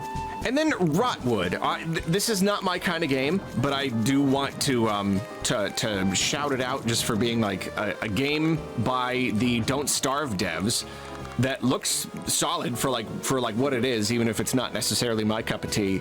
And shadow dropping as a console exclusive on Switch 2. Like that's That is rather notable. Like, that's a pretty darn, I mean, you know, I don't know how the game will review, but I have no doubt that it'll be good. It looks good. Don't Starve devs are very talented. So, like, no, that's a big win. That's a big win for the Switch 2 and for this presentation. That's just solid. Blighted looks pretty good. It's funny because it's like, you know, what's the angle? I feel silly even being like, well, it's like Dark Souls. It's like a Souls-like, except it's like Dark isometric, Souls. like dungeon crawler. And it's like, that's not new, right? Like there's got to be like a million things like that. And yet, like, I don't know. There's like, it's like very extra, like it's like Dark so Souls. yeah. You know what I mean? I don't know. It seems like a very, very pure version of like that, of those two ideas, like very focused. And I think it looks good and it sounds good. My disappointment here, I can't judge the game just based on this trailer, but it's the movement speed. Like, I'm like watching just these clips in the trailer and I'm like already feeling just like, oh, like go faster. Like I think I might not be able to play this game just because that How many of these character games is he movement actually so going to play? Incredibly slow. You know, I mean, it's all contextual. Maybe one. Like it may feel completely Maybe differently one, when you maybe get the just game one. in your own hands. You know, the game should be designed around that. But at least just based on the impression, like, yeah, that game looks good. I like the formula, but that character moves really slowly. So I don't know. I'm very eager to see reviews on that one. Then in the sizzle reel, they showed off Toem 2. I mean, the fact that it's in a sizzle reel makes me think that it has to have been announced before. I don't think they usually like announce stuff in a sizzle reel, at least not like the existence of a game. Maybe the existence of it coming to Switch, possibly. I don't know. I did not get a chance to play the original Toem, but it looked very good. So it's really, really great to see that it's getting a sequel. Great to I hope that means that it did well enough. You know, anytime you see a sequel, you think, oh, good for them. That must mean that their first game did okay. So that's cool. And then the big surprise final reveal was Blueprints, which is great, which is cool. No, I mean, I've heard incredible We're things quite about familiar the with that you know, game over again, here, You want aren't to talk we? about like the tippy top of the list of games I really wanted to play last year. I only Oh my heard god, the I'm so best things excited about for Blueprints. I'm so I excited. really It was would one of like my to most play it. I hyped think games that I didn't Switch play, but seems like wanted a to really play. neat handheld. Wow. Just Thank really you, does Arlo. seem like a very, very good, good way to play it, especially if you're into, you know, mouse controls and whatnot. So that was good. Like, that was a win. That was an indie game that people have been hoping would come to Switch. Hey, Switch good for to, them. and so, like, they got to be there the you go. one We got it. lasting big And, reveal of a and I don't Nintendo wanna, Direct. Like, take away the spotlight from Blueprints too much just because it's not what I was expecting, but I do need to mention Mina the Hollower. I have to. It is weird. I don't know. Just seemed like so likely that we would get Mina Shadow Drop release date, something. You know, yeah, like I talked about it in the announcement video. Just like Yacht Club Games and Nintendo, like they're good buds. Mina is like a big play on a set of Nintendo games, for Pete's sake. It's basically a Zelda-like. Why was the guy so obsessed with Blueprints? It made him look intelligent. It was an intelligent game. It was designed by intelligent people or intelligent gamers. Done, and I don't know. This was just such a perfect. Strange though, because the whole playthrough was guided. I want to say it's disconcerting to not see it. At the same time, tomorrow they could give us a so like yeah. The Switch game's plays not necessarily Pokemon, in or trouble like or anything. YouTube we really plays are just Blueprints. waiting for them to release it or give us a release date or whatever. So yeah, it was surprising to not see it So, here. I really yeah. thought it would be the final thing. I really did, or the opening. I thought it'd be the opener or the closer. We didn't see it at all, unfortunately. That is disappointing, but I will keep waiting. I will keep waiting patiently. But anyway, yeah, no, like I said at the beginning, it was a good showing. You know, it was 15 minutes of indie games. The pace was pretty good. Didn't stick on any one thing too long. Variety was really good. Had some real genuine reveals in there. Some real good games. It was good. It was solid. I think that was probably the best indie world that we've gotten in a good bit. What do they do? I want to say 2 of these a year. It's usually like a winter one and a summer one or something. So yeah, if that was the I best thought it one was in a more while, than 2. that'd be like the best one in But like I a don't year pay or active something. attention. Maybe, I don't know. It was fun. Thank you to everyone who joined me in the stream. If you want to see the VOD of me watching the whole stream, it's over on the main channel under the live tab. and I think you're just so wonderful. Please have a great day. I'll try. I'll try. The whole day's just been kind of a bunch of malaise as I try to unwind. You're not really helping, Arlo. You're kind of helping, but not really. Coming up next is reaction to the Mario Movie Direct, or rather the announcement of the Mario Movie Direct, and further distress and despair over the fact that it's not the Nintendo General Direct that he really, really, really, really wants. All right, it's just funny at this point. Like, okay, like, no matter what, they were gonna have this direct. You know, the Mario movie comes out in, I mean, just a few weeks, basically, April 1st. So, like, and for what... I mean, just the fact that he understands it, too, but still feels the way he feels. This Mario movie direct existing did not take away the general Nintendo Direct from him. But but he feels like that. He feels like because we're getting this, we're not getting what he wants. Whatever reason, this is the way that Nintendo has wanted to reveal each additional trailer for the movie. They just want to do a whole direct song and dance each time. I don't quite know why, but it's fun. It's a fun thing to do. So no matter what, they were gonna do this. It's just funny because, like, obviously we're waiting for a big direct. You know, I mean, like this early in the Switch 2 generation, we're foaming at the mouth here. This next direct, whenever it may happen, whatever it may be one of the most hotly anticipated Nintendo Directs in the history of Nintendo Directs. We're losing our minds here, and Nintendo is finding a way to just, okay, like, what's every single possible kind of non-direct presentation that we could do? It's everything. It's partner showcases, indie world, it's individual game direct, it's Treehouse, and now it's a Mario movie direct. It's just like, what else we got? We could do like another like Super Nintendo World, like another like a physical place direct, like the museum. They're gonna open up a new wing in the museum. That would be perfect. It'd be pretty cool, so actually. Anyway, though, no, this is a nice thing.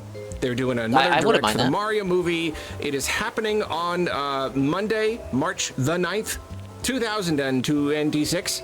So this upcoming Monday, it's going to be at 2 p.m. Pacific time. That is my time, although I do suspect it has come to my attention that if you live in a different time zone, the time may be different for you. You may want to do some research on that. Be sure, be safe.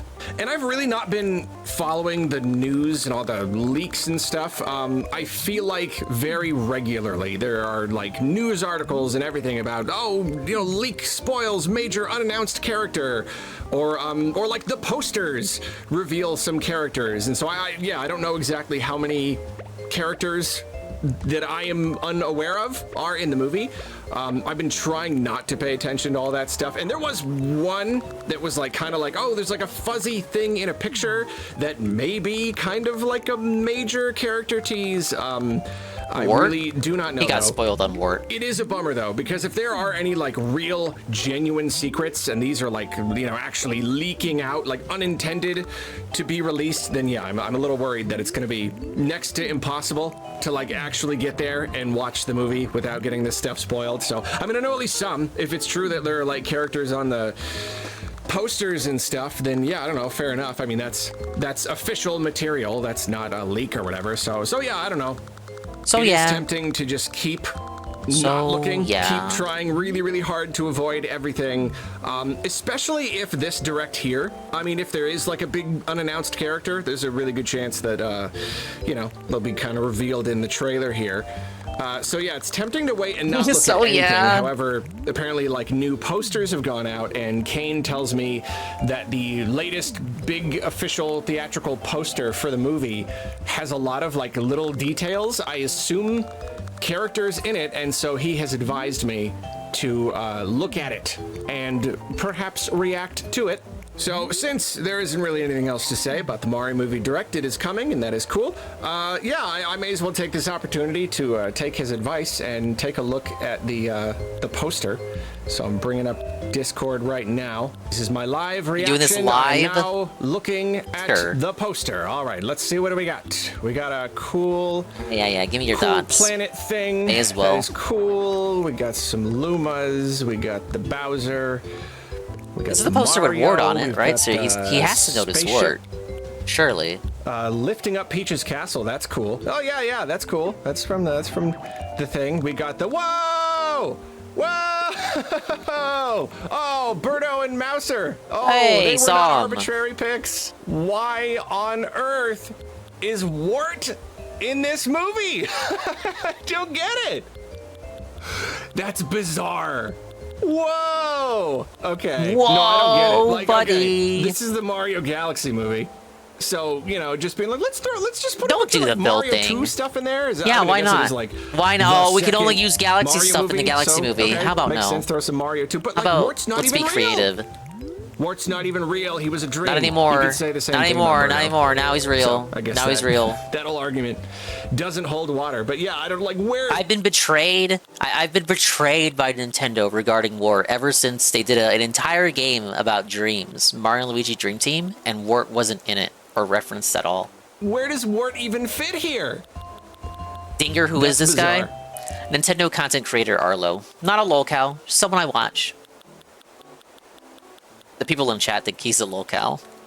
That's really funny. That's really, really funny. Just and they're together too, like Birdo and Mouser is his name, right? And then Wart, just kind of like a little chunk of the trailer down there, just like the little Mario 2 representation. That's cool. I mean, like what? Like a whole sub. Yeah, they agree on Wart. You know, probably not. Why is he in the Probably movie? Gonna be more like a. Literally, what does he have to do with Mario Galaxy? Plot, or will He it be wasn't like a in scene in Mario the movie? Galaxy. Get I it? don't know. I'm looking around though. Let's see what else we got. We've got Literally, why is he here? Ninjas. I like Ninjas. I think that's all that I'm seeing. I think that must have been. As Lon Common and Phil that really would must have hate been each it. other if they talked to each other, Okay, maybe probably. this is just me Which being a I little think is the picky. funny thing. I could be like visually misinterpreting this, but in the top right we have that big cool like planet. It's really neat. I love the look of it, but like, is that a drop shadow? Like, did they? Was that a PNG they stuck on the poster and the colors were weird and it kind of bled in, so they put a drop? You can't Yeah, put a Phil drop doesn't talk to shadow on a Muppet more on planet. mouth droolers. This isn't a YouTube thumbnail. He wouldn't give Arlo the time of day. That's me putting together thumbnails and trying to figure out like what stuff needs to have a little shadow on it, even though like it doesn't look realistic, but it makes it stand out better. And that like planet thing, and even some of the ships, maybe? At least the planet, yeah. It's like when I put a PNG of myself in a thumbnail and I gotta put the shadow on it. It doesn't look great. But again, I may not be seeing it properly. I don't know. But yeah, anyway, no, it's a cool poster though. It is really neat. Like there are a lot of cool details. Yeah, the UFO. I partially agree that it makes no sense for Super Mario Bros. 2 stuff to be in Mario Galaxy, but all I care if the movie is good or not in the end. All that matters is if the movie is a good movie or not. If it is a good popcorn movie, because it's not gonna be Kino Cinema. But if it's at least a good movie to distract your kids for like 2 hours, fair enough. It's kind of the most that we can hope for from Illumination, right? I think it's getting a little too lost in the sauce to start arguing about the lore aspect of it when this is just supposed to be a movie with like a movie that, as Miyamoto himself describes, is not going to take a moment to rest. It's just going to be constant, nonstop action after action. Because the reason why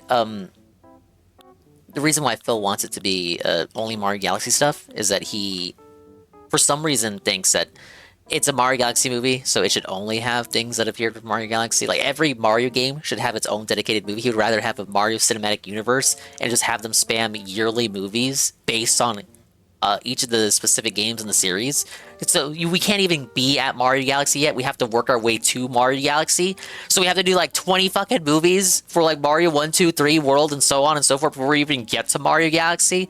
And no, that's not how movies work. It's not how the planet works. Not everything can have a Marvel Cinematic Universe. By movie 3, people are going to be bored and exhausted. Oh, sucking up the castle. That's really fantastic. Yeah, the reality is this isn't for 40-year-old boomers who grew up with Mario in the 80s. Going after the observatory. Yeah, it's cool. It's I for don't know. kids. It's neat. Actually, you know what? There is something kind of... It exists primarily as a vehicle to get new children into the Mario IP without having to be reliant on a game coming out every year.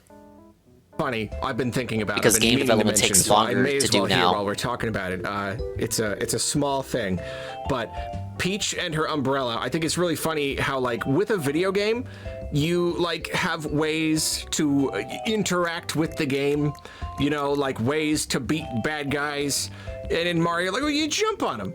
You know, you jump on their head, but, like, you can't really, like, in a movie, Mario's not gonna just, like, jump on guys. Like, you know, you gotta, like, find more natural, like, how do you actually fight? You punch and you kick and you use weapons. And so with Peach, her whole thing has been her parasol. And what does she do? Well, she uses it to float. You know, her dress poofs out and she opens up the umbrella and she, like, floats around. And, you know, for the most part, she'll just jump on guys, too. But like in a movie, but that's not our Peach anymore. The parasol. Our Peach is a badass. And you can see it right here on the poster. You just have her smack stuff with it. You just use it like a baseball bat. And you just hit stuff. The ninjas jump at you and you just... Yeah, it's faster to make a CGI movie now than a game. Like, I have Many no such doubt cases. she will use it to, like, float around, but it's just like...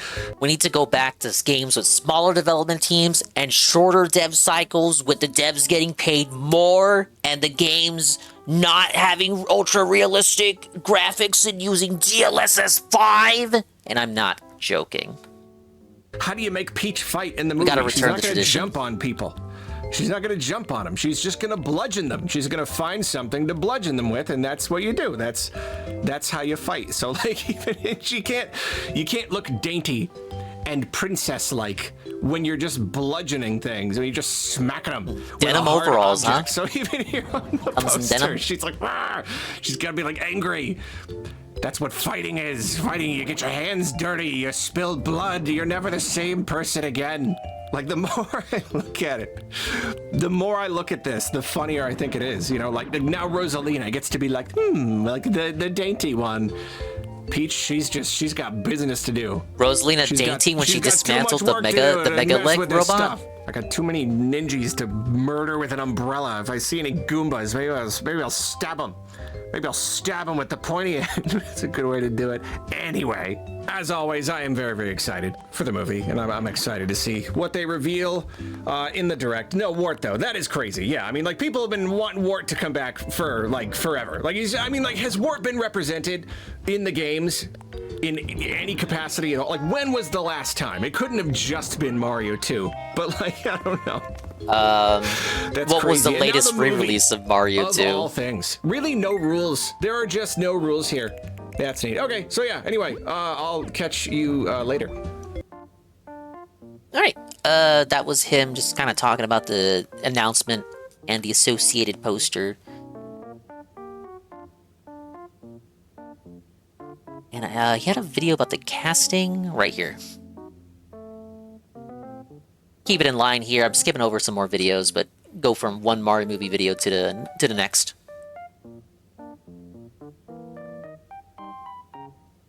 Yeah, Rosalina is anything but dainty.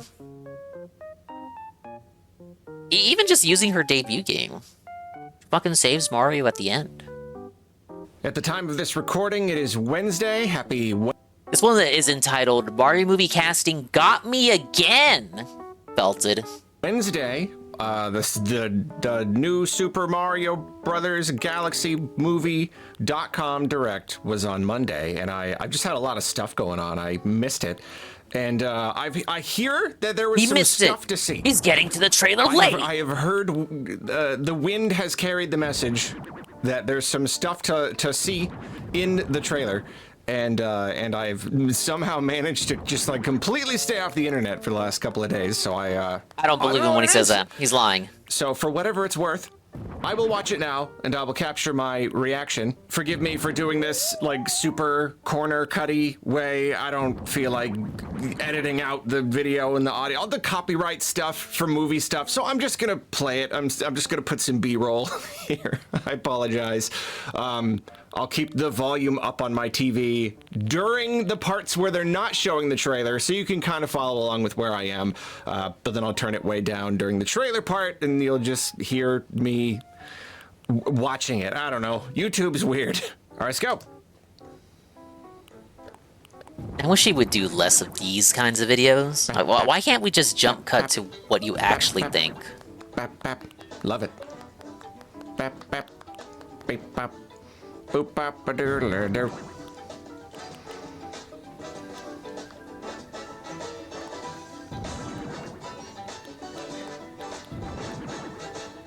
Oh my god, it's the whole direct intro. No, skip. Come on. Mario Day.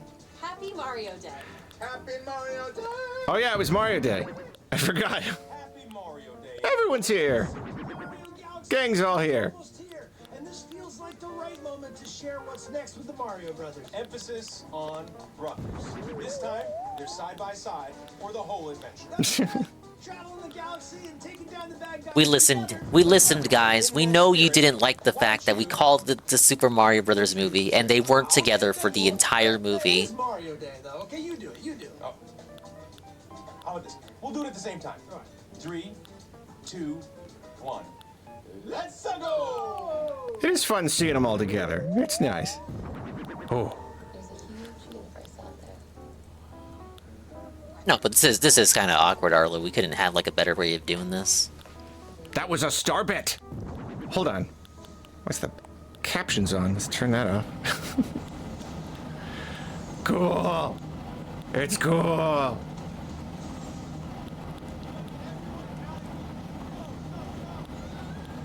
It's kind of like Arlo's equivalent of the Virtual Boy stream, isn't it? Just I don't know what he's watching. Look what he's doing! Finally, we go into space. Wow, that's pretty good. Arlo SP reacts.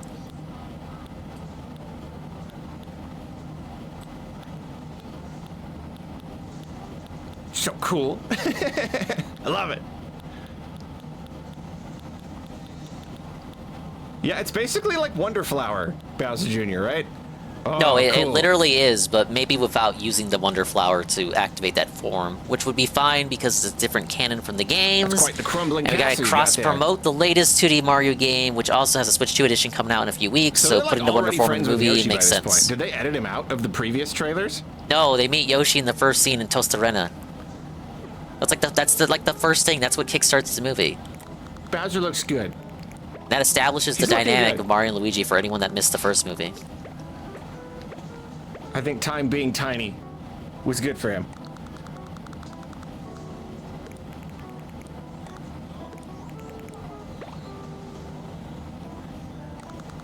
There he is! Ah, I can't believe it. Yep, Wart's got a whole thing. A whole Mario 2 thing. The Wart thing. Mario 2 part of the movie. This is awesome. This is really cool. I was talking with Anne. The Wart segment might just be like, because we only ever see Wart in that casino segment. Like that's probably the only part of the movie that'll have Wart. Little mini adventure, little mini episode, just to give Peach and Toad something to do. Because now Toad's relegated to a side character because of the introduction of Yoshi being elevated to a main cast. So someone had to take a hit, and it's gonna be Peach. It's gonna be Toad.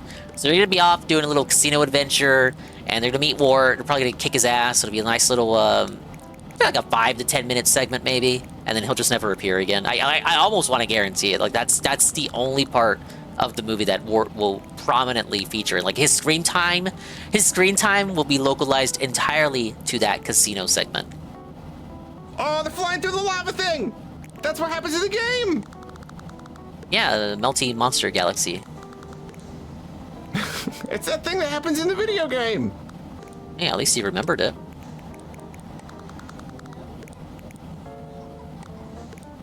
Cute. That looked good. That movie looks good. So action-packed. Thank you for supporting Mario and Friends. And thanks so much to the cast as well. What did you think of the final trailer for the Super Mario Galaxy movie? I liked it. And what kind of story do you think it What? is? Things happen one after another. A tragedy. Catch your breath. A lot of I like how they just said it again. I don't know if you heard it, but Miyamoto describes the movie as things happening, which was DSP's biggest issue with the first movie. for the Super Mario Brothers 40th anniversary. So I can't wait for him to get up into a tizzy when this movie comes out. A piece de resistance. New adventure on the big screen. Okay, I'll hand things back over to the cast members. Also, Miyamoto describing it as the cornerstone of the 40th anniversary. We are not getting 3D Mario this year. Final stages. I need you to hear this from me directly. This movie is huge. Has it gone gold? The worlds are way bigger than I ever imagined they could be. And at a certain point, I honestly thought, uh-oh, I might be losing my mind right now. The visuals in this spectacular. Good cut. The variety of planets, Bowser Jr.'s paintbrush adds a whole new layer of imagination to the adventure. And underneath all the villainy, he's just a kid trying to prove himself. I like that shirt. Find his dad and live up to something bigger than him. Princesses have always played an important role in the Mario universe. They bring strength, heart, and They really did get everybody. And I'm so excited to be sharing this adventure with another princess, the voice of Rosalina, Brie Larson. I'm pretty sure the Kamek voice actor wasn't there. Nintendo Direct. Oh, this is a huge moment for me. I watch these. I play all of these games my entire life. Super Mario Galaxy is one of my favorite games, so getting to play Rosalina has been incredibly special. I cannot wait for you to experience this film. It really does have to be nice. You're the best fans in the world. I am so grateful for your support. And people wanted Brie Larson to be Samus if they ever made a Metroid movie. Thanks, Brie. I think the quartering would lose his mind if they announced that. And in today's trailer, Oh, Jer. Great boy, voiced by the acclaimed. Cool. Good pick. The imposing ruler of the Honey Hive Galaxy, Honey Queen. Whoa. Voiced by the brilliant. Cool. I should have expected that to be a character. Since he appeared in our recent trailer, many of you have wondered who's voicing the character. Quartering was bricked up seeing this. I don't think he saw it live. Probably was hungover. What unfitting actor. And I'm excited to share with you today that the voice of Yoshi is Donald. What's wrong with Donald Glover as Yoshi? Oh, that's so cool. Okay, he likes it.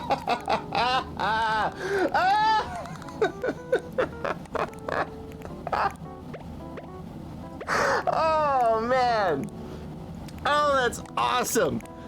Oh, my gosh. Donald Glover is voicing Yoshi. I knew it was somebody. Like, I knew it was not the original, like, the regular voice actor. Because, like, there are parts where it sounds fine, but then there are definitely parts where, like, you can hear it's a guy with a deeper voice, like, doing a voice, you know? Like, it definitely wasn't perfect.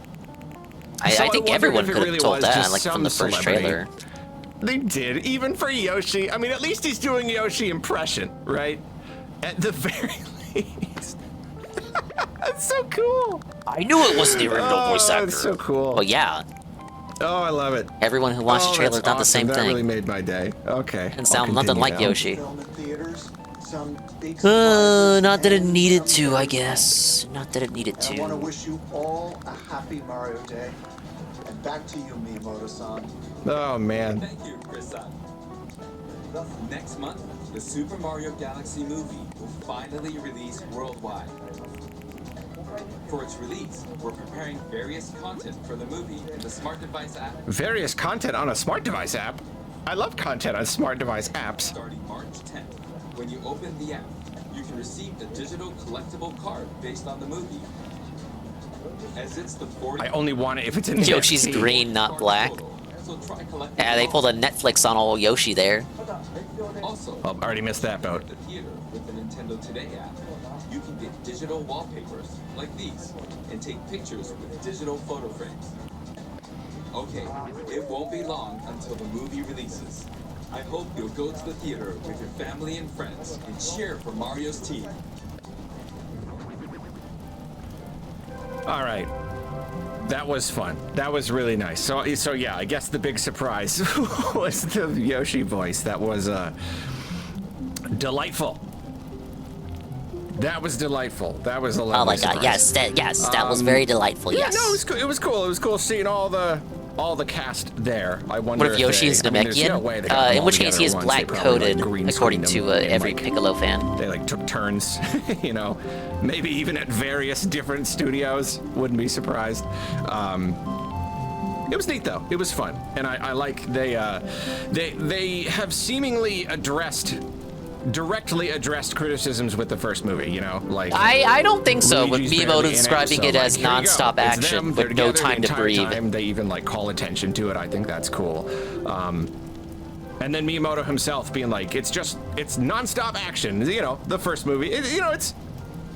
I wouldn't call it people slow, didn't like but that. it definitely has. It's like What? it has to do like the obligatory this part and that part, and it just I don't know if meandering is the right word, but I mean even just judging by the trailer, it really does look like it's non-stop because like Switch to revision only this for looked Europe like it was won't be showing us anything the beginning substantial. of the movie where the castle floats up to space and Bowser did all this bad stuff.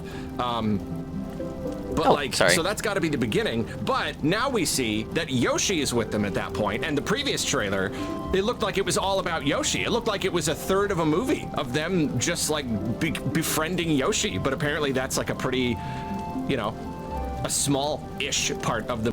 Wait a minute. What did he say about this here? With the Yoshi part of the movie, where the castle floats up to space and Bowser did all this bad stuff. But so that's got to be the beginning. But now we see that Yoshi is with them at that point. And the previous trailer, it looked like it was all about Yoshi. It looked like it was a third of a movie of them just like What?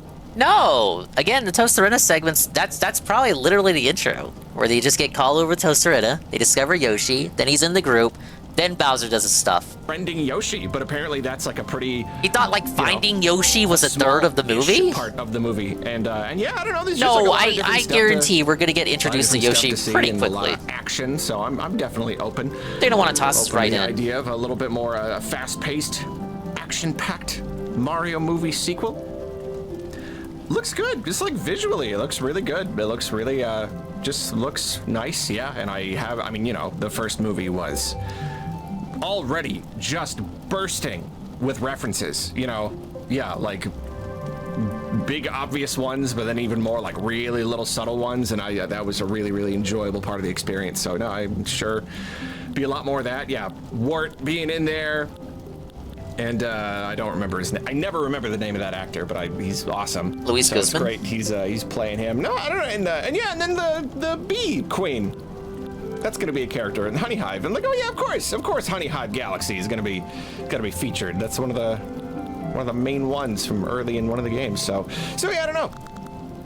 It's good. It looks good, as always. And this is the last major trailer, and it's good too, because like the previous trailers, like they really danced around the Galaxy part. It was more about Yoshi and then just kind of like general stuff. So it was nice to see them spend Yeah, it was pretty annoying reading opinions on the last trailer. What is it happening with Mario Galaxy? There's literally nothing from Galaxy. Really Okay, just breathe, brother, breathe. The trailer is about Yoshi. They're probably just not wanting to show off too much of the space part. I think it's going to be, I don't know. They're dancing around it. They really are. Like they're only showing little, like they show the castle going up and they see some planets and then just like a couple bits here and there. Yeah, they may it's be definitely trying to kind intentional. of keep it a surprise. I would certainly hope so. Cause yeah, like what are they doing in space? Where's Mario like playing with gravity? There's gonna be so many gags. There's gonna be so many. Probably an agonizing number of gravity-based gags. And we just like don't get any of that here, Saw star bits for like a second. They're little. Star bits are little. They're just little bits. So yeah, I bet there's a whole lot more to see.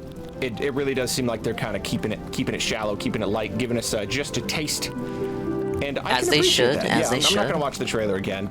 I'm happy with what I saw. And I mean, heck, when does the movie comes out? April 1st? Yeah, a few weeks. We are a few weeks away. And yeah, that's pretty exciting. I think that was the worst one we saw so far. We had to sit through Arlo watching the direct. I'm sorry, I didn't know it was one of those videos. Speaking of direct, this one might be the best one. I have the best feeling about this video. The title for this one is pretty good. Struggling with the reality that we might not get a direct anytime soon. Remember when Triple P was like, Arlo put up a video, he said he was nervous. He said he was paranoid. 17 minutes!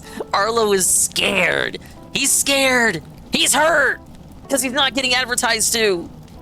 Arlo's gonna get the gun there, pal. No, Arlo, don't do it. So I haven't seen the first Mario movie? Me neither. I'm probably not gonna see this one. All right. I'm just being time honest. To talk about it. It's time to finally sit down and truly contemplate. Now, guys, the horrors, shareholders meeting. The horrific reality we may be facing. We really anticipate. We may not get advertised to in the immediate and far-flung future. Nintendo usually does them in February. February, June, September. June is the one that is most often like kind of the iffiest, but like February's usually pretty solid. So we were holding our breaths, and then we started getting non-direct stuff. We started getting trailers for upcoming games. There was a partner showcase, there was a treehouse, and now we've had an indie world, and as usual, you know, when Nintendo starts revealing stuff in things that are not a regular Nintendo Direct, it means they're probably not going to do one. They're instead leaning on all of this this supplemental content and saving all the big stuff for the next main Direct. And if they didn't have one during this chunk of the year, I would have to assume that we were going to get one in June. They're not going to skip two, you know, like they're definitely not going to skip two, especially not when they were first, we're still in the first year of the Switch 2's life. But yeah, right now it is March. It is March the 5th at the time of this recording. So we officially did not get a Nintendo Direct in February. Maybe there's still time they could like retroactively do it. Could they do that on like March 7th? They're like, here's a Nintendo Direct that was supposed to go out in February. Sorry, we forgot. It was unlisted on the YouTube and we scheduled it for the wrong day. So we're gonna call this a February Direct that we release in March. So yeah, like right now, basically it's just like, well, like when they started releasing all this supplemental content, normally that means they're not gonna do a Direct. But in this case, we're like, okay, well, maybe, just maybe, they have so much to announce. They got to do all of this other stuff separately to get it out of the way. Normally, that is not a conclusion that I would come to, but because we are still within the first 365 days of the release of the Nintendo Switch 2, there's this feeling that Nintendo must have a lot of stuff to announce. And that's really the issue here. That's why our held breaths are extra holdy right now. It's not just because we love Nintendo Directs. You know, we're used to missing them. We're used to Februaries or Junes coming and going and us being like, ah, shucks, I guess we gotta wait for the next one. We're used to that. Would it be the first time? But true. This situation right here feels a little bit different. There is this feeling that the schedule is a little bit sparse right now, which again is not such a bad thing on its own. You know, there are ebbs and flows, highs and lows. Sometimes you get all these big AAA big hitters, and then sometimes you have slower periods where a good chunk of the year it's just kind of like smaller to medium titles. Sure, but again, the Switch 2, it's still a baby, and its first year was good. There were a lot of notable titles in there. It's just that momentum doesn't seem to be carrying into 2026 If we had gotten some really big, huge AAA game over the holidays, then it wouldn't feel so bad. You know, like, for example, if we had gotten a big 3D Mario during Christmas, then like we'd all still be getting that. We'd all still be full. But it's like, okay, well, like now when you're trying to say the movie is the cornerstone of the anniversary, really big holiday release. They didn't this time, which is particularly weird during the first year of a system's life when it's like really important to get that momentum going. So like it already would be weird. Now it's extra weird. And now it's the following year and it seems like we're not getting a major Nintendo Direct for February. So like that's really strange. That's really incredibly strange to me. I say to me. I don't think I'm the only one. I think everybody. Still waiting for the new Mario and Zelda game. You're gonna be waiting for a while. Kind of confused. Again, there's just not that much stuff coming. You know, we've Because got. they said the next Zelda was gonna be different from Tears of the Kingdom and Breath of the Wild. That is a big game. I don't think Mario's coming this year. I don't buy it. Halfway doing their own thing. This is not me downplaying the importance of Pokopia. It's just like we're looking at Nintendo themselves and being like, yeah, but like you with the big directs and all the other IPs, like what's going on? And right now it's like, yeah, we have some like Switch 1 games coming. It's like, okay, we got Tomodachi Life and Rhythm Heaven, and then it's like we just got Mario Tennis and it's Fire Emblem and Yoshi, and you know, all great IPs, all great series, just like nothing really big. We're like, where's the I disagree. I think there are games in the first year of the system's lifespan, especially when you compare it to what actually came out during the first year of the Switch 1. I have another video in the pipeline that I want to take a look at that kind of digs into that and really like compares what actually released during the first year of the Switch 1 versus what actually came out in the first year of the Switch 2. I think that first year of the Switch 1 really gets glazed a little bit.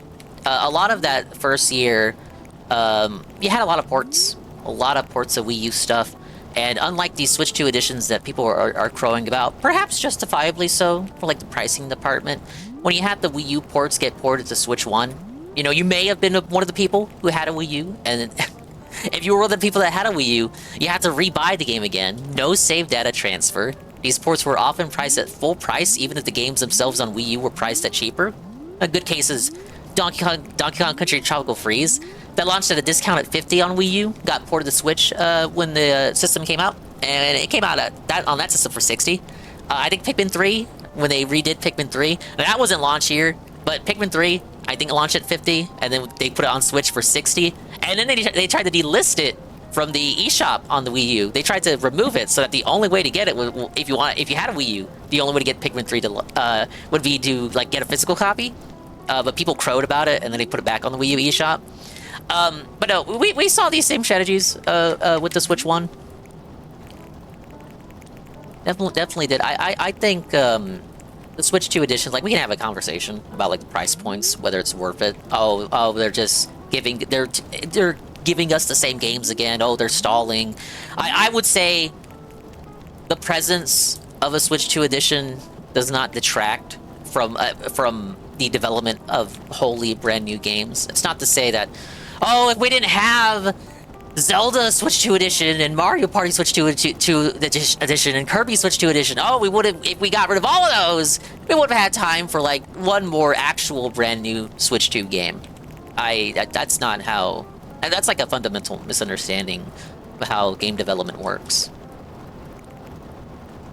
Switch 1 was mostly Animal Crossing. They're doing the same shit again, but tapping a few more outside studios.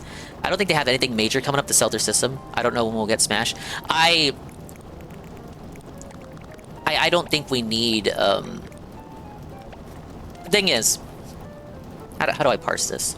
The Wii U was such a colossal failure. So, they needed to really prove themselves with the Switch 1. So they felt pressed to really roll out the good shit that first year. That's why you got the 3D Zelda, the 3D Mario, and a brand new Splatoon game, which was a game that, again, really sold gangbusters on Wii U. So like, okay, we need to get a sequel out. They got all of those out year one, and then the year after, you have Smash. I felt like they felt pressed to do so because the Wii U was such a flop. Now, again, a lot of the library for the Switch 1's first year was Wii U ports, and the games that weren't Wii U ports still reused assets from the Wii U. Smash Ultimate is a good example in which you can objectively say that it's not a port of Smash 4, but goddamn if it doesn't borrow a lot of assets from Smash 4, and there's nothing wrong with that either. There's nothing wrong with that either.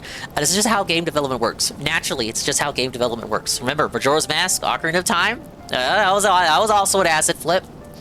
But it felt like they needed to get the quick turnaround and get people to invest in the system. So they felt pressed to come out with games a little bit quicker than they probably would have otherwise. But I think most studios would kill to have the game output that Nintendo has, because outside of I want to say 1 or 2 months, there has been a game of some sort, a release of some sort on the Switch 2 since its launch. The same for the Switch 1. There was a release every single month. And now we can debate like the individual quality of those games. It's like, oh, that's not something I'm interested in. Like, oh, that's not what I want to play. Although I'm waiting for this game, I don't want to buy the system right now. I understand that, you know. When it comes to a new console, it probably would be smart to wait for something that you want to play before you actually buy it. Thank you for the raid, Zeal.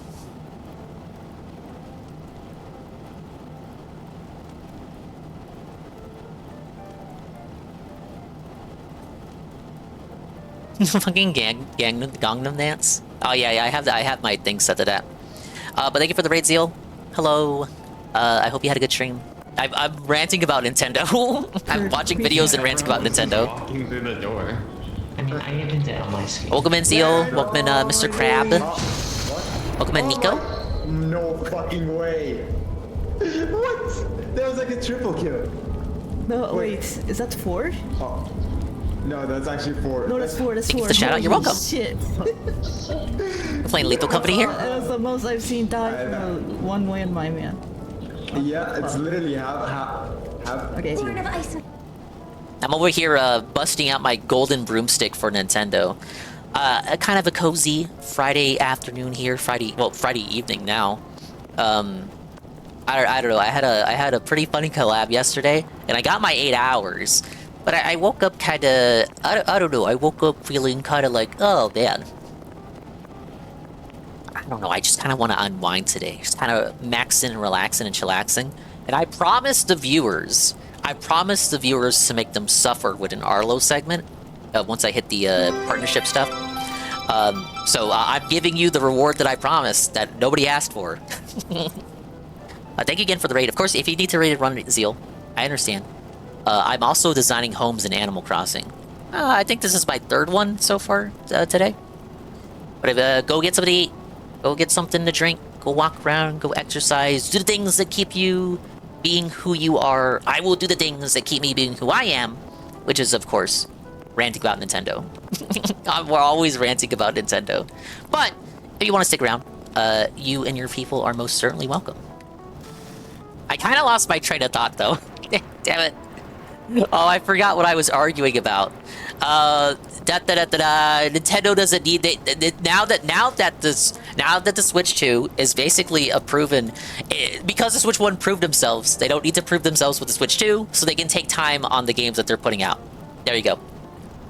There's no need to rush to put out the next 3D Mario or the next Smash Brothers or anything like that.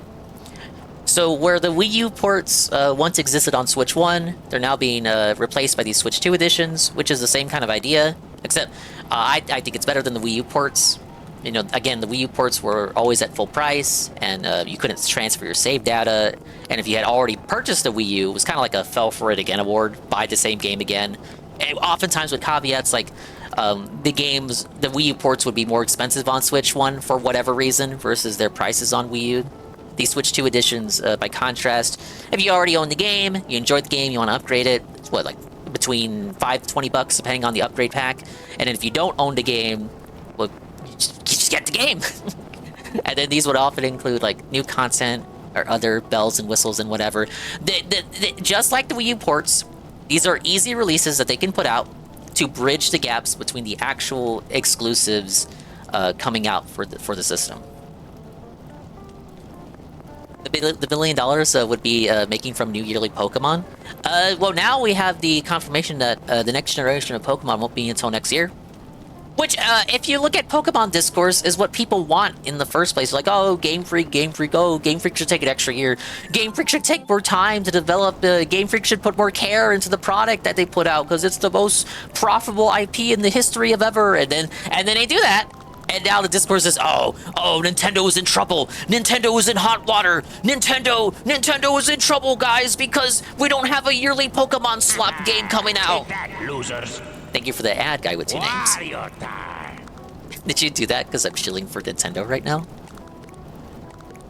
Oh, guys, Game Freak should take time with their games. They do that. Oh, no, Nintendo's in trouble now because the next Pokemon game isn't coming out until 2027.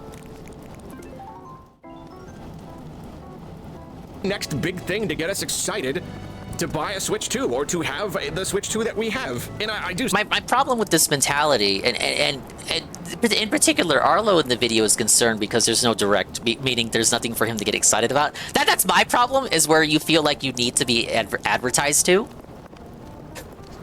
It's like demanding, please, $1 billion company, please advertise to me. I don't know what to think.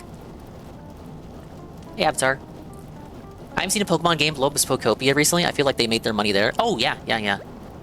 I think I think that game made way more money and performed way beyond their expectations. Because the Pokemon spin-offs tend to do... they tend to not sell more than 1 million. Even the good ones, the ones that are highly regarded, like actually... When I say regarded, I mean like actually well-regarded. Highly regarded spin-offs like Pokemon Mystery Dungeon. Like, if you talk to any Pokemon fan... that has played the spin-offs, dabbled in the spin-offs, they'll probably say that, like, Mystery Dungeon, oh yeah, that's the one that made me cry, oh yeah, that's the one I spent hundreds of hours in, And then you look at the journal scores and they're like low 70s, and you look at sales and they're like barely a little bit above a million. I would say Pocopia, they looked at the sales for that. They looked at the sales for previous spin-offs and like, nah, it'll probably be a niche game. Probably sell about like above 1 million, around where like Mystery Dungeon, Pokemon Ranger, such and so forth sold. Let's underproduce that physically. Then it bombs, it explodes, it goes viral because it's Pokemon plus Animal Crossing, which if you asked any Pokemon fan what spin-off they would want to see, I'm sure 9 times out of 10, some people would say Pokemon plus Animal Crossing. They just underestimated how well it would do.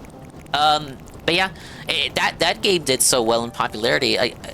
There are people who bought a Switch too, just to play Pokopia. I'm really curious to see what the quarterly sales are going to look like as a result of Pokopia existing. Pokopia is good, but they took the thing we had been asking for in Animal Crossing forever, a decade. I was like, why not do this for Animal Crossing? Oh, you mean just the stuff you do in Pokopia, just have the next Animal Crossing be Pokopia, or have its gameplay mechanics? I'd say that's the result of Pokopia just being Dragon Quest Builders 2. But nobody really realizing that because nobody played Dragon Quest Builders 2. I only know about it because I've seen other people play it. I'm not a Dragon Quest fan myself. But I saw that Koei Tecmo was a developer, and I looked into what they had made previously. And yeah, they were the Dragon Quest Builders 2 guys. And then I looked into development for Pokopia. I was looking into, okay, why did they select Koei Tecmo? Oh, lo and behold, they selected Koei Tecmo as the collaborator developer because they made Dragon Quest Builders 2. I'd like another Pokemon Conquest. Or just skip that and just go straight to Pokemon Emblem. Poke Emblem. You know how long we asked for an online shared town with your friends for Animal Crossing? I'm kind of like the opposite when it comes to Animal Crossing Elders. I really admire the older games, specifically the GameCube and DS ones. Everything I've been doing so far that you've been seeing me do in this little barn, I kinda dislike. Conceptually for the Animal Crossing IP. Whereas people want this to be an Animal Crossing like dollhouse simulator. They want Animal Crossing to be a dollhouse simulator.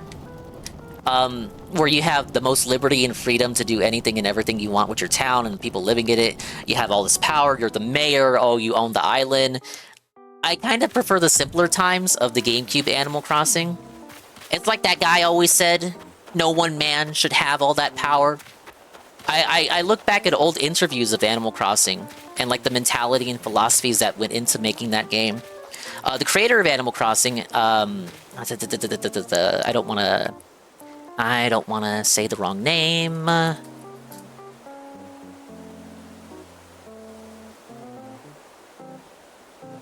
Nogami, Hisashi Nogami-san.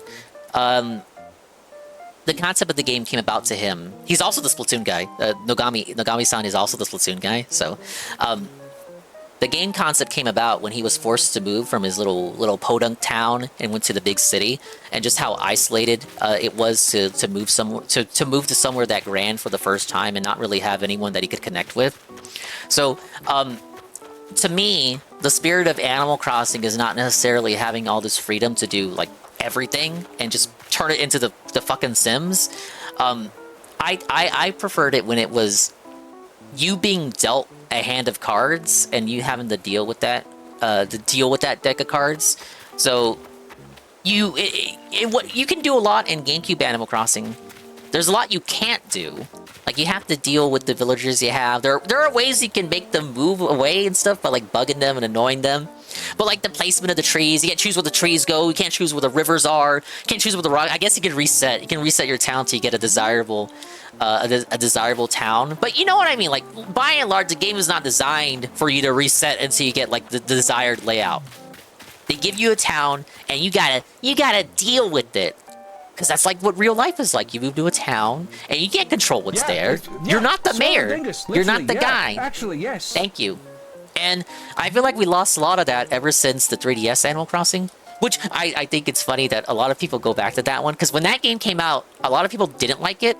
And then the Switch one came out and had even less than that one. So now people glaze New Leaf like it was the bee's knees. But I remember when that game came out, people didn't like it. People didn't like that one when it first came out. It got a bit too much shit, I'd say. But that was the beginning of like, oh, you're the mayor, you can control all this stuff. Oh, fund my public works project. Oh, you can control this, you can control that. I want less control. Actually, I want you to take the leash away. I want you to put the leash on me. I want to be the dog. Bark, bark. I want to be the one on the leash. I want you to tell me how to play the game. Hey, Chalky Milk. Now, guys, you should keep resetting until you get a gated community. Duh. You missed it, guy with 2 names. It was for Clorox the Stinkifier with the Twitch chat calling out a stinky woman streamer. What? Really? What are these ads you guys are getting nowadays? No one wants Animal Crossing to be The Sims. I don't want to be The Sims either. Like, I like stuff like this where you kinda... I mean, I said earlier that I disliked it, but I dislike it relative to what the series used to be. It feels like we lost a little bit of that soul. We lost a little bit of the heart, a little bit of the soul, a little bit of the passion. You can attribute the same to a lot of Nintendo IPs too. How Zelda went from a dungeon crawler to an open world game inspired by Skyrim and The Witcher. How all of the games seem to be going open world now. And this is just like Animal Crossing's equivalent, where now you can just do just about anything and everything, because if you couldn't do anything and everything, then someone would complain that you couldn't do anything and everything. So we have to release all these more and more new games, and then they all have to get DLC, where you control every aspect of your town, and you can't just live. Does that make sense? Am I making sense? I hope I am. Alright, I made your fucking place. Actually, I should take a picture first.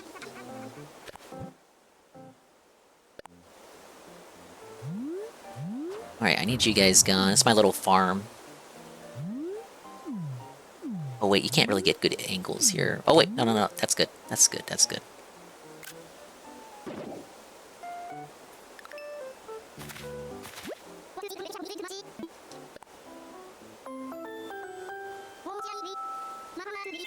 I certainly want to address, you know, there's 2 ways to look at this, where like on the one hand, I know that we just need to be patient. I know that like the games will come, and there is this thing right now it's just so ridiculous. I see it all over YouTube, you know, like as always, I'm not gonna like point out. Like, yeah, again, like the desire, it's the desire to be advertised to. I don't need to be told that games are on the way. I lived through the entire Switch 1's existence. I know the games are on the way. And I know that most of them will probably be pretty decent, and probably be something that I want to play. Not any specific YouTubers or anything, but like, there really is this attitude of like really super hyper entitled impatience, where like people are like you see them like in the chat of like the Tomodachi Life Direct, and stuff, where it's just like, there are people who genuinely feel like Nintendo is doomed because they're not playing a great game right now. That's the mentality. That's what I'm kind of buggered a little bit about. It's like, oh my god, the company is doomed because they're not advertising to me that a great game is on the horizon 10 months from now.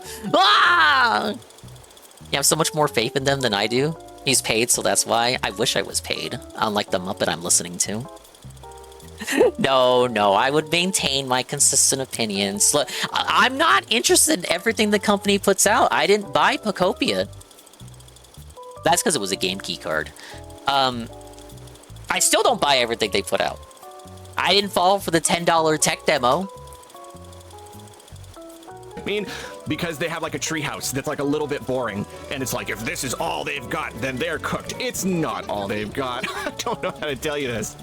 It's not all they've got. It's a little bit, like, you gotta have at least a little bit of patience, you know? Just because things are slow right now, that doesn't mean they're always going to be slow. Like, I know there's this temptation to look at what's happening in the present, or what has happened most recently, and for that to be your entire world, your entire mind. You cannot fathom a reality where it's different from that, and you're feeling impatient. So, like, yeah, like, I get it, but, they are gonna come. You know what I mean? Where, like, just really, like, calculate the likelihood that 7 years from now, we're at the end of the Switch 2 generation, and they're like, man, they just never had a Direct. They just never did. We just never got a Mario game. We never got a Zelda. We never got a Smash. It's just like, it doesn't make sense. So just like, yeah. Like, blame game development cycles. It's gonna happen. The games are gonna come. The Directs are gonna come. This is not all Nintendo has. It's just, I'm sorry, it's just so silly. It's so absurdly silly. Like, looking at every little, like, yeah, and then the indie world, and then the partner, like, this is all they have. They're cooked. It's just, jeez. Anyway, But on the other hand, how do you sell systems? You sell systems through hype. You do, through vibes. People purchase video games. I would say this is the thing too, where with the games coming out at the moment, like Bacopia and the upcoming Tomodachi Life, I think there's like a vested interest right now to get the normies and casuals to invest in a Switch 2. Because the hardcore people who had like the Switch 1 and then already have the console, like me, like you've already kind of got our attention. Like the hardcore Nintendo fans have already bought a Switch 2 because they see it as an investment that games that they're interested in will eventually come out later on down the line, even if they don't know that about their existence yet, even if they haven't been announced. It's a pretty safe bet due to prior precedent that there will be games coming out that they will want to buy. So they buy the system and then they feel good about it. For me, it's like I'm just upgrading my Switch 1. I didn't keep my Switch 1, I sold it. Or rather, I traded it in. So I just upgraded and just kept on going. You know, I still got my library of Switch 1 games. So I'm like, okay, well, is there a timeline in which I don't buy a Switch 2? No. So I just buy it. I know there's gonna be shit coming out for it, so I'm just like over here, patient. I got all the games in the world I could play. I don't need to be advertised to right this moment to be told that a 3D Mario game is gonna come out, because I know they're working on it right now, because I know how their dev cycles work. This console upgrade code was Astrobot a tech demo? The one that shipped with the system, yeah. The game, the separate game, the separate game that came out later on, like a few years later, was like 2024. No, that was just a separate standalone game. In systems, when they, not just when a system has a game that they want, you know, there are plenty of people who are like, I'm waiting for that game, or I'm waiting for those games. I'm waiting for enough games. I'm waiting for like a good little pile, a good handful of those games that I really want to play before I bite. But there are plenty of people who are just waiting to like wake up in the right mood one day, you know? Where it's... And that's the thing too. Back to what I was saying about like getting normies to get into it. So you have like the Switch 1 people already won over, like the hardcore people. You've already had them won over. Everyone else who like when you buy a new console, you generally don't buy it like on launch day unless there are games that you know you want to get. A lot of people do just kind of wait. Especially on an unproven thing, you know? Like, oh, I won't get a PS5 until it has like 3 worthwhile exclusives. Fast forward to now, like we got Astrobot, but it's just an example, right? You kind of want to wait and see if it's worth getting the new thing. Those are the people that they're trying to win over at the moment, because the hardcore audience, they don't have to try with those people, because those people already upgrade knowing that the games are going to come out. And it might be why we don't know, why we don't have an announcement of the next 3D Mario, the next 3D Zelda, the next Smash Brothers, because they're not in a rush. They don't have to prove themselves because they're not coming off of a Wii U level failure. We already have the hardcore audience kind of reeled in already, because they know how the cycle works, because they just experienced it with the last system. They know how the timeline of the game releases work. But then you have the people that need the hype. They need something to talk about. Mainly YouTubers, whose existence thrives off hype and making videos that get clicks and views. These people start to get concerned when they're not being actively advertised to every week of the year. I don't regret getting a Switch 2 for the wife. She enjoyed that DK game, but not expecting there to be anything to play for a while aside from that family playing Mario Party. Maybe that from FromSoft werewolf game, the Dustbloods. Yeah. Again, it's like what I had said like way earlier, where like we can talk about like the quality of the games, whether they're getting better or worse. Like I just had that whole rant about how I feel like the spirit of Animal Crossing has kind of died over the years. We can talk about and debate the individual qualities of the games and all that nonsense, but to say that there are literally no games for the Switch 2, and no games are coming out, and I have no assurance that this is a console worth buying because I'm not being advertised to constantly, and they're not putting any games out. There are no releases. They're just sitting on their thumbs. It's wrong. I think that's what's driving clicks right now is to LARP. We're gonna say LARP because I'm not even confident that Arlo believes what he's saying right now, is to pretend like the company is on troubled waters because they're not giving you a Nintendo Direct, because you listened to some guy who rumored that a Nintendo Direct was going to come out and you were going to get advertised to, and then it didn't get confirmed, so now you're panicking because you don't know what videos to make on the next big game because you don't know what the next big game could be. It's just like I have purchased consoles before on like the promise of future games. I personally was one of the people who was pretty disappointed with the Wii U, but I bought the Wii U being like, well, I know they're gonna come. I know that the games are gonna come.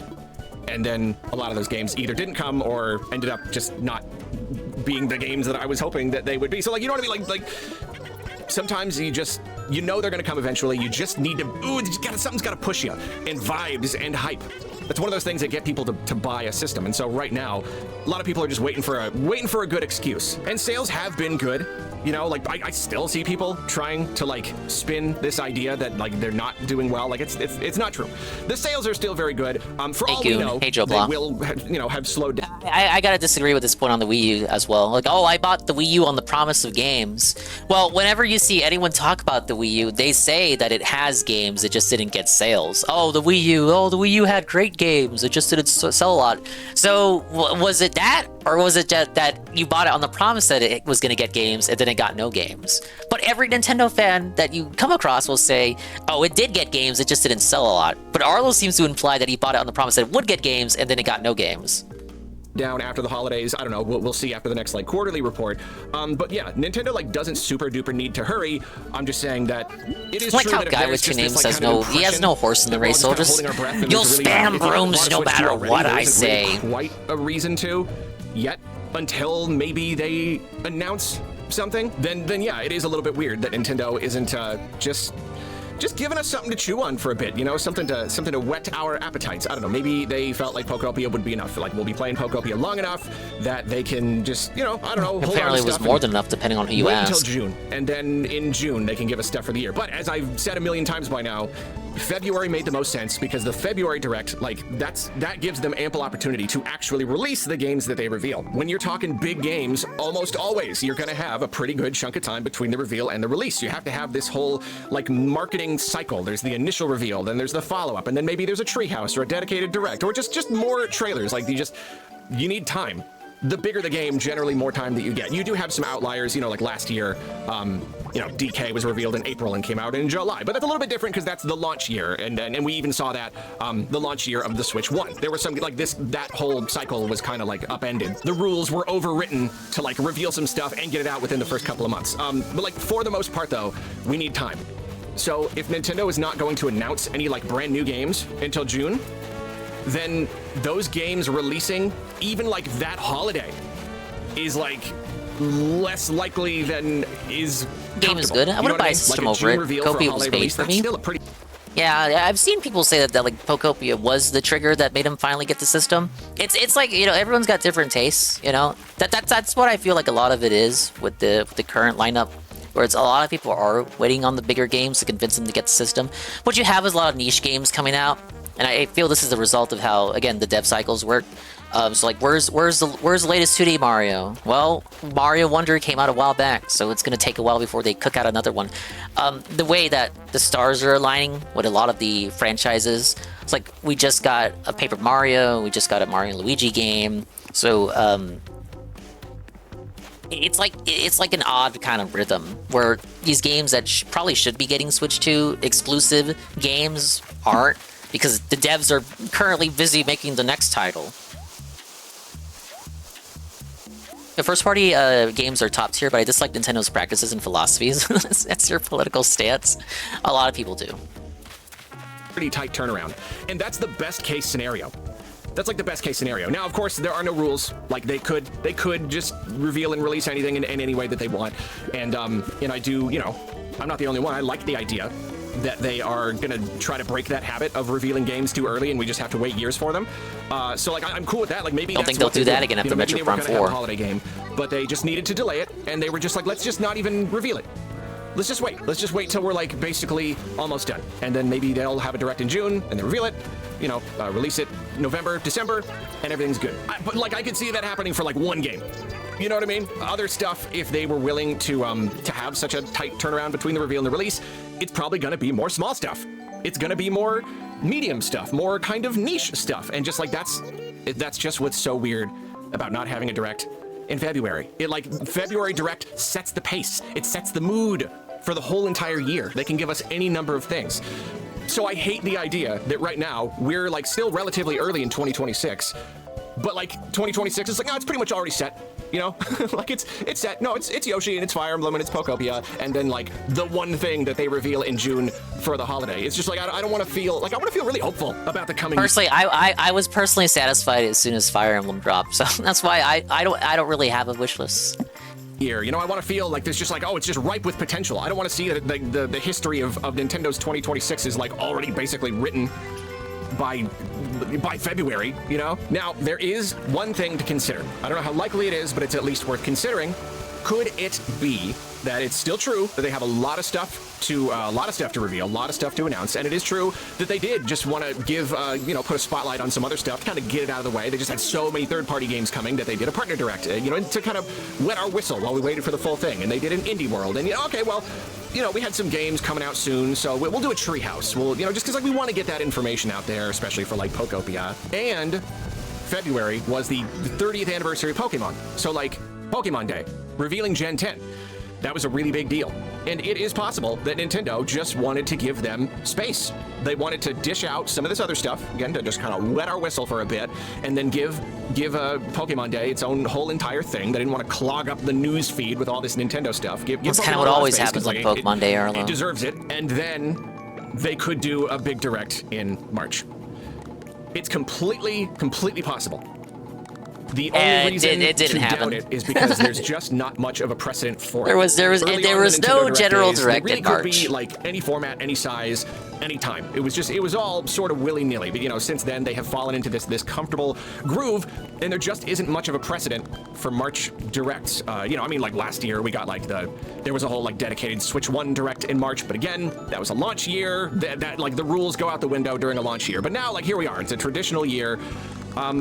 So because there isn't a precedent for just a regular general March direct, it makes it seem less likely. But as always, there are no rules. They can do anything they want. For all we know, they wanted to rewrite the rulebook during the Switch 2 generation. Like we may not even get a September direct. They may do it in November. I don't really know. It's possible that they would want to do one celebrating Mario Day or something. That would be next week. But I hate to ask a basic question, but is this dude one of those people who consistently bashes Nintendo? No. He used to be. The empire of his channel was founded on him being a hater. This is no longer the case. He now is more of a Nintendo glazer than I am. Have you never been here for an Arlo segment? Or at least, have you never seen anyone in the chat make an Arlo reference or joke? This is the Muppet guy. At the same time, didn't they already announce some NSO games? So like they've already made Mario Day related announcements. So like that doesn't seem super likely. That's another thing. I feel like they probably just would have saved for a direct. So I don't know. It is technically possible. Or if they don't do one in March, they could do one in April.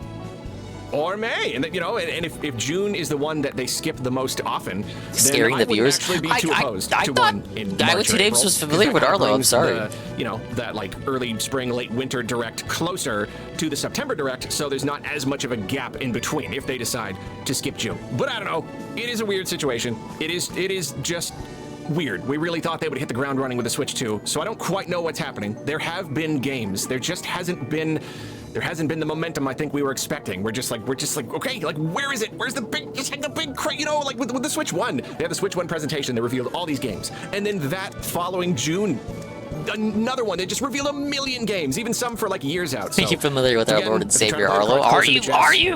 Wait a little bit longer before revealing something, then fair enough. It's just, I don't know. How long can we hold our breaths? I don't know. And I really do have to just kind of like come to terms with the idea that we may just like not get a direct for a while. And if we don't get a direct for a while, we may just not get that many games this year. And I want to say that's like impossible. It's just how could Nintendo let that happen? But like, I don't know, things happen. And again, like even if they had like 1 or 2 big games and just something happened, they needed to delay them or whatever, running a big giant gaming corporation's a pretty complicated business. So yeah, I don't know. We'll just have to wait and see, I guess. But in the meantime, I hope you are well. I hope you're doing well. And I hope you're having a lovely day. Yeah, it's kind of a lazy Friday. It could be better. No, we're having fun. We're having fun. We're catching up on meaningful content and having lots of intricate discussions. And we're going places with this. We're going places. All right, that was him struggling with the reality that we won't get a direct. Now we're gonna take an Arlo intermission. We're gonna toss it over to another person who has opinions of his own. I sometimes listen to this guy, not all the time, but sometimes. This is from Uncle Al. He's a Donkey Kong aficionado. He's not the other Donkey Kong guy you watch. He's a completely different Donkey Kong enjoyer. But this video is entitled, "The Switch 2 has nothing to play." Why don't I clip this guy more, not the stinky Josh Moon clip? I used to clip my streams. Guys, Nintendo is... Stop, wait, no, stop. Autoplay. I used to clip my own streams, but then I figured the people who subbed for Josh clips probably don't want to listen to my cartoon voice coming out every time I put out a highlight, so I kind of stopped that. I also had like specific comments about that, where it's like, oh, who's this guy? Why do you sound like that, Expandong? Well, not phrased like that. I've had meaner comments than that, so I was okay. Well, okay, we're not gonna do that anymore. Who cares about those people? Yeah. So, yeah.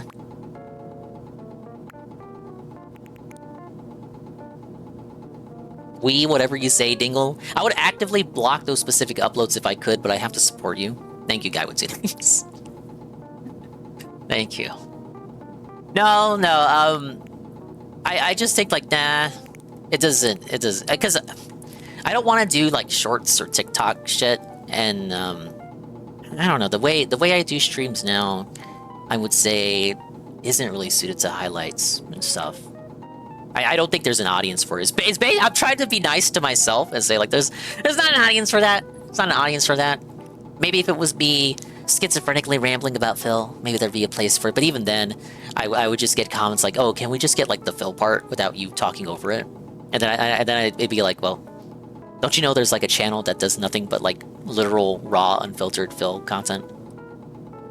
Guys, Nintendo is failing, and I'm tired of pretending they're not. Why did they make me buy this thing if they weren't gonna put games on it? They've only given us Mario Kart World, Donkey Kong Bonanza, Drag X Drive, Pokemon Legends, ZA, Hyrule Warriors, Kirby those games Air don't count. Riders, Metroid Prime 4, Those games, Mario those Tennis games are Fever, bad. Pokopia, and coming up soon there's Tomodachi Life, Fire Emblem, No, that doesn't count. It's a Switch Funny 1 game. Book, Rhythm Haven, Splatoon Raiders.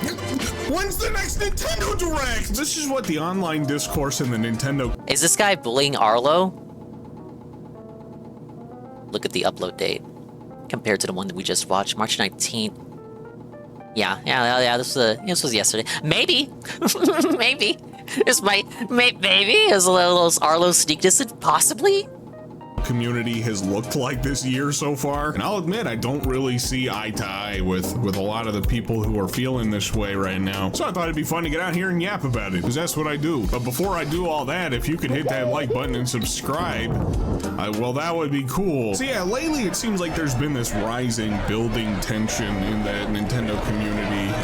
Okay, well, maybe it's more like bubbling over at this point. But the sentiment is that there's nothing to be excited for from Nintendo right now. Nintendo has no games, no products that people are excited for, and that they need to have a Nintendo Direct to announce all these games. We just saw Arlo talk about that. And to get Getting out paranoid. there and buy a Nintendo Switch too. And like, I don't know, man, Nintendo sold 17 million of these things in 6 months. I think they're feeling pretty cozy right now. No, but they need to have games for me. Confused about this. Nintendo has had a pretty steady stream of games and content on the Switch too since it released in June, and we still know about a bunch of the games that are coming up for the rest of the year. It's pretty obvious now, but like, we're probably not getting a Nintendo Direct anytime soon, like a general Nintendo Direct. But even back in early February, I was kind of thinking like, I don't think a general Direct is coming up anytime soon. Nintendo began to roll out new information about their upcoming games and releases just with some like overview trailers and things. And to me, that definitely signified that like, yeah, we're probably not getting a Direct. Now let me throw this out there, let me throw this into the conversation. I completely understand if the lineup from Nintendo this year just isn't your cup of tea, and you know, there's not a whole lot for you personally to be excited about. I sympathize with that because there's not really a lot for me either personally. I ended up really liking Mario Tennis Fever. It was fun, but much better than Pokopia, Aces. I tried it out. It's not really my thing. I'm kind of interested in Yoshi, but like, you know, Fire Emblem, Rhythm Haven,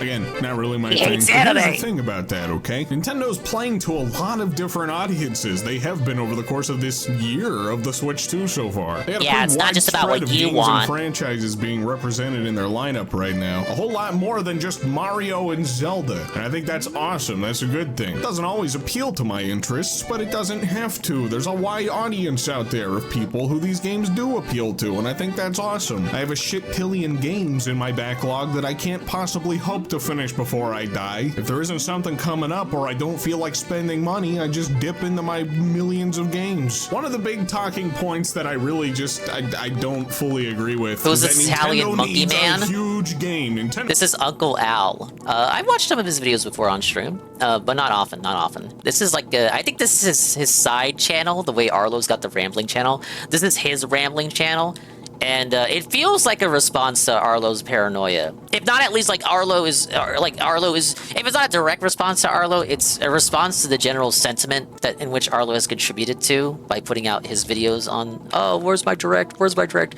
Why am I not being advertised to?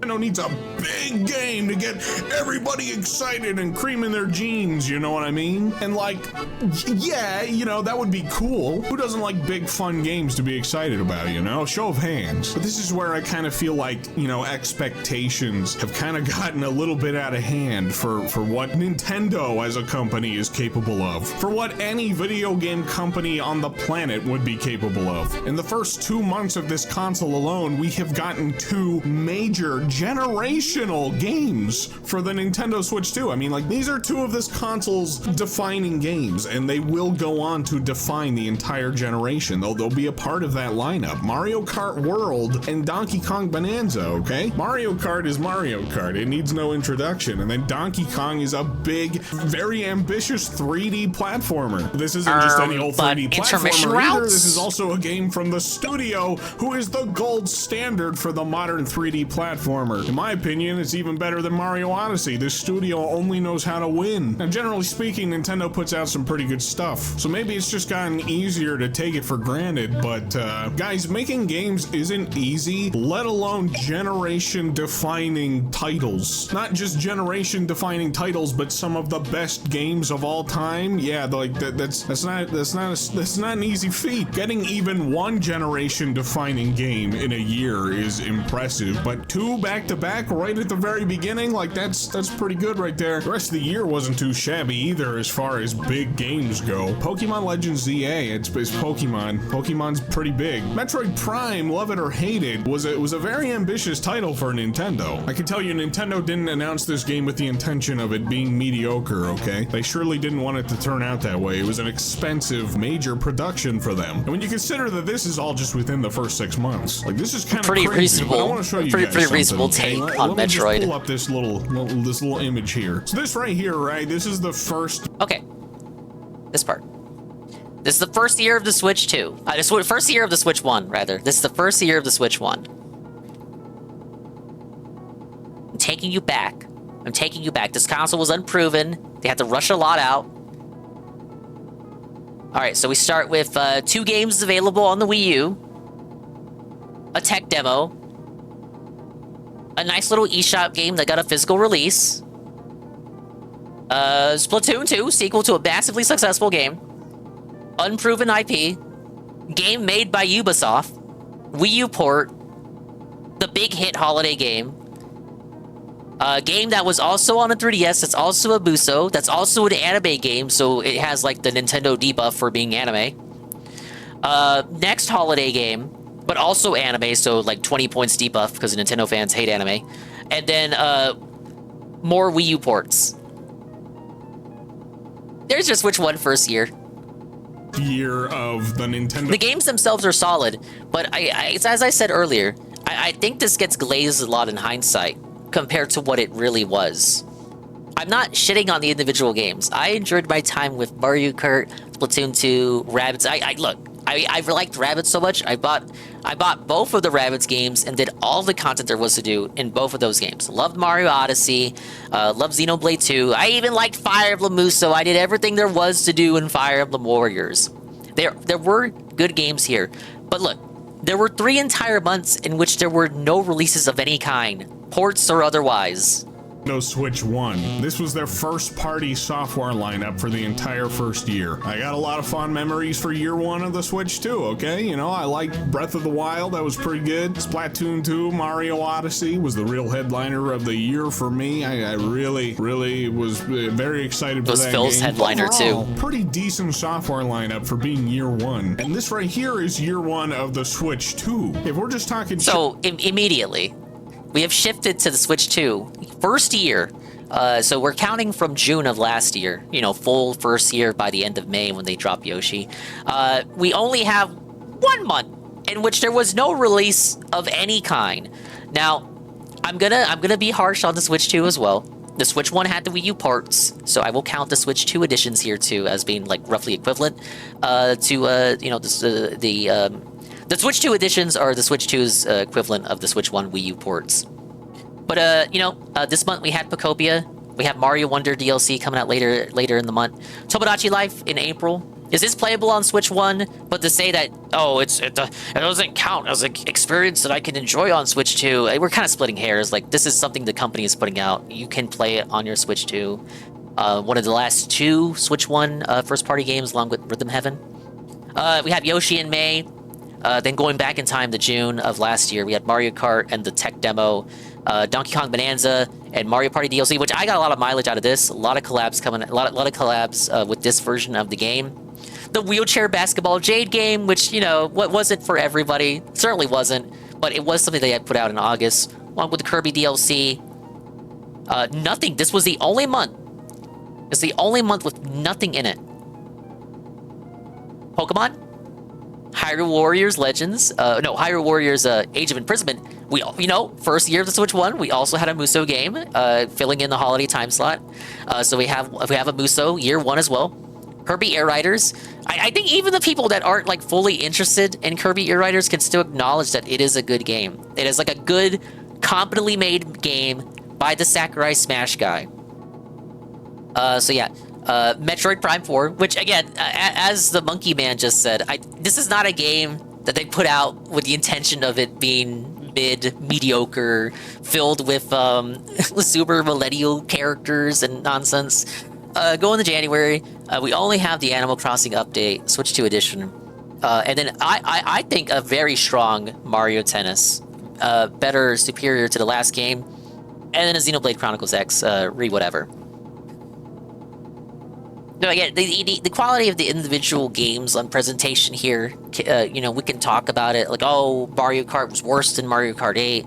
Oh, Donkey Kong is just a Hulk Ultimate Destruction, worse Hulk Ultimate Destruction Simulator. Oh, you're counting the tech demo. Oh, you're counting the Switch 2 editions. But again, a lot of the year 1 of the Switch were games that were also available on Wii U. Even something like Zelda. Oh, the big hitter game of the year, Zelda, was also playable on Wii U. You didn't have to buy a Switch 1 for it. And I think the only reason of that was because they had promised in the years leading up to that game's release that it would be on Wii U. They're not any other game company where they would just lie to you and just say, oh, it's coming to Wii U, and then just not put it on Wii U when all is said and done.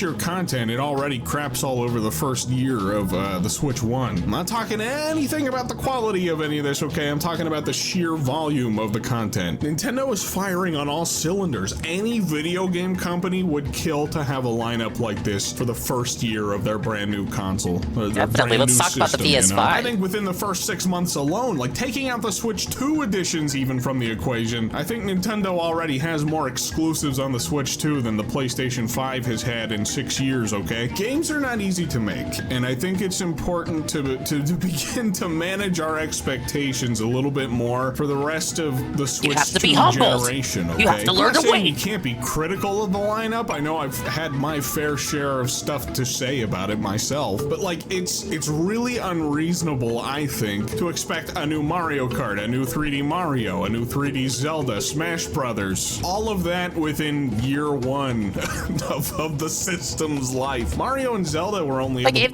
they drop it they needed to do it year one for the Switch one. 3D Mario and 3D Zelda same year to prove that it was something worth getting. To prove like, hey, like we're not gonna have another Wii U. It's not gonna be another Wii U. Here's 3D Zelda, here's 3D Mario. First fucking year. Buy our thing. They don't need to do that for Switch 2. What would they come out with in the following years if they give you the games you really want right away? It would just be these smaller middle tier games just pushed back later. to launch together in year one of the Switch, because Breath of the Wild was a dual release. It also released on the Wii U, but again, we still have Mario Kart and Donkey Kong like right off the rip on this thing. They're big games. They're huge games. Pokopia just released and like took over the world. It sold like 2 million copies or something like that in the first couple days. Probably past 3 million by now. From what I understand, generally don't do big numbers like that. And it came out and just like swept everybody off their feet. So clearly, like, there's a market for these cozy games, and that's kind of the thing of it, right? Like, Nintendo already has us suckers. Nintendo already has us core gamers, the people, the enthusiasts. Yeah, like that's what I was saying. Like they have the hardcore people won over already. Where the people like the dinguses. The dinguses don't need the 3D Mario and Smash Brothers announcement because they already know they're on the way. I know the dev cycle. I know they're working on it. Just because I don't have the announcement, just because I don't have the announcement trailer, doesn't mean that I think they're not working on it. These teams are always working on the next game.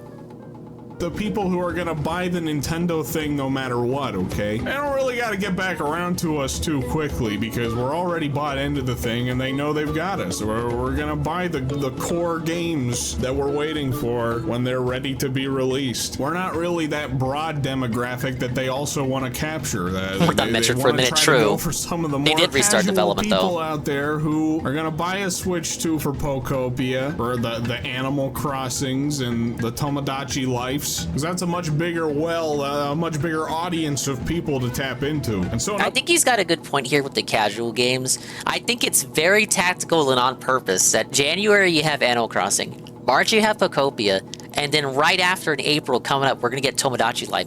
I think that's very purposeful. Even though Tomodachi Life is on Switch 1, if you have a Switch 2, and you liked Pokopia and you were brought back to Animal Crossing because of the update, there's probably a chance you're going to touch that game, even if you didn't play the one that was on 3DS. I want to try to go for some of the more casual people out there who are going to buy a Switch 2 for Pokopia, or the Animal Crossings and the Tomodachi Lives, because that's a much bigger a much bigger audience of people to tap into. And so the way that Pokopia kind of took over people, and it's probably not going to last, right?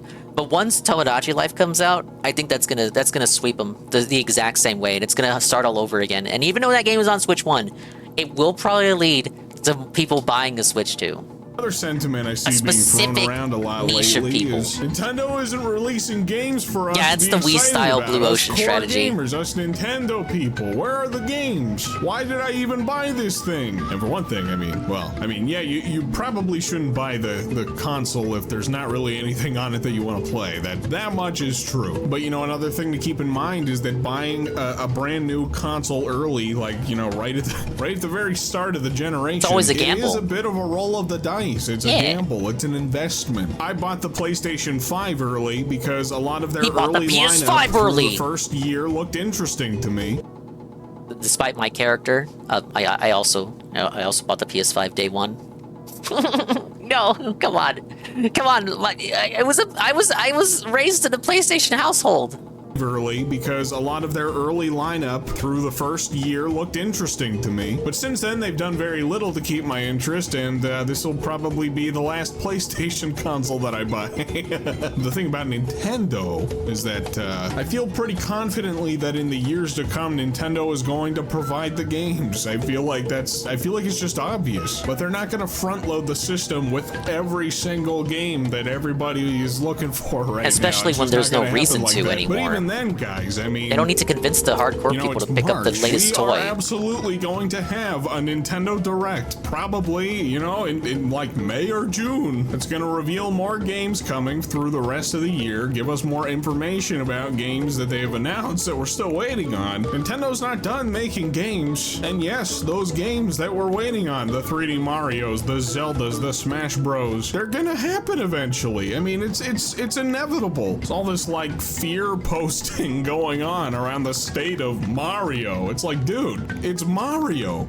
Arlo status exposed. We're gonna get that game Nintendo status exposed. Patience here. I guess another thing to point out. Like, no, let's not. Let's fearmonger for views. The Switch 2 editions of games, you know, stuff like the Mario Wonders, the Xenoblade Chronicles, the Kirby and the Forgotten Lands. I'm not like super crazy about these things myself. I really haven't bought any of them. Me all Xbox? Oh, I'm so sorry. To me as like brand new games. You get a couple, you know, hours of additional content to games that you've had for a while. It's okay, I guess. But it's not like if Nintendo wasn't releasing these things, they would suddenly have a game there ready to go to take its place, you know? It's basically like, you know, they either release this DLC or else there's nothing at all. And again, like, it's totally fine if you're just not interested in them. I guess some people would prefer nothing at all. Grab them, like, fine, you know, that's fine. I'm just saying if they weren't doing the Mario Bellabelle Park, they weren't suddenly going to have a brand new 2D game ready to go, because that's not how game development works. I don't really think these things are going anywhere, and as a matter of fact, I think they're going to be a big part of Nintendo's strategy over the course of the Switch 2 generation. PS1, PS2, PSP, PS3, PSP2, then stopped. Like, the Vita?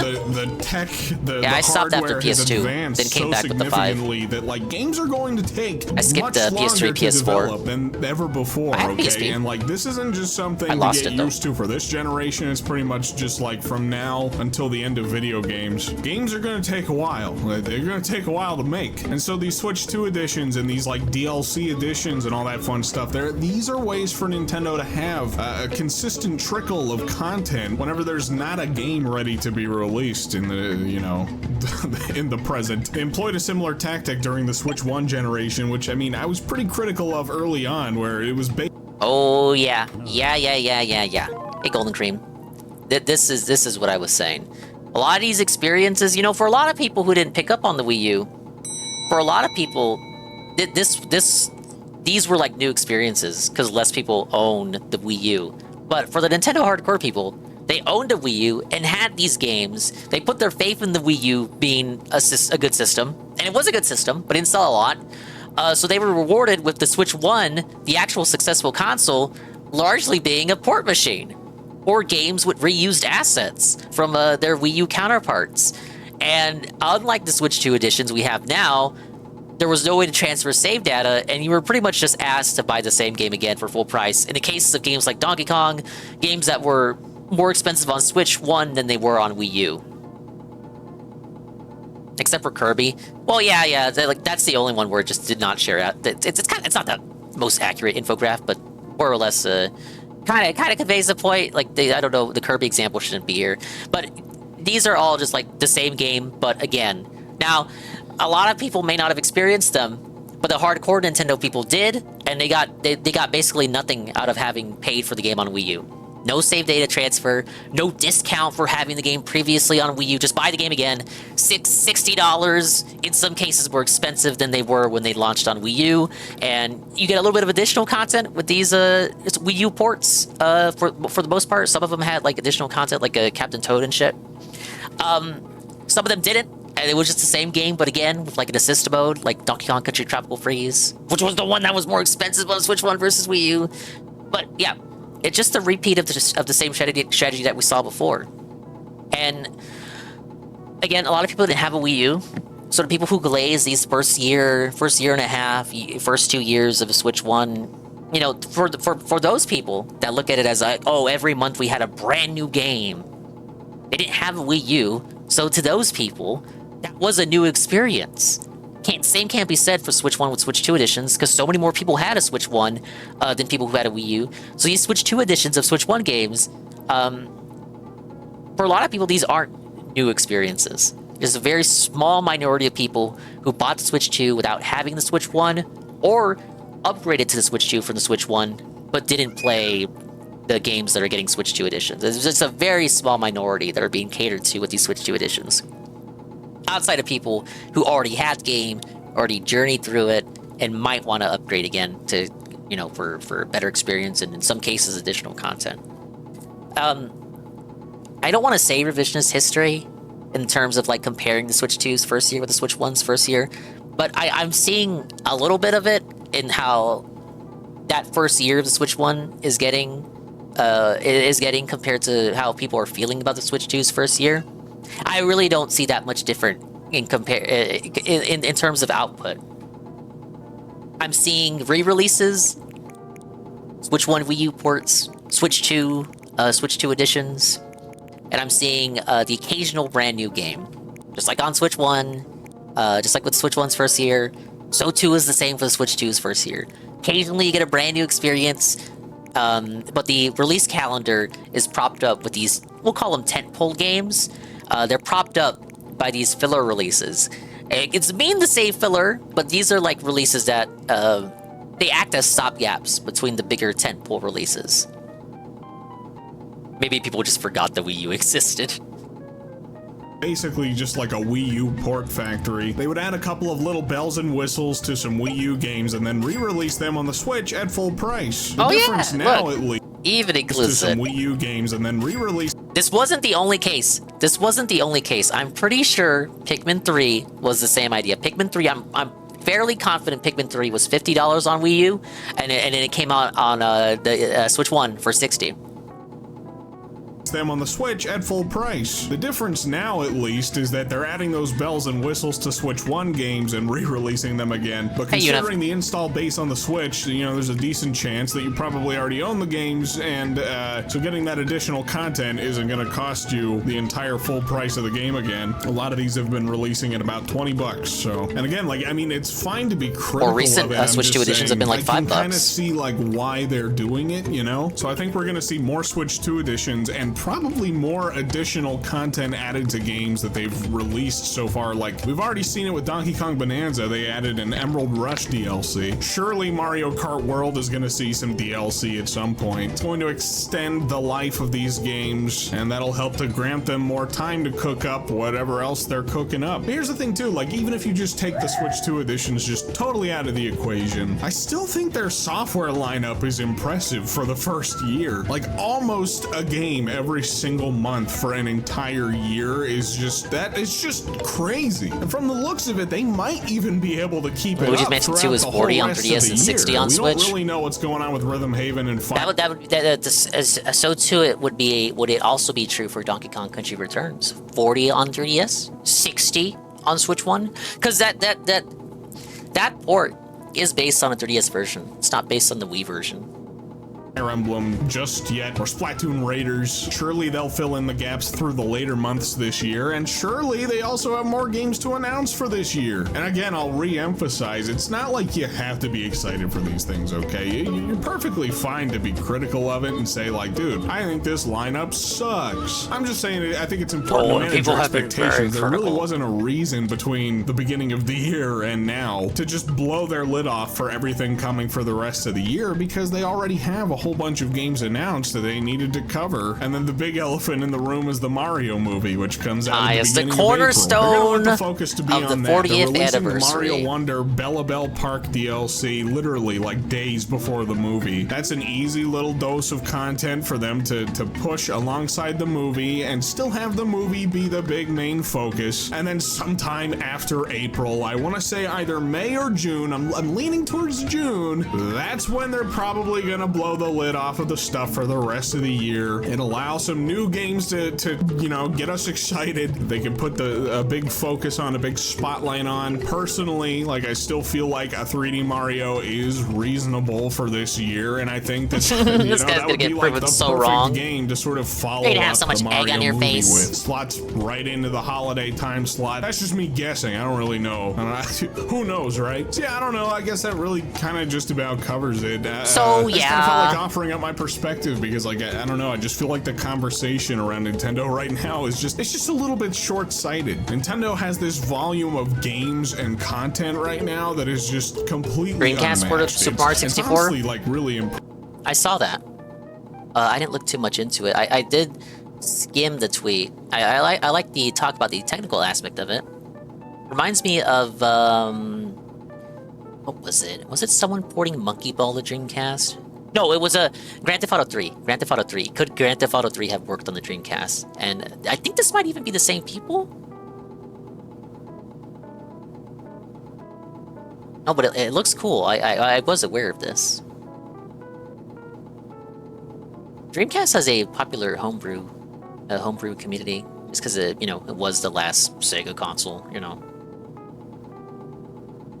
Impressive. I mean, this lineup right here, it's only possible because of their 40 plus years of, being in video games or whatever it is. There is nobody else in the entire gaming industry putting out games in such high volume and mostly really good quality. I mean, there's some iffy stuff here and there, but even so far this year, I'd say they're doing a pretty darn good job. Tennis was good, Pocopia's good. I'm sure Tomodachi Life is probably going to be good. Yoshi's looking pretty good. And I think at the end of the Switch 2 generation, we're gonna look back on all the games and content that have released and go like, yes, they got a lot of games. I got a feeling the comment section might be spicy on this one. This isn't really intended to be like a Nintendo defense kind of video as much as it is like just trying to look at things a little more objectively, a little more realistically, Like, yes, I also enjoy getting totally swept up in the hype of like big brand new releases and announcements and all that kind of fun stuff. Donkey Kong Bonanza, the lead up to that game, was some of the most fun that I've ever had just on YouTube, on the internet, honestly, just in general, waiting for a game. But it's also not like entirely realistic to like constantly expect these types of games. And even then, Nintendo is still putting out some like high quality stuff, like consistently. They don't always hit the mark, and it's a shame, but like, it is what it is. Metroid in the background while he says that. There's still many more years of this thing to go, you know what I mean? So I don't know, I feel like I'm kind of going in circles at this point. I don't know, I just wanted to get my thoughts out there. Play other games. Play some other games and enjoy some other games, I've been working my way through my backlog lately. He's telling Nintendo fans to play non-Nintendo games. Even though their lineup for this year really isn't like totally up my alley, I got other things to keep me occupied. The games are gonna come whenever they're ready, We're gonna eventually get those ones that we're looking for, and they'll be exciting, and that'll be it. But I think I've also got more games that I want to play than I will ever feasibly be able to play in my entire life. So it is what it is. And guys, this is also just the first party stuff. I mean, the third party support on the Switch 2 so far is pretty good. So if you feel like you don't have anything to play on this thing, gotta dig a little deeper, I think. Resident Evil just came to this thing like day and date with the other versions of the game, and from what I understand, it's a fairly comparable version of the game to the Nintendo fans aren't used to that. And I've heard it's a pretty damn good game. I really want to get into this series. I haven't played Resident Evil. I keep buying the games. I have multiple versions of Resident Evil 2 and 3 remake, and I gotta stop buying them because I'm not playing them and I need to. There's something for you. Alright, so what do you think? Do you think I'm just a big Nintendo shill defender fanboy and that I don't know what I'm talking about and Nintendo needs a direct tomorrow or else they're doomed? You got me there, man. I mean, I can't argue with that. All I can really say is just sit tight. A Nintendo Direct will be here before you know it, and they'll have fun things to be excited about. That's all I can really say. Whatever the case, however you feel, leave your thoughts in the comments below. Hit that like button if you enjoyed, subscribe if you're new. I got a new series for channel members and Patreon supporters where I'm yapping about games that I'm completing in my backlog, so if you're interested in hearing more about that, become a channel member today or a Patreon supporter. Either way, you'll get access to them. Thanks for watching, thanks for listening. I'll catch you guys in the next one. Alright, wasn't that a rather level-headed take compared to Arlo badgering Nintendo for another advertising opportunity?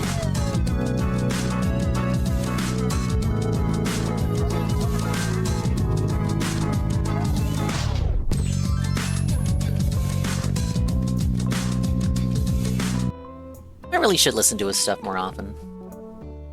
Arlo sets a low bar. I guess I do think it's an improvement over Arlo. The lack of hate for a Muppet made me feel empty. It kind of, it feels like certain sectors of the fan base need to chill out. The fandom needs to chill out. Just take a chill pill. And just walk it back. Just calm down. The games will come when they're ready, sire. The games will be here when they're ready, my liege. How much more Arlo do I have left? God damn, he was spamming videos. Okay, honestly, it's not that bad. Let me get a quick snack. You know, it's Friday. It's a Fish Friday. Thankfully, I have some pescado available to consume.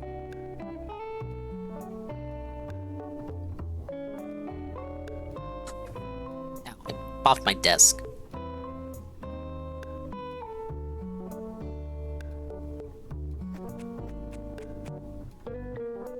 Switch 2 isn't going to be getting a price reduction anytime soon. If anything, it'll get a price hike. It's not a terrible idea to pick one up if you're looking for games to play in the next year or two. Especially if there's a lot you didn't get on the Switch. Definitely if you didn't already have a Switch 1. If you did have a Switch 1. A lot of games are getting improvements, Switch 2 editions, a lot have free updates. I don't believe anyone... if you say there's nothing to play on the thing, I'm sorry, you're just not looking hard enough.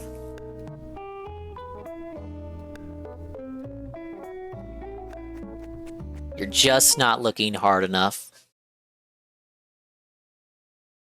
Let's see, where's my music at?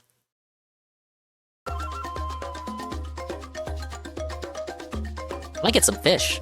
And I'll come back and we'll watch the rest of the videos.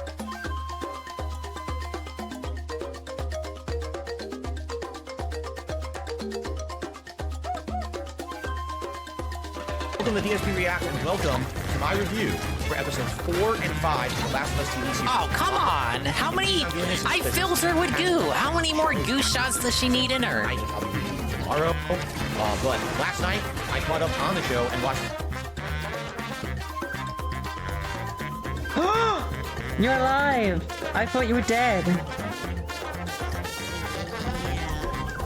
I died.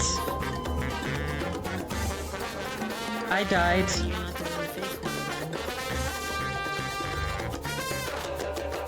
Where did we go?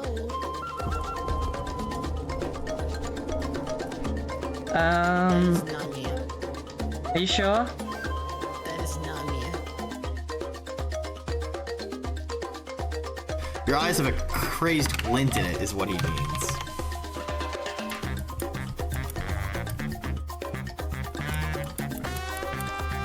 I need you to repeat to me what you mean by that, Dad. You're saying that I have a crazed glint in my eyes? Dad, I thought you were the one that commented at some point that I had very pretty eyes. Ultra wide. You know, what do we need this old fucking box TV for, huh? Holy shit! God damn it, that scared the shit out of me. Oh, that was a good one.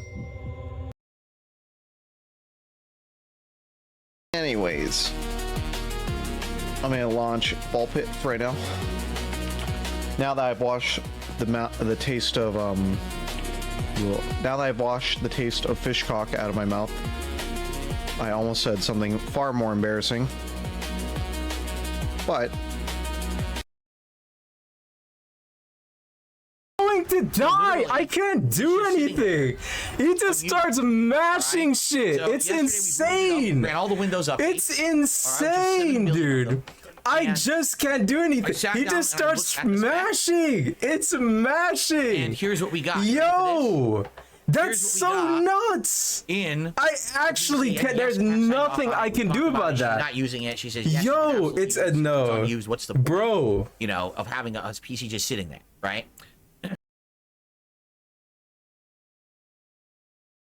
Listen, all I'm saying is, right? Real talk, I would put the fucking webcam on if you want. You can say whatever the fuck you want in chat. But if you get a ban, don't fucking sound surprised, because I'm not in the mood this week, or the week before his.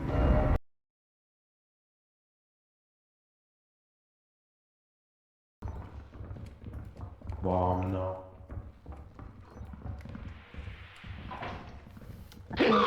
Oh. Fucking Howard, shut up. Jesus Christ. Why are you being a little bitch? Oh, wait. Oh shit! Shut up,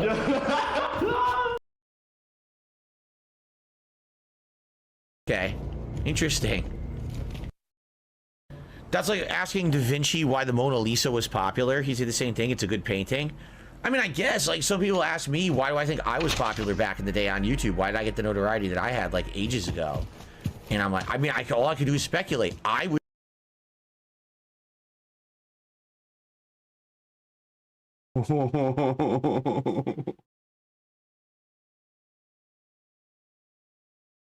Thing. Oh, God. Oh, God. Yeah, I'm good. What's this? Those are spicy. Ooh, don't mind if I do. Why did I spin down that vine like a stripper? Why do I have a spicy meter now? Did you eat something? Why? Why? I did eat something spicy and I loved it. Why? Why'd you hit me? I didn't. You're seeing.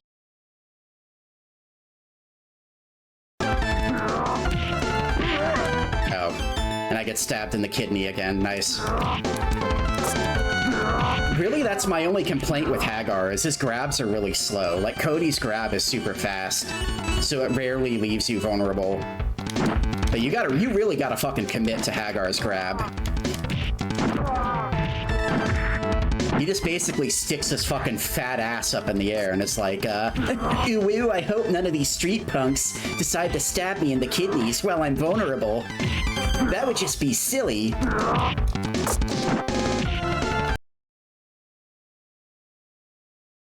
You could piss me off. I've never hit that. 8-Bit Eric super chatted $5 and says, "I'm the pants pisser. I'm the pants pisser. I suck Boogie's nipples. I suck Boogie's nipples. I sucked Boogie's nipples. I'm the pants pisser. Birds. Men."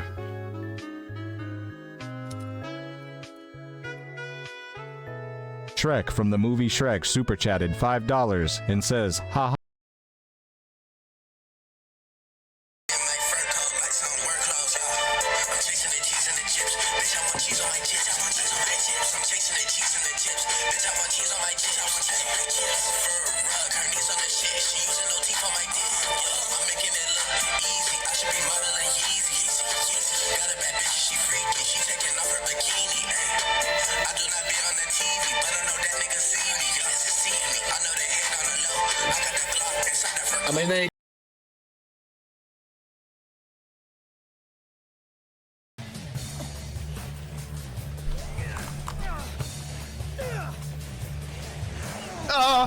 Jeez. Alright, cool. Standing here, high.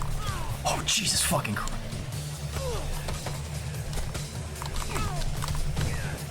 Wait, no, he still takes he still takes damage. Oh shit! Wait, hold on. Hold on, sorry, that's important. Ow. Wait, jump kicking super use? I'm assuming if he doesn't block. I'm assuming like him not blocking is very useful. It makes sure that I do a lot of damage. Let's see. Whoa! Holy crap! Ow, ow. Oh, that was like way easier than I expected.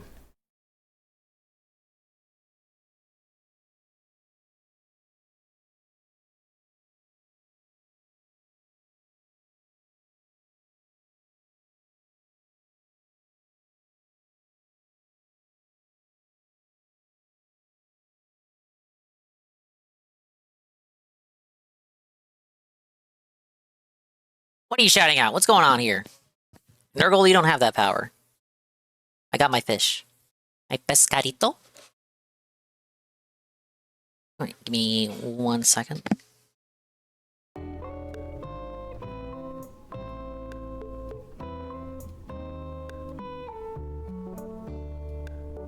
Make it happen, Dingus.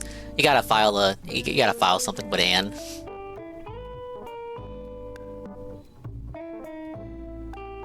You don't should I make it happen? You don't have the power to make it happen for Nurgle. You don't have the you're at the level where you're allowed to do it. You don't have the level where you can confer that power onto other people. That's a power reserved specifically for me. I have my Pascal. I'm probably not gonna eat it till the end of the stream. So you could say that I heated it up for literally no reason. He's powerless. He has no power.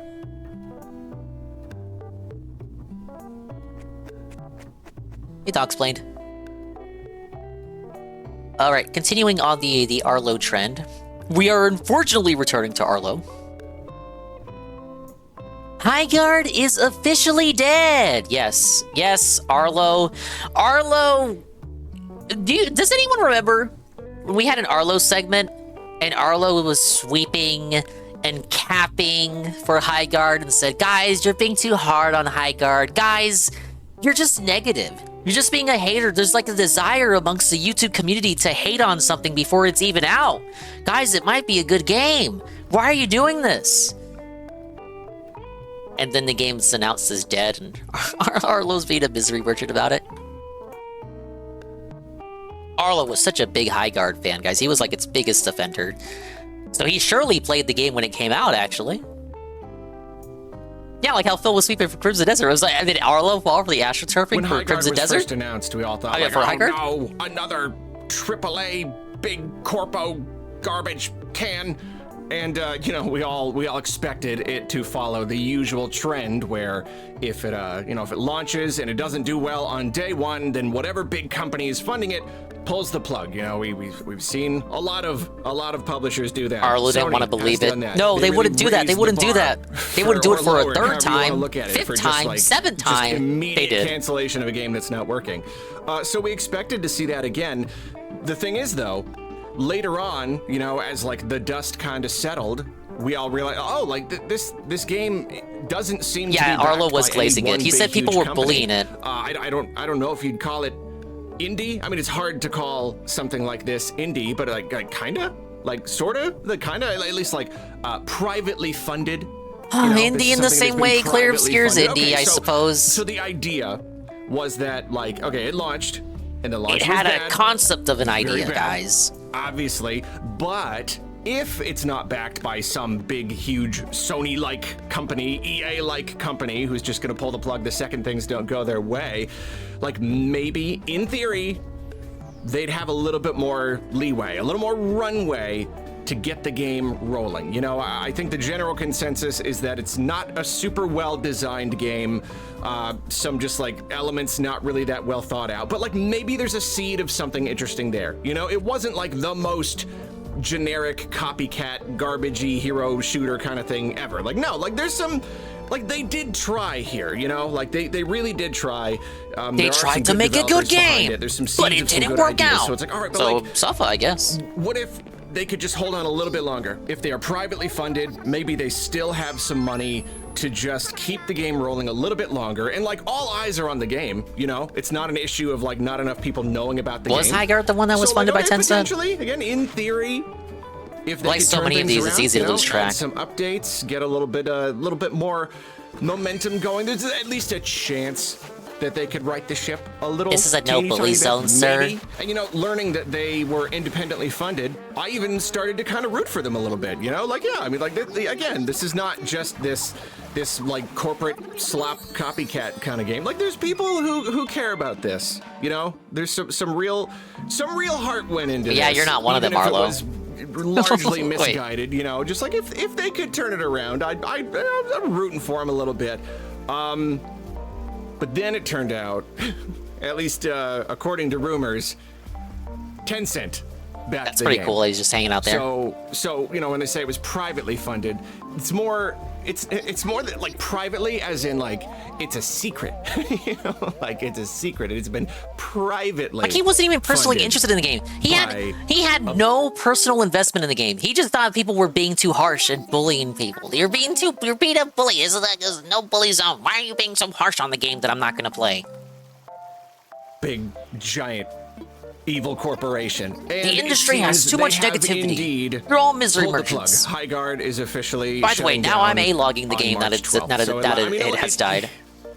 If you can give it any credit, you know, it's that it lasted longer than Concord. It didn't just die on impact. They sort of kind of tried. They did whatever they could. Yeah, I don't know. I mean, a while back, like, they had already fired most of their staff. So, like, at that point, it's pretty much already done. You don't fire the dev team expecting to move forward and continue development on this game. So it already seemed pretty obvious. But yeah, now it is official. March 12th. The game is shutting down. Apparently, they're gonna launch one final update, which is a little bit weird. It's a little bit weird. I mean, like, I don't know. It's nice to, like, do right by the players or whatever. But it's, like, kind of a big update. And I don't know. Is the update that included skill trees? Done with it anyway, then you might as well. But see, I don't see that, because this update will be literally meaningless when the game shuts down in a week. I think the logic around it was like, enjoy the update while it lasts. That they are doing right now will just be for literally nothing. So if it costs money to get people to do, even if it's a day's work, I don't see it. I'm surprised that they're doing it. But they are. So yeah, Wildlight Entertainment posted a blog saying, High Guard's final update arriving soon. Thank you for playing with us. Today, we're sharing difficult news. We have made the decision to permanently shut down High Guard on March 12th. Since launch, more than 2 million players stepped into High Guard's world. You shared feedback, created content, and many believed in what we were building. For that, we are deeply grateful. You know, the usual, the game was unable to build a sustainable player base to support it long term. Hope you'll jump in one more time to show your support and get those final great matches in while we still can. Support. Now, if it's true that 2 million people played the game, you know, I mean, like, it was free to play, so okay. Yeah, not that impressive. That's not too bad.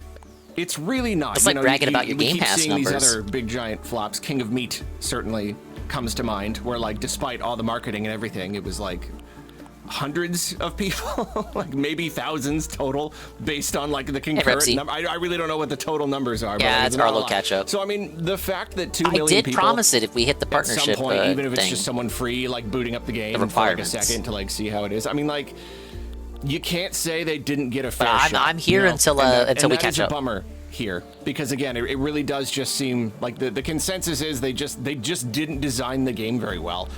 And I really do think there could have been a scenario where people did come around on the game. You know, it's such an interesting story, and it got so... Did he just say that there could have been a scenario where people came around on it?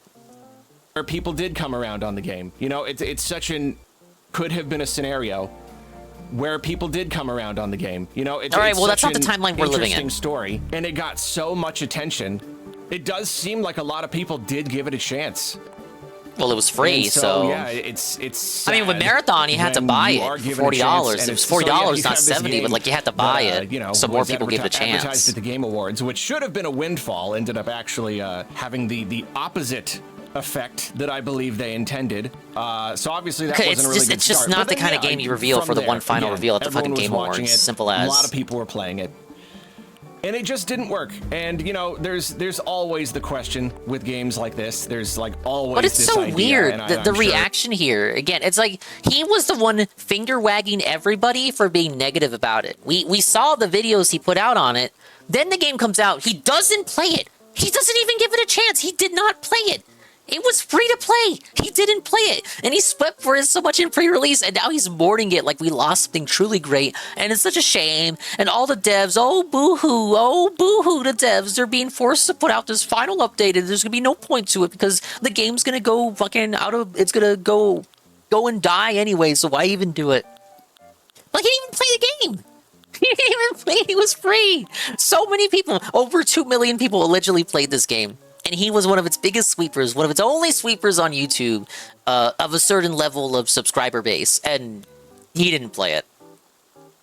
Like, you know, the companies that make the games have these conversations. Now I'm the where it's one. just like, I'm the do one. we have something here? You're the one You know, it's like the who has sunk to cost be lectured. Thing where like we didn't give it a put so chance. much time and money into you didn't this give thing. Slop a chance. Are we just gonna keep dumping money into it, trying to save something that's unsalvageable, or in theory, could we just do a little bit more work? Just a little bit, especially with video games. It's just fascinating how really like one update or one patch, you know, one right piece of content or tweaking the gameplay in some way can potentially have a really big impact on the enjoyability of a game.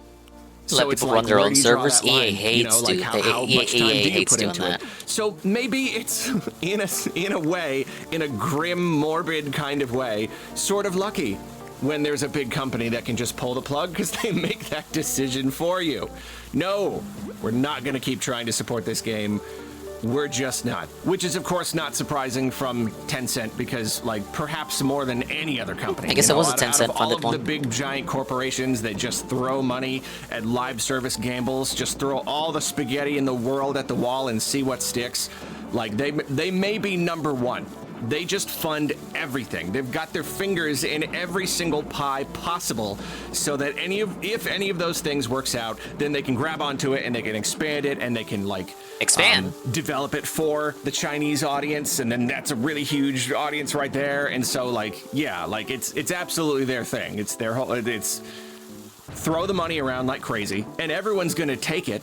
Anyone's gonna take it. And that's what's so like sad about it, because I'm sure like this idea that like, yeah, don't let Tencent ruin everything, don't let Tencent have a piece of your game or your company, like I'm sure a lot of people feel that, but when it's like, hey, your dream is to make a game and Tencent just like walked up to your door and like offered you a check for $20 million or whatever to finish your game, ask for 30 million. You know, like, are you gonna turn it down? What if it works out? Oh, he's basically saying everybody would sell out if they had an opportunity to do so. Like offered you a check for $20 million or whatever to finish I your don't know. game. Would you sell out to the Chinese? You know, like, are you gonna say no? You gonna turn it down? What if Would you works turn out? down What if 20 million to game make your works out? dream It's a game dream. if So it was it's the like, yeah, Chinese it's funding really you? Unfortunate, but it's also like hard With a to high blame chance people of them too much. abandoning you But then if it the just game doesn't do gangbusters continues immediately? this cycle of all of these completely misguided and then canceled games. It's just over and over and over again. So yeah, it's a really unfortunate situation. And then I believe even I didn't look super deeply into it, but a couple of weeks ago, apparently one of the developers made a blog post or a social media post or something, just going off and blaming all of the journalists and everything for kind of like taking down the game. And they later deleted If you say no to the post. Chinese, what happens? And I Missile can- strikes, I complete can kinda see it both depletion of ways, social you know. credit. On the one hand, You know, yeah, the it's a little usual. unprofessional to just kind of like lash out and blame everybody but yourself, especially when you're like everybody, like basically every single person who's played your game agrees it's just not very well designed. You just kind of messed up. You just didn't make a super good fucked game. it up, So yeah. like, you know, take responsibility. I don't know why. In a way, though, he ain't wrong, right? I enjoyed the game that I made. It really It's is everybody true, else who's wrong. especially in this era of the internet. We're all looking for the next flop. We're all looking for the next thing to hate. Okay, You know, this is like it. all He still can't let it go. He still can't let it go. Even when the game's a proven failure, it's still, it's kind of like he wants to say it's your fault. It's your fault that it turned out the way it did. It really is true, especially in this era of the internet. We're all looking for the next flop. We're all looking for the next thing to hate. You know, like all the game just sucks. News sites, all the YouTube channels, all the people. It's just such sensationalism. And even that is kind of two-sided. You know, like, look at me. I'm feeding into it as well because it it's really okay when is you a do it. fascinating thing Say it. to talk about, and people do flock to it Oh, because it is so sensational and it's so It's okay when I do it because when I do it, it's fascinating. It's a fascinating thing to analyze when I shit on the game that failed. You're seeing so much pushback for this. You know, like, we are sick of this. We're really sick of this. So it's that thing where, like, even if some people end up getting treated unfairly, if we jump to conclusions about a game, it's not necessarily fair. Like, is it fair that just because it got the end spot at the Game Awards, everyone, like, hated it and review bombed it? No. Whereas if it got, like, but the that's just how things are. spot, that's the way of nobody would've things. cared. Like, nobody would have cared. It was literally just that. So it became this massive hate campaign. I don't know. I'm just saying it's a really weird time to make games and talk about games right now. Now, say if the game made a better first impression, that probably wouldn't have happened. About this stuff. But that is also a very natural consequence of having this stuff shoved in our face all the time, and we want companies to just kind of stop. We're trying to send the message. If you are working in games and you're working on a game I think like the this, people shitting on it aggressively are trying to send a message you too. may want to reconsider. Like, what about them? It doesn't matter how passionate you are. It doesn't matter how great you think your idea is. If you're making a live service shooter right now in the year 2026, think about what might happen. Think about the odds of that game. you might get shit posted by gamers on Twitter.com. But yeah, I don't know. I'm kind of considering doing a full main channel video about this topic. I don't know. I really don't know. I don't know if it's interesting enough anymore. Concord, definitely. It was like such a big thing. With High Guard, it's like, I don't know. Is it almost just like, just like let it die, whatever. Like, we kind of we've used this up. I do think it's really fascinating. You know, they were perceived as the big guys, and then it turned out they kind of weren't. And then it turned out they a little bit were. Not really, not them themselves, but again, yeah, like taking money from Tencent, being privately funded by a big, giant, super crazy, evil corporation.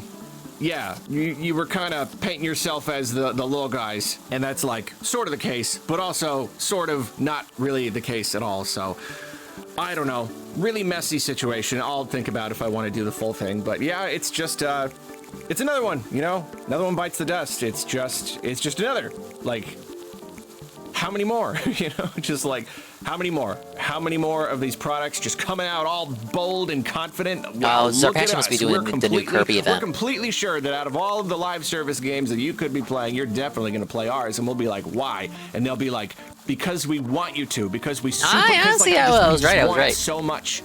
We desire it so bad that it's definitely gonna happen. I'm not really hating on the game. That's so much works, as like I am just like supremely not affected by it no longer existing. That it's good. I hope you learn a lesson from it, I guess.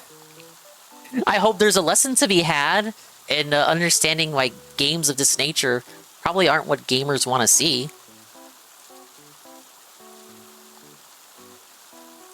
Okay, this was fortunately this was the final video he had on the subject. Coming down to the wire here on catching up. Just a few more. These are all from within the last week. Yoshi the Mysterious Book looks absolutely delightful! Trailer 2 reaction. And discussion. I just can't be bothered to care too much about what he thinks about it. He didn't even play it. I didn't play it either, but I had no interest in investment in playing it in the first place. I had no dog in the race. This dude capped for it for so long, and didn't play it. I don't really care what you think, buddy. My dear friends, Nintendo just gave us... It comes across as like the fence sitter on the outside looking in, telling you what you should think. Like, oh, I'm so above anyone involved in this dog pile. The new trailer for Yoshi and the Mysterious Book. And that is exciting because the game, you know, based on what they already showed us, it looks very delightful. It's a live reaction video. To see more. It's over. I do think the game looks very, very nice, and I'm really curious to see more, just this whole, like, creature, like, cataloging. I'm gonna return the favor to Nia when I catch up on the playlist. I'm too embarrassed. Give me a few more weeks. Some new stuff. release give me date would be we nice. need- I'm not we need getting to have my the hopes up, but I really cycle do out hope of it, memory. gives us a date. I don't want to. I'm not going to go into it here. I do kind of feel like them giving us this trailer is kind of the final nail in the coffin as far as like a direct happening this month goes. I think that's it. I think that's finally it. A brand new trailer for an upcoming game. Yeah, but no, I don't know. Maybe we'll talk about that later. I'm excited though. I'm gonna watch the trailer and then talk about the trailer.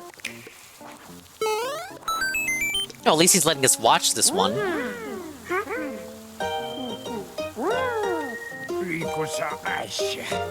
One day, on the island where Yoshi and his friends live, if only it had a name, suddenly fell from the sky. No, we can't call it Yoshi's Island anymore. Inside the book are Mandates. lots of rather interesting creatures. The island where Yoshi's. Why did he say it like that? Which doesn't have a name yet. Probably translated too literally translated from whatever Japanese equivalent of that line was. Looks so cute. Found it already. Let's try eating it. Boogie! Let's try eating it. All right. That's kind of bitter. It's the first thing you do. Any new discoveries you make are shown on screen. I love that. This creature. I enjoy this. I love it. I enjoy this. Look, we can enter the bubble. It pops after a while. Making little notes. We can also carry the creature. It's just so clever. Walk like Are they turning this Yoshi and- into Kirby? So Yoshi's many always been about bubbles. eating, though. You can carry anything on your back. Oh, we can even jump from bubble to bubble to reach this ledge. Just that this same is fun. infantilizing and infantilization That's so cute. narration that DSP hated with the Copopia trailer. You can carry anything on your back. Yum! It changed color. And the bubbles are even bigger. Wonder what happens with other foods. This True, time, it's not a woman turned doing it, pink. so he's probably not that. If he were to watch this, he wouldn't be too bothered about it. Cute. And the bubbles are shaped like hearts. Oh, and the bubbles are heart now. By Like, I like researching the, creatures and making discoveries. This probably is going to be the bulk of the game, rather with the what I'm saying is the platforming will probably take a back seat. It'll probably be more about the puzzle aspect of it, like experimenting with what the enemies can do. Letting the enemies ride you and using their abilities to your advantage reminds me of the same thing that Mario Odyssey did, and the same thing that Kirby and the Forgotten Land did. So I feel like it's going to be inspired by those games in particular. They show Bowser Jr. at the end of this trailer, and there's like no way that Bowser Jr. doesn't ride on Yoshi, and then you're able to use like his fire breath to interact with the environment and the other enemies. You'll be able to do more and find puzzle even more platformer. things. You can do a bunch with these. It just different from previous Yoshi games, because previous Yoshi games were just like core, There are core still more side scrolling. discoveries to be made, so you can try finding them all. I wonder how many creatures there are. Once you've wrapped up your research, why not give the creature a name? Pokemaro. You can name it. You can name it your own thing. Oh, that's fun. That's Bowser Jr. But Gerald. Its name is Glubbit. Yeah, I'm gonna name. Oh yeah, no, I'm giving them all my own names. Traits will also belong. This might be too much power. It might be too much power letting the player name the enemies. Discoveries get recorded, and depending on how Probably many gonna be a name stars filter. you have, you can flip Who's that little through guy? pages and meet even more creatures. Love these creatures. Plenty of mysterious creatures. Yeah, are this still waiting to be surely found. won't get out of hand. Try filling up the book with your. Oh, it looks so good. Ooh, it's so pretty. I love the clay. Bowser Jr. or Baby Bowser? No, it's rather? Bowser Jr. Don't. Available. The difference between Baby Bowser and Bowser Jr. is if there's paint on the neckerchief. This is Bowser Jr.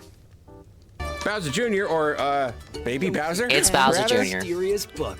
Available May 21st. May 21st. I can ride Yoshi. We got a date. It was I don't think day we had one a date, before right? that. All right, tell us what you think. Tell us what you think. Tell us what you think. Tell us your nonsense opinions. But maybe we don't need a ton. That looks so cute. I think that looks really cute. It's cute. I really do. It's a baby game. I think, like, It'll probably be fun. I know I'm a I'll buy it. Grown man. Obviously. Talking about a game. He's old. He's a grown clearly geared man. toward He's kids, hyped but I for a feel baby like even game. just like, it's probably not going to pose a great challenge for me. I don't know how challenging The challenge it's will gonna be him trying to that's the finish thing, it in it's hard time to for the say, 'cause, review. Yeah, like Crafted World wasn't like super hard. It had like some decently hard challenges. But this seems to be pretty much entirely focused on the whole creature thing. It's a lot like Yoshi's Story in that way, where it's not a traditional platformer. It's not like a go right and get to the goal platformer. It's like you go into an area and you try to collect all the fruit. And this kind of just seems to be like you go into an area and you like discover stuff about these creatures. So I don't know if it's going to be like one creature per area or like a set number of creatures per area and you just kind of like roam around this playground and try to make all of the discoveries and take all the notes, or if there are going to be broader levels where there's a different goal, getting to the end, collecting something, and like along the way there are like some number of creatures per level. Yeah, I don't know.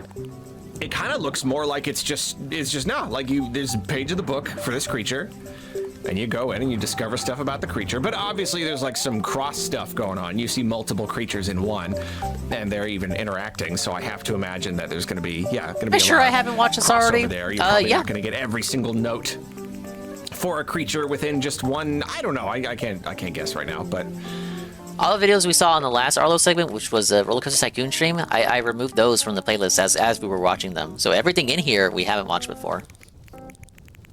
That really does seem to be the point. The point is making little discoveries about the creatures. So yeah, how many times longer is this in the whole video? 10 minutes? It was like a 2-minute trailer. This is 15 minutes. I don't know. He tried his best. How far that's going to carry your average hardcore gamer like me. If that really is the entire point, I do think that kind of does. It's a little brave. I really do think it kind of cuts down on the yeah, it's about 7 times, yeah. For probably a lot of the market. You know, like these games already don't sell super duper well. They sell well enough. Very geared toward kids. Very on the easy side. So if but you, kids just want to like make floss it even and less dab. Like a traditional gaming experience, I do think that's a pretty big risk on Nintendo's part. However, for what it is, though, I mean, I like that they're doing something different. I like that they're doing something weird with it. They're not just doing a regular platformer, because platformers are fine. Do something new, do something a little. I mean, it's got me a lot more interested than if it was just another regular platformer, because it's different. And I think kids especially, like kids love making discoveries. They love problem solving. You know, like back in my day, kids shows were just like, I don't know, stuff happens, or like they're heroes, they're just like superheroes, or like whatever. But like I don't know when it started, but now it's all problem solving. It's all rescue squad. Every single thing is a rescue squad. It's all problem solving. It's all discovery. It's about like learning about different animals, and so kids really resonate with this kind of stuff. So I feel like if anything, this will appeal to kids a pretty good amount. Yeah, just like making this big list of discovery, and it looks like a really good amount. Like they showed off just like the little glubbit or whatever. I don't know what I'm gonna call it. Even just hearing this trailer, like they came to a lot of different conclusions about it, interacted with it in a lot of different ways. So yeah, I don't know how deep You'll that's have to gonna do go, that for every enemy you come across. Are gonna be, but like even just what they showed, like it's cool. It looks fun. I could see a kid really vibing with this. My little nephew, I'm definitely gonna like. I'm gonna see if he likes this, because it seems my like nieces it would will right not up his be alley. big pogging chungus about this game. As long as the kid has the reading ability. Me though, to you got read me. the You got me. notes. You got me one over. Another thing I really want to say, like obviously the visuals look good. You know, they still look really great. First trailer already showed some really great stuff, and this is just even more and even better. I love the mix of styles. It's kind of stop motion, but also kind of like hand drawn, and I don't know, it's good. But something that really stands out to me here is the creatures themselves, like the art style of the creatures. again, the first trailer was already great. Like, I already loved the creatures that I saw, but seeing even more of them here, it's even more clear now that the artists behind this game, they really, really understand the Yoshi style. They really, really do. And to me, this seems like a real return to the Yoshi's Island roots. And of course, that's something that I'm always going on about. Like, I think that game is really great. I would need to see more before I make a sweeping declaration like it that. Had such a particular style. It was not the same as the Mario style. And it was like the Yoshi style. It's yeah, still I should have within the said Mario something. universe. I don't know. But the creatures had a certain look about them. I got like a full 8 hours after the collab. Like I fell asleep. I think after the retro lady rated out. But I got my full 8 hours. I didn't have work today, but I woke up kind of like I don't know. It was feeling like a sleepy kind of Friday. I was kind of like in a haze despite getting my 8 hours. I said I was gonna do an Arlo catch up for hitting the partnership requirements. So I was like, okay, let me give them what they asked for. Let me start early and go until the casino starts. See if we can crack down on the old playlist here. Coming down, we got like 4 videos after this. He's talking about the Yoshi game, the new trailer. You just missed him talking about High Guard and finger wagging people for being misery merchants about High Guard, as he too simultaneously within the same breath says, "Oh, but I'm also feeding into it by making videos about it, but like I have to do it." It was one of those kinds of videos. But he had been defending High Guard prior to its release, and then it came out for free, and he did not play it. But no, it has very much been an Arlo kind of evening. We'll listen to his paranoia over there not being a Switch 2 General Direct for him to get excited about. Then I compared and contrasted with the Monkey Man, who had a far more level-headed take on a Switch 2's first year. I even went on a little rant about the Switch 2's first year relative to the Switch 1's first year. I feel like there's a lot of revisionist history going on with just how good the Switch 1's first year was versus the Switch 2's first year. I go late tonight for Kino Casino? Nah, no. The goal was to like catch up on the videos up till they start, and then like call it a night and maybe eat some fish.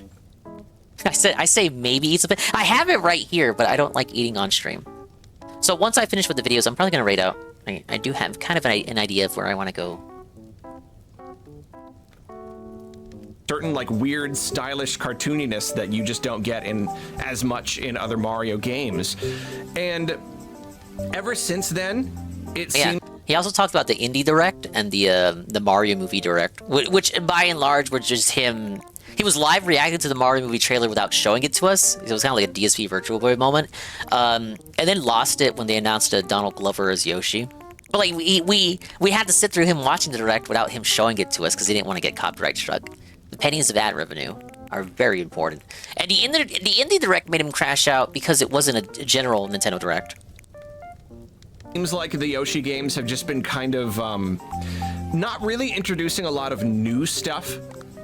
You know, it was kind of more just iterating on the stuff we already had. You know, like Shy Guys and a couple of the different enemies, or like Yoshi's New Island. Oh, well, it's just kind of like mostly the same looking guys. The Raphael the Raven, the Ravens, like they. It was taking what was established before and kind of just doing it again. This game right here is introducing a ton of new creatures, and they have nailed it. They have absolutely nailed it. I really do think that aspect is lovely. Like every time, you know, even this little circle face guy, like he looks really fantastic. It's not quite Mario. It really is its own different thing. But then like more, like the further we go in the trailer here, we get little tastes of all of these little creatures, and yeah, they could have come straight out of Yoshi's Island, and yet they're brand new, you know, and yet it's something totally new that we have not seen before.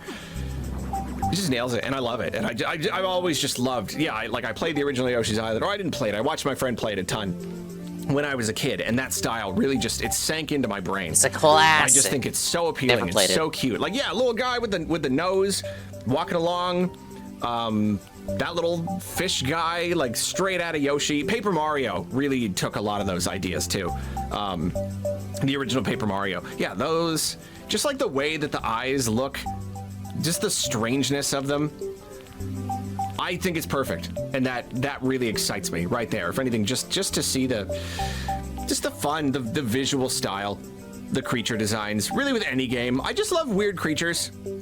I like, you know, whether it's like big, scary Dark Souls ones or funny little cartoony ones in a Mario game. But either way, I just love creature designs. I love it, and so to have an entire game that's focused pretty much entirely on just discovering cool, weird creatures, I think it's fun.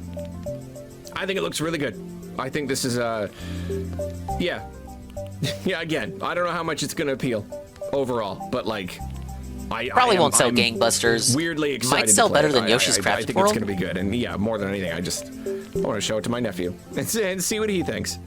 He's gonna And I think think it's hot gonna chip look good and running charge on the TV. phone. I probably made this point last time, but like YouTube encoding never does any game any favors, especially like the sketchy style. So I think seeing it like more sharp image up on the TV, I am very excited to see how that looks. I love the color palette. Yoshi is very colorful overall, you know, and Nintendo really does like their sharp, like primary colors and whatnot.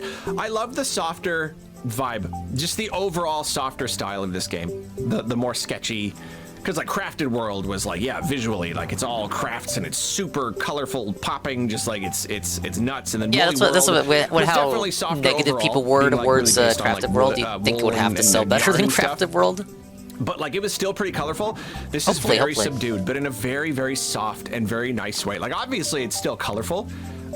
It's just that the color palette is just a lot more, I don't know, a little more refined, a little more focused. You know, you don't just throw color at it and just be like color equals good.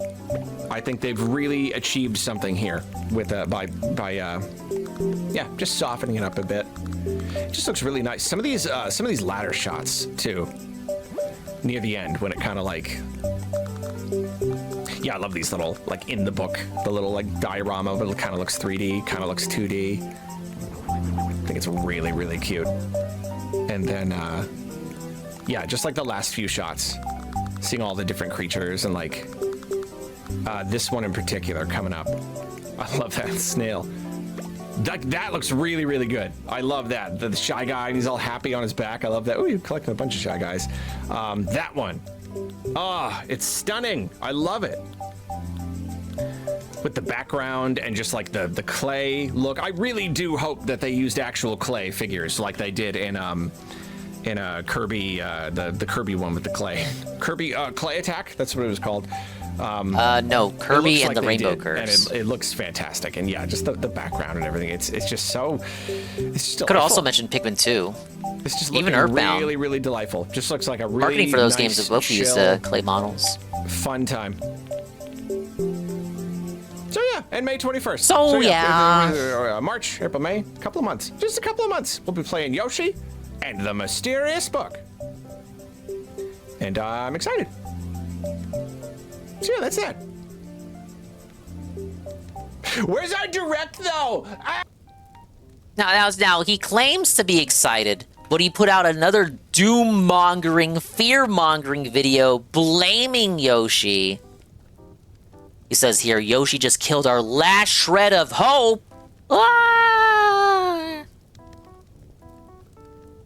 I've been forgetting to consistently put on the 1.25. Let me do that right away.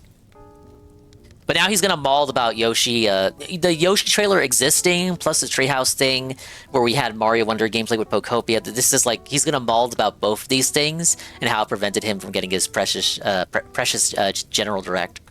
I apologize for making yet another video on this topic, but at the same time, I also don't apologize at all, because if you are watching this, you are encouraging me, okay? You are encouraging my bad behavior. This is on you. No, it is funny to talk about this stuff so much, but like, I mean, it's Nintendo Direct. Iceman! Whoa, wait, what? Hey, Iceman. Welcome in. Happy Friday. Welcome in, Iceman. Juju. Hello. Hi, Noah. Welcome in, Iceman. Thank you for the raid. This is I don't know what to describe this stream. I promised the dingus viewers that if I hit my partnership requirements, I would have a lazy kind of muck around, fuck around, and find out stream where I just like react slop. I'll just say it. React slop stream. Big ups, Winter Prince. Thank you for the follow, Atomic Gyroscope. Hey, Paperface. Femboy raid? No. Maybe from you guys, not a femboy. Let me get a Iceman shout out. Iceman, though, I've seen Iceman in some provocative costumes lately.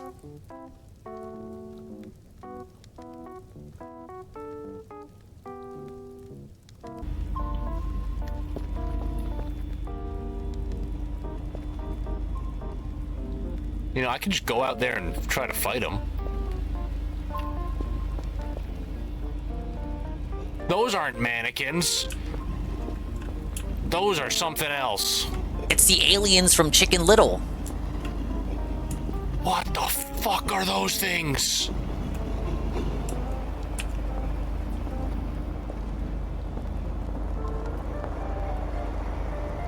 I can't Molotov those things. What the fuck is that? Or the ones from War of the Worlds. I'm a zoomer. My references are few and far in between. But you're right.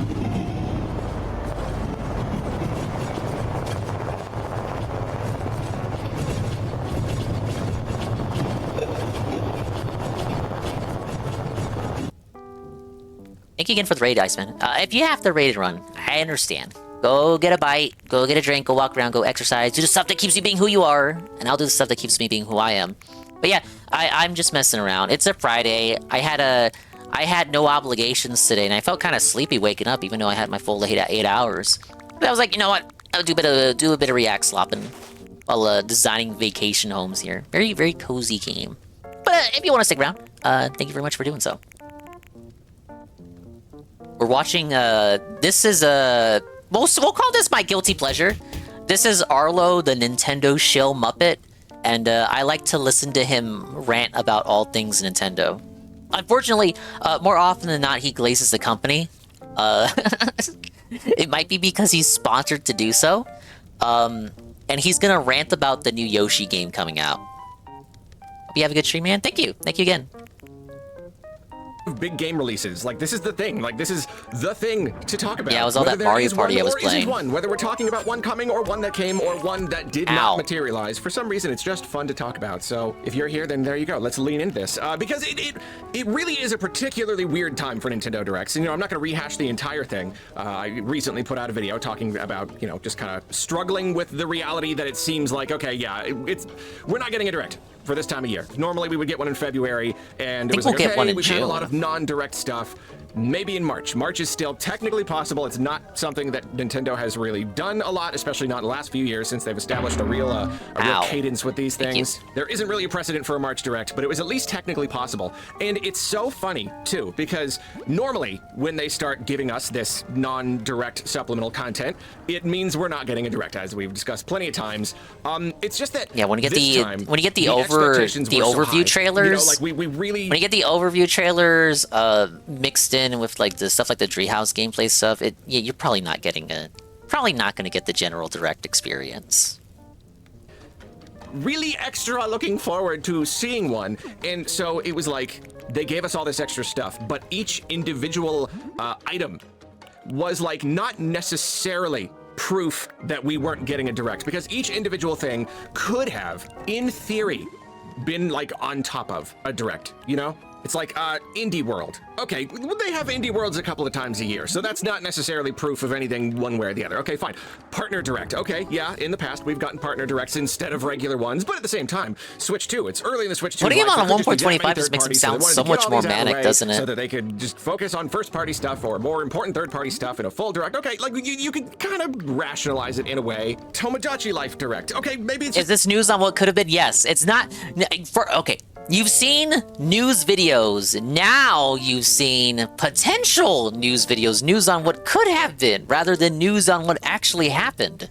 You know, sometimes they just have enough stuff to say about a game that they can't fit it in a Direct. They were always going to do a Tomodachi Life Direct. Okay, yeah, fine. The Treehouse for Pokopia and Super Mario Bros. 1. Okay, well, these things are coming out soon enough that they just didn't want to wait for a Direct. They wanted to give them a much bigger look, especially Pokopia. Wanted to do a deep dive, and they tacked Mario on there just because, like, it's coming soon. Not that big of a deal. Don't want to wait for the Direct. Just want to get it out of the way. See, like, all of these things, just like, okay, the alternate timelines can't stop reporting on this. In theory, still just be supplemental content. Stuff to get out of the way because we're gonna be getting the biggest, the biggest, craziest direct ever, and we're gonna get it in March or maybe April, but just sometime in the first chunk of the year. And then we got a new trailer for Yoshi and the Mysterious Book. And I think maybe it is funny, just the very idea of taking like this one datum and believing it to be like the straw that breaks the camel's back. Finally now it's essentially confirmation that we're not getting a direct. I do see it that way though. I really do, because I told you he was going to blame the Yoshi game. The same logic to this as I have been able to with all of the other things. If I could look at each one of those other things and say, in theory, this could still be on top of a regular direct that's coming soon. This is finally, after such a long line of things too, after so many different, I'm probably forgetting so many different, the Mario movie direct, there's another one, just individual things that have happened over the last month or so. Yoshi, the new trailer, is the first thing I cannot hand wave away. I cannot. This game is not, like, it's coming soon, like in May or whatever, but it's not so soon that like, oh, we need a trailer and we need it now. We need the launch trailer. We need the overview. No, it was not necessary. It was not necessary at all. This was a trailer that was simply meant to be the next trailer. The sort of trailer that, you know, you put the initial reveal trailer in one direct, and you would save this for another direct. It's just more. And we didn't get another, so another general direct isn't coming. Here's other stuff about all the game. All you needed to say was that. That's the only part you needed to say. Direct. It's not a deep dive. It's just the next trailer. And there is no reason whatsoever for them to give that to us now, if there's going to be a regular direct anytime within the next couple of months. There's just simply no reason. No reason at all. I honestly do. I mean, like, I already was like pretty sure we weren't getting one. That's why I posted that video. It was still like a 0.00 something percent. Like, maybe we still technically don't know what Nintendo's gonna do. This is really it though. I think that this is the final nail in the coffin. All the various similar analogies you may want to use, but like this is it. There's no reason why Nintendo would do this. They gave us this trailer because we are not getting a Nintendo Direct before June. As always, they could do whatever. They could give us one in April. I don't know. Technically, they could. Probably no, we're probably just not going to get one until the usual time. Yoshi, darn it, you did it. You killed it. Welcome Yoshi, to the Arlo catch-up stream. You just stomped on the You're last here of at our the dreams. worst The last possible of our time hope because just Arlo was snuffed out by still Yoshi's cruel talking. Dinosaur shoes, Somehow. his treacherous smiling face and delightful voice that really hide so much hatred.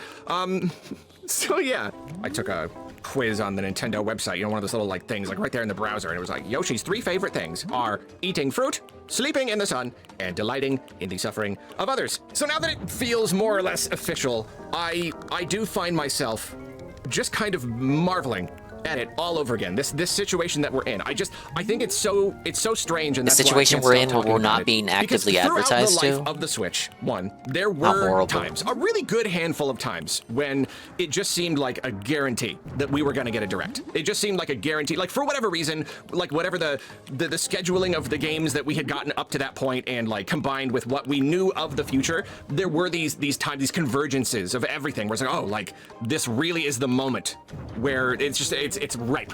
We are so ready, we are so receptive to see what's next. It's the perfect time for Nintendo to do a direct, and then they just kind of wouldn't.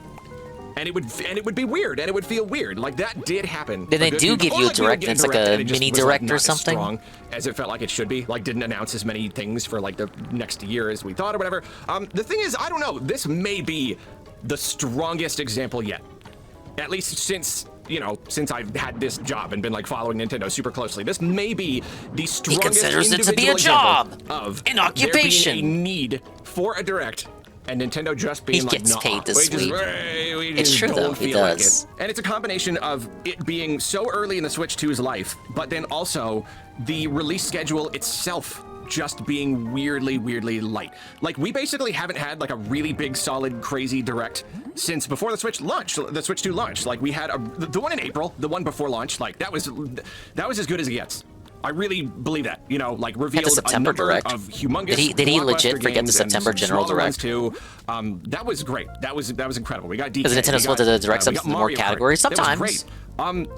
But you have directs focused on a specific one. game. We did have one in September. But he's concerned that there hasn't been a general direct. That itself also really felt like a big opportunity because most of the stuff that they announced in April came out that year. It came out in 2025. So we're like, all right, Nintendo's really playing the cards close to the chest, you know? So that means that September, you know, September is always the big opportunity to show off the biggest games for the following year. So in September, we were like, all right, we're rubbing our hands together. We're like, what is next for the Switch 2? DK was great. Mario Kart's great. You know, Kirby Air Riders and all this, and Hyrule Warriors. Okay, cool, but like, what's next year? We got a whole entire year ahead of us. And we imagine that Nintendo, you know, the last couple of years of the Switch's life, they got a little bit slow. Oh, so Nintendo must be having all of their studios working on all these Switch 2 games. The floodgates are opening. And then the September Direct came along, and it was like, it was fine. It wasn't bad. I'm not going to say it was bad, but it was just like, it was just small stuff. It was medium stuff. It was Mario Tennis. Okay, we're doing that already. All right, fine. Like the big thing. What do you was mean Fire already? Emblem. You know, and as always, like Fire Emblem is great. I think Fire Emblem is fun, and it's absolutely got an audience. No, Danime, you hate it. It's just not a big thing. It's not a big, exciting, get everybody all together and, you know, like a system seller.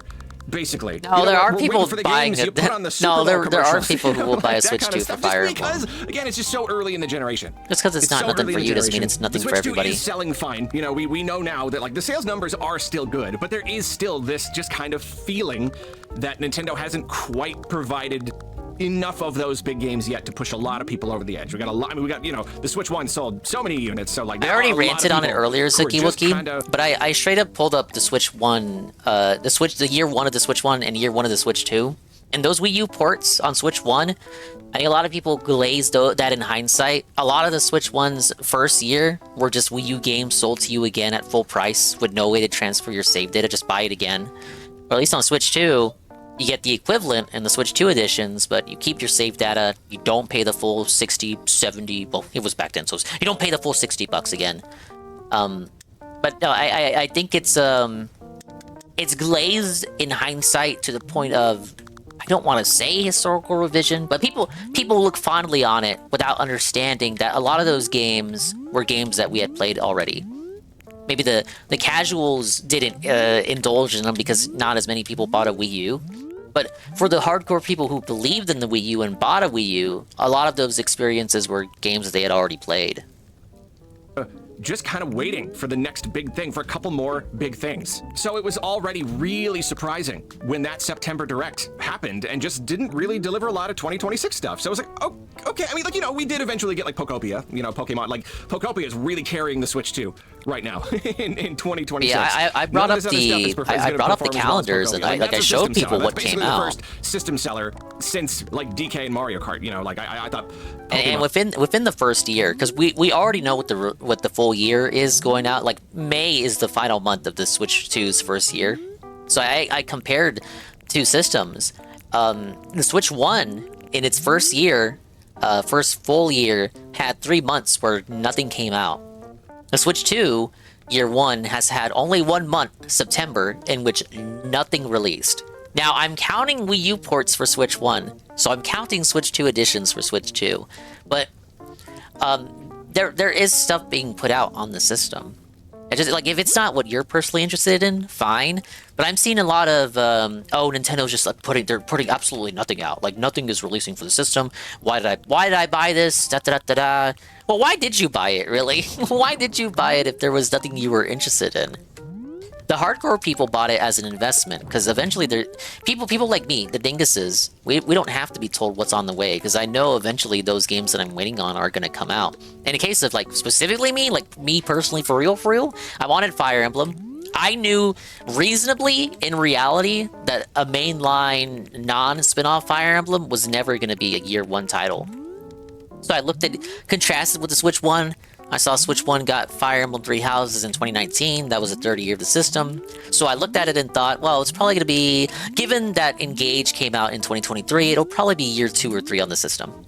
Probably year 2 or 3. And guess what? I was right. Dongus continues to cope that he got a Switch 1 Pro being sold as a successor. But how many times have people asked that they like the Switch 1, we like it, but we just wish it was a little stronger? And then they got sold it, and then they act like they were gypped, but that's what you wanted. Why are you booing me? That's what you wanted. I thought ZA may do better, but it really does seem like so many people were just willing to buy it on the Switch 1. So yeah, Pokopia is really it, but like beyond that, we just don't really have much. So because the September Direct was the way that it was, that put so much pressure on the idea of a February Direct. okay, if they weren't going to reveal a bunch of 2026 stuff in September, then there is exactly Splatoon spin-off's going to come out first before Splatoon 4, I think. And if you're looking at the basic especially if it's the same team working on it, structure of June, September, February, it was February. That was it. If there is going to be time for Nintendo to reveal a big game, enhanced games for the new 3DS, they tried that. They tried that. The SNES emulation was exclusive to new 3DS. Xenoblade Chronicles 3D was only on new 3DS. Minecraft was only on new 3DS. And Fire Emblem Warriors was only on new 3DS. I think those were the only... Maybe there's like a third-party game in there that was only new 3DS. So those were the 3 first-party titles that I remember. If they had stated that like games compatible in OG 3DS would be enhanced for new 3DS, I don't remember a statement like that. SteamWorld? One of the SteamWorld games? Half those games were on normal 3DS, I think, but they just ran like other shit. No. Xenoblade was new 3DS only, along with Fire Emblem Warriors. I know that for a fact. And Minecraft, I'm sure was also new 3DS only, because I remember reading about that. People were confused, like the 3DS couldn't handle OG Minecraft. And I think Fire Emblem Warriors was new 3DS only because Hyrule Warriors Legends on 3DS was compatible on the OG 3DS, but played like dog shit. So they kind of learned. They learned from the lesson of that game. Is basically it. So February coming and going without a direct, and now we basically are sure we're not going to get one until June. It's just so strange. It is just so incredibly strange. Like, strange that Nintendo wouldn't... I mean, like, you know, they do what they can. I presume that they just don't have anything they aren't ready to show off yet, but it's just surprising they don't have more to show off. It really just is. I mean, even the Switch generation, they didn't have as much time with the Switch. Like, sure, like the last couple of years of Wii U, they realized the ship was sinking, so they kind of pushed everything over to Switch. But like, even then, though, they were kind of in a hurry. They were not in a hurry here. They've had a long, long time to build up to this generation. So we really did imagine... And especially like the games themselves are like, the graphics are barely better. Like, they're just slightly better than Switch 1 games, but they're just taking advantage of the better performance. So I would imagine that these games aren't even necessarily taking that much longer to make. You know, I take art style over like DK Bonanza graphics. Or whatever with these like big crazy physics systems, sure. But for the most part, it's not that big of a jump. And so yeah, I don't know. It really just is surprising they don't have more. And you know, okay, you want to talk about the whole minimum amount of time between reveal and release thing, yada, yada. It is still technically possible that in June, we could get some big holiday title revealed. It would be slightly unusual, especially because like between June. Okay, well, what is the holiday time? It's usually October, November. They could usually get a December. direct Even that, in it's June, not even half a year. general one. But it is still. I feel like since we didn't get one in February. Yeah, all right. Probably likely going to get one in June. So that just means that the rest of the year, though, even if we do end up getting one big holiday title revealed in June, that just means that the entire rest of the year is small stuff. You know, it really does. Okay, yeah, it's Fire Emblem, Yoshi. It's Mario Tennis. It's Pokopia. Pokopia is a big thing. Okay, sure. We're not even getting Pokemon Gen 10 this year. Yeah, you got hyper We're not even confused getting with Fire Pokemon Emblem. Gen 10 this year, so that's okay. I didn't even mention that this time. I've mentioned it plenty of times before, but we didn't even get a holiday title last year, and that was weird. That was so weird. I mean, you know, like, you know, Metroid Prime technically was in the slot. Okay, sure, and then like Pokemon. But this is like the duality of man that I was talking about, right? Where people complain that Game Freak doesn't take their time. Then they announce the latest game won't come out this year, and we're actually going to give it time. We're going to put it in the oven and give it time to breathe and put it out next year. And it's like, oh my god, no! The sky is falling because there's no yearly Pokemon slot! Blah! Blah! It's over! Around there too, but like Nintendo themselves did not put out a first-party big system-selling game that was exclusive to Switch 2. So again, just yet another thing that was just so unusual. Just so unusual. So now we're looking at this year. We're like, all right, so like there's not enough time to reveal a bunch of really big stuff. If they reveal anything big, it's going to be for the end of the year. So like, it's the first full calendar year of the Switch 2's life. We're waiting for things to really get rolling, and we're looking at a year with a bunch of like small, medium stuff. Yeah, it's just a mobile game, isn't it? No, it's on Switch. Maybe one big thing. It'll be on Switch 1 and Switch 2. But not Pokemon. That's apparently it's not even going to be Pokemon, apart from the big inevitable holiday DLC for Pokopia, which is absolutely going to happen. It's a battle simulation game. All of the official tournaments will be using Pokemon champions going forward, so they don't have to keep switching games depending on what current generation it is. But yeah, besides that, I have to imagine Nintendo has something. I have to. But the idea of waiting till June for it is just strange. It's a mobile and Switch game. game. It makes for a weird 2026. Zookie Wookie, it's confirmed. I can't stop thinking about it and can't stop talking about it. But I mean, I don't know. I feel like we've kind of finally reached a conclusion here. Now, I really, truly do believe we're not going to get one until June. This is kind of the end of this arc. Now we can just kind of like, go into hibernation and wait for the full thing to happen. Switch is mobile. That is true. Weird. I mean, a whole other discussion we could. But they're going to use it for tournaments. The official tournament scene will be using that as the basis. Like the tournaments from now on won't be using Scarlet and Violet, whatever the main game is. It's just going to rely on champions. Team worked on DK, so I don't know if it's gonna, like the rumors are saying it'll be Mario, but I'm still not really sure. Thought it was maybe gonna be Animal Crossing, but we got the Switch 2 edition, so that's not happening. Yeah, the Switch 2 editions have really thrown things off. It's really hard to know like what they're even working on right now. Yeah, I don't know. It's just like I don't want to be entitled. I don't want to say like he's entitled. Then a 3D Mario reveal this June is not gonna be enough. But at the same time, it kind of feels that way. It kind of does. You can't have the first full year of the Switch 2's life be just kind of like, yeah, it was okay. I don't know. I don't know. Kind of feel like you need a little bit more juice, but we'll see. Yeah, we'll see. We'll see. He really thinks he's gonna get his 3D Mario this year. Look, if it happens, I'll kneel. But Miyamoto said himself, the cornerstone of the anniversary is the fucking movie. Sometimes a spade is a spade. Like he's telling you what the cornerstone is. That's the main event, the main ticket event. Why would a game be secondary to that unless we've really gone south with society and we see movies as more important than games? Okay, we have a few more, 3 more, in fact. Pikmin Jump Scare, Mario Wonder Switch 2 Edition overview trailer reaction and discussion. This is in regards to the Mario Wonder trailer that I just recently released. I think I watched that on stream, on the Pokemon stream. One of the last Leaf Green streams.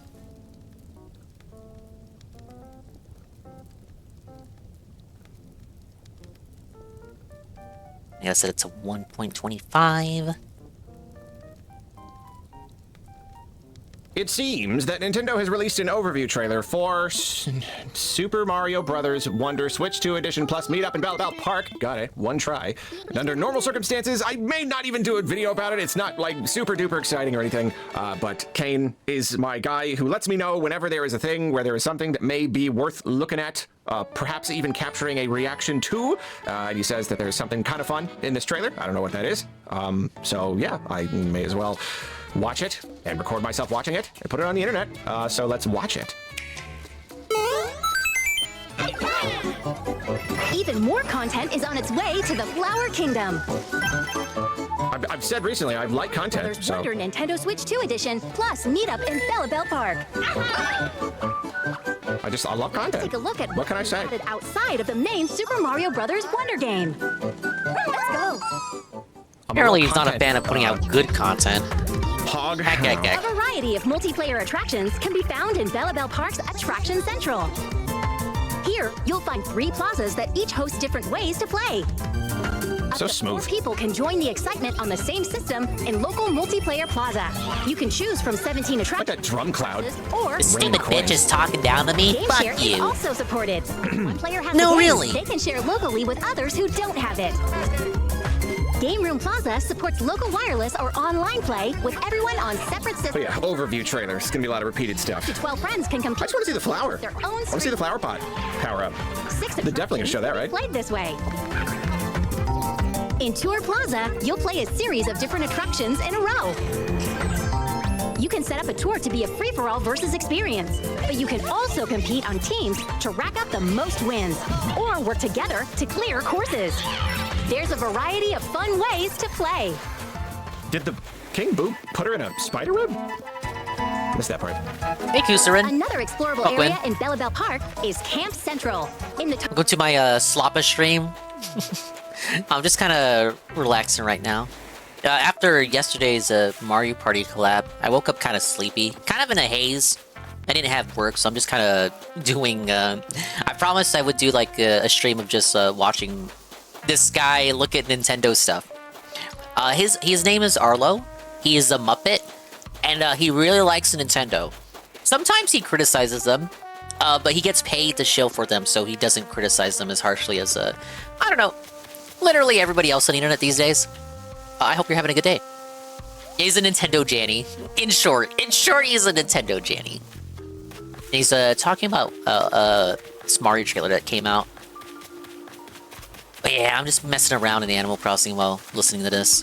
In fact, I was just gonna like finish up these remaining videos and then probably call it a night. Oh, I didn't want to go all the way till midnight again.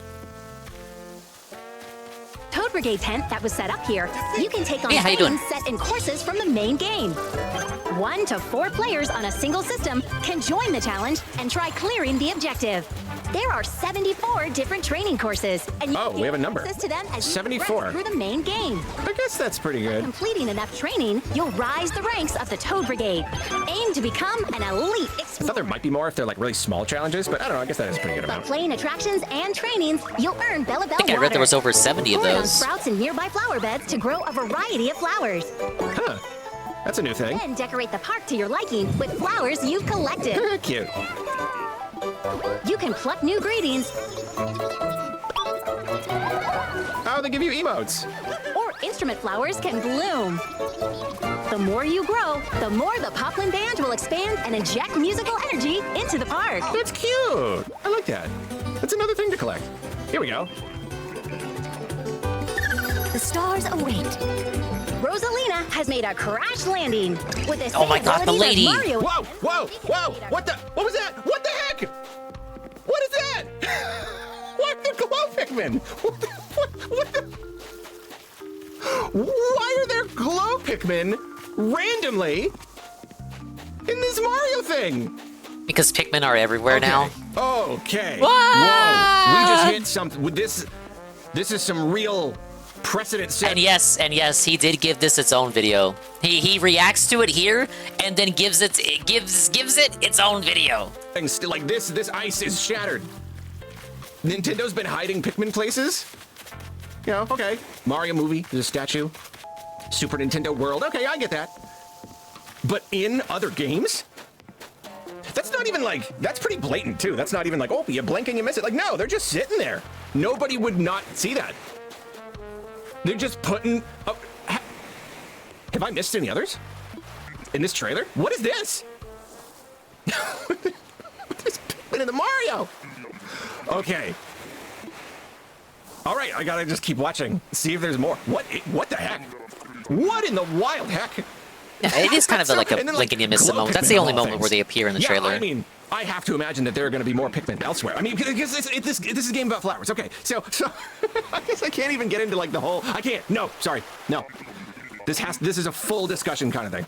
I have to just keep watching for now. Crash landing with the same abilities as Mario and friends. Just in there. You can adventure through the flower. Oh, I'm watching. And use power-ups to transform. Water. Oh darn! Didn't see it. The 7 Koopalings also appear, fleeing to. Wait, hold on. Did it? Was that just? I'm really sorry. I'm really distracted. That was just about Rosalina, right? It's the flower pot power up. They're not on that yet. Okay, never mind. I'm going back. To different worlds across the Flower Kingdom. You'll rely on eyewitness reports to track them to courses. Ooh, cool. Them down. Yeah. So it is like a whole boss thing. Cool. It basically gives the game boss battles. Also blooming. People were very critical about boss battles in abilities. base Mario You can Wonder, launch large including me. flowers Oh, look how and he golems. skips. I love it. Extend your jumps by fluttering your leaves. A Mario power up that lets you glide? Never heard of such a thing. Plus, double badges are being added Whoa. into one. Whoa. Some combinations can make your adventure easier. No. While Double up badges. the difficulty, adding more. Remember when Samus, Marth, and Link all had cameos in Superstar Saga? Well, yes and no, because they were in the beta and got removed by the final release and got replaced by EGAD. But the Triforce made it in, and then they replaced it in the remake with like a... No, they made it more explicit in the remake that it was supposed to be the Triforce and gave it like the sound effect and everything when you use it. But yeah, they were removed. Their items all stayed, and the most explicit of which was the Triforce. Flexibility for different playstyles. No, that's nuts. That's huge. Can you mix any badges? You can't mix any Link and badges. Samus were in Mario RPG, true. Rosalina's little friend, Luma, is here to assist. Luma can be selected when you have 2 or more players. You can make them fly around the course to support your pals. They can spin to defeat enemies and collect coins. No, that's like my mind is racing here. That's nuts. Using mouse controls. He's still thinking about the implications of the intuitive Pikmin thing. It's just probably a nice little cameo. With standard controls, can enjoy the adventure. Assist mode is also. He's mentally touched. Aren't easier. Kids don't know how to use them. Who you play as? Kids don't know how to use a mouse, really? And if you fall, I guess they're all you'll about be touch saved screens by these days. Objectively easier. instead of losing a life. Assist mode can be selected at any time from the menu. Whether you're playing for the first time or revisiting the Flower Kingdom, you can enjoy these courses to the fullest using your favorite characters. Super Mario Bros. Wonder Nintendo Switch 2 Edition plus Meetup in Bellabelle Park launches on Nintendo Switch 2 March 26th. Nintendo Switch 2 players who already have Super Mario Bros. Wonder on Nintendo Switch can upgrade to Nintendo Switch 2 Edition plus Meetup in Bellabelle Park by purchasing the upgrade pack. I will do that. 3 Amiibo figures from Super Mario Bros. Wonder will also be available. Tapping Amiibo will change the flower field and other decorations in Bellabelle Park. Plus, if you tap one while in a course, you'll receive a power-up. Haha, you got the drill. That was worthless. All right, that was so much more eventful than I anticipated. I mean, yeah, I made 16 of these so far. Thing. Again, like I gotta wait. That's a whole other video. That's a whole thing. But that was already pretty big. But then yeah, like big up, City B. Confirmation, basically.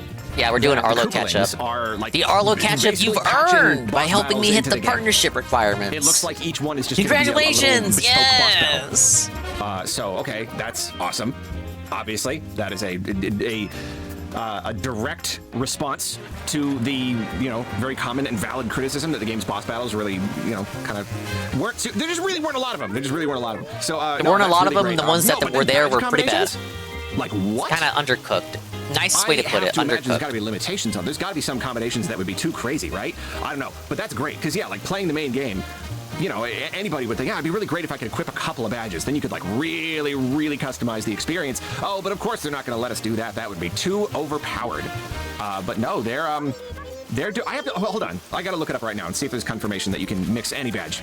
All right, I can't really seem to find any confirmation one way or the other. It may exist, but in this moment, I'm not going to go searching super deep for it. But that is great though. Like that is really cool because I'd always. I don't know, just you gotta go with something that is like the most helpful the most often. So it would just be like a little like jump related one. But like the idea that I can now put something else in there too, like a secondary thing. Yeah, I mean they even showed like the grapple thing. Like the grapple ability it's really fun. I would never use it because it just wasn't quite useful enough versus like getting a little extra height. Like the spin jump one. Yeah, but, spin jump I think I relied on. It was a while back, but I think I relied on spin jump the most. Great. How are they gonna handle ones that take different button presses? I don't know, but that's gonna be really fun to play with. Oh, I'm sorry, I forgot I was doing a screen recording. I could just be doing this while I'm talking about it. Yeah, just a surprising amount of good stuff in there, and it's really nice to see just like extra stuff to do, even just in like the park. Yeah, apparently you're gathering flowers, like you're collecting water to grow flowers, and then the flowers themselves can like add to the little poplin band and give you different emotes, and it's just another thing to do. It's decorations, and then it's also the stuff that you get for it. In the case of the emotes, I think that's cute. It really, even if one can be slightly disappointed that they've decided to go in this direction with the extra content of this Switch 2 edition, if it's mostly multiplayer or whatever, sure, but like. They've really done well. Like, considering what they did, they didn't cheap out on it. This was not a quick little tacked-on thing. They really do seem to have put a lot of effort into this, and relatively speaking, and really tried to provide just any little mode, any little idea that they could think of. They kind of threw a lot of stuff into it. So even if no one thing is like mind-blowing, it's not Bowser's Fury, it's not like a whole new campaign. It's a lot of little things. But it is a lot of little things. It's like a lot of little things. And like, yeah, I don't know. If anything, just adding boss battles, that really does help. And it's, it's not yeah, just I probably won't mess around with the multiplayer stuff for too long, but the single-player stuff there looks good to me. Injected it with some boss battles. I feel like I'll finish that wishing that there was more of it. That's fun. Yeah, I don't know. It looks good. It looks really good. It's not the most exciting thing in the world, but it's good. And it looks like it's going to add a lot to the game. Yeah, what did they say? Like 72 training camp things? Yeah, it's pretty good. It's a good number of dozens. I guess that's okay. Yeah, I didn't know if it was like I think you would like really, wonder. Really quick little challenges. I didn't know like how many there would be, or does it like auto generate them? They like procedurally generate it or something. But no, it just seems like it's a bunch. I mean, you know, I'm not even really necessarily complaining. I like the idea of being able to do them all. I'm not complaining, guys. And having it end. I like things that end. So, no, I'm pretty good with that. That's probably pretty good. Lovey, aw. It's a lot of emotes. It's funny seeing emotes, like genuine emoji, in a Mario game. Yeah, it lets you know how far we've fallen off as a society. They even march around. Yeah, I guess that's it. And then they did show off the new flower pot ability. And yeah, it doesn't really seem to be any much more than we could glean from before. It's like, you can glide, but like what? Like every power-up lets you glide. And then it really is just throwing a flower that goes up. There really is nothing else to it. It's just a flower that goes up. You can do two when you spin, but it like breaks through blocks and stuff. So yeah, I mean, that's pretty cool. I really do think the best part about it is that you skip now. That's adorable. You skip, it's cute. It's so cute. What character is going to look the cutest skipping? I don't know. Probably just Mario. You see Mario skip along. Just looks so happy. Yeah, then double badges. Wall climb. I don't think anyone's an answer nabbit to that question. I mean, well, you know what? They can't be limiting the combinations, because wall climb, jump, plus grapple. That by itself is probably like the most powerful combo you could imagine, right? Being able to grapple. Few levels at PAX when I went and enjoyed it. Got to jump with those retro achievements. But that is really exciting. Oh, Wii retro achievements. And then spring feet plus invisibility. Why would you do that to yourself? I love it. Challenge run. Not for me, but definitely for someone. Considering the Wii retro. Okay, yeah, I guess I don't know about that, Zookster. Yeah. I don't know about that. And there's Pikmin. There's Pikmin. Did you see the Pikmin? They were Pikmin. Yeah, I did, unfortunately. In the Mario Brothers Wonder game. I don't know where it is. I'm not going to find it. I'll do a different video. See you later. Okay, so like I said, he did end up making another video about it, of which the title is Nintendo is taking Pikmin to a new level. I desperately hope.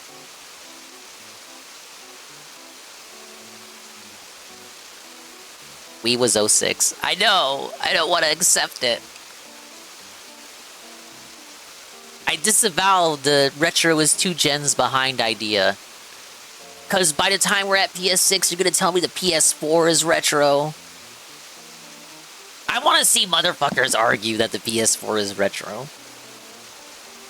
If all of us live for a couple more years, we might actually see it happen. Obviously, but the stars await.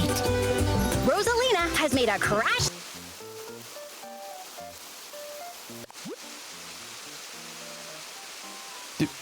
Do you see this? Are you seeing this? Are we seeing this? Are we seeing the same Pikmin in thing? my Do you Mario see this? Okay, well, all of this, all this other stuff, this is Mario, and Mario's fine. But this part right here, this is Pikmin. This is not Mario. That's Pikmin. And when I first saw this, my initial thought, my gut reaction. Are you okay, Arlo? Blink twice if you're okay. That's not Mario. That's Pikmin. Pikmin has been getting a lot of love recently. Kind of goes without That is a saying. Pikmin You know, the from Pikmin series 4. was dormant for so many years, and then all of a sudden it was Pikmin 3 Deluxe, and then it was Pikmin Bloom. We got the 1 and 2 remasters, and then 4. Oh, Pikmin 4. It finally happened. It's getting all of this because Miyamoto really likes More Pikmin. people were playing Pikmin than ever. It was more relevant than ever. Like over the last few years, us Pikmin fans have been eaten relatively well, comparatively well. Pikmin still isn't huge. It still doesn't sell super well. Even 4 with all the hype, like it sold pretty well, not like super duper well, but like you wouldn't know it based on how Nintendo treats the series. Like they basically treat it like it is of utmost importance. Pikmin, they pop up all over the place. They're hidden all over Super Nintendo World. There's a Pikmin statue in the first Mario movie. Nintendo establishes Nintendo Studios, an in-house animation studio, and what's their very first project? project. It's a Pikmin short. No, not only that, it's not just a Pikmin short, but this experimental thing with 2 versions that they release at separate times. I mean, they're pushing into new That's how you know about how much power Miyamoto wields with how much attention Pikmin gets compared to the other IPs. Filmmakers to shame, all in the name of Pikmin. Every single night, no matter what, I go outside, I look up at the stars, and I thank the universe that this man made Pikmin, because this man also made Mario, and the guy who made Mario gets what he wants. Pikmin is his baby. Pikmin is precious to him, and so it is also precious to Nintendo. If Mario's the official mascot, Pikmin are like the little unofficial secondary mascots. You know, the little Easter eggy ones. Every time you see a Pikmin, it's like a little wink to all of us. There's this cute idea that they're always around. They're just out of sight. They're invisible. They're hiding behind stuff. And over the last few years especially, Nintendo has been pushing Pikmin. They've been sticking Pikmin wherever they can. Well, I say wherever they can, but this right here, this right here, no. This is new. This is on a whole other level. This is not marketing material. This is not a movie.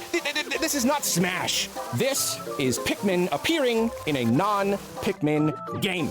This is a straight-up Nintendo video game crossover. It's just an Easter egg. It's not a big thing. It's not like a full crossover, but it is still a crossover. And like Nintendo has dabbled in cute little crossovers over the years. It's an Easter egg. Are you okay? Example is the pictures in Ocarina of Time. That's one of the big ones. But even that was just pictures. You know, it's not like Mario was in you're the right. game. It's a self-felting argument. It's not the first time that franchises have referenced each other. Samus's Gunship and Tropical Freeze. That's also probably a pretty darn strong example. I won't deny it, though. Maybe you could argue that was kind of a special case because, you know, Retro Studios had worked on both DK and Metroid. There was kind of like an extra reason for it. And then, speaking of Pikmin showing up in other games, they actually did show up in Mario Golf Toadstool Tour, but that's like pretty much it, and that seemed to be a one-off. And like most examples like this are pretty old. Nintendo was way more into the cute little Easter eggs back in like the N64 GameCube era. In the modern era, for the most part, they have tried to keep universes separate. You know, we all knock around the idea of Nintendo doing more like straight-up crossovers, but they only want to do it with non-canonical games. You know, Smash, obviously, even Mario Kart, though, like multiplayer games where the point is just to bring characters together to play a sport or something. But single-player, mainline games, they stay in their respective lanes for the most part. Nintendo isn't going to just start flopping characters into other games just for funsies. They've even said it themselves. Piss me the fuck off. I don't want Link showing up in the next 3D Mario. But apparently, Pikmin is an exception. They're kind of different. They operate on their own kind of logic, so they're kind of allowed to pop up wherever. Again, Miyamoto kicks down a door in a dev room, looks at the screen and says, put a Pikmin in it, and leaves. Miyamoto sends you a package. You're working on the next 3D Mario or whatever. Miyamoto said, you get a package. You get a package from Miyamoto. You accept the package, open it up, it's a katana. And inside is a letter, and the letter says, put a Pikmin in it.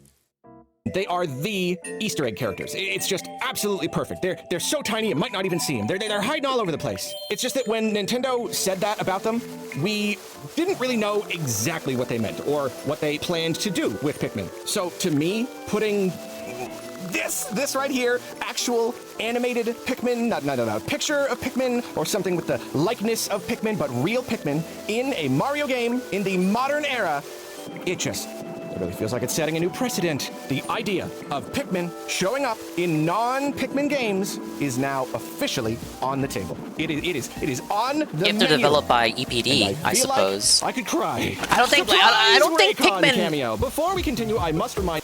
I don't think Pikmin are going to be showing up in Pokemon, for example. I don't think we're going to have Pikmin in fucking Fire Emblem. Hey, Scrumbles. Why is he sucking their dick so hard over this? He is a fake Pikmin fan.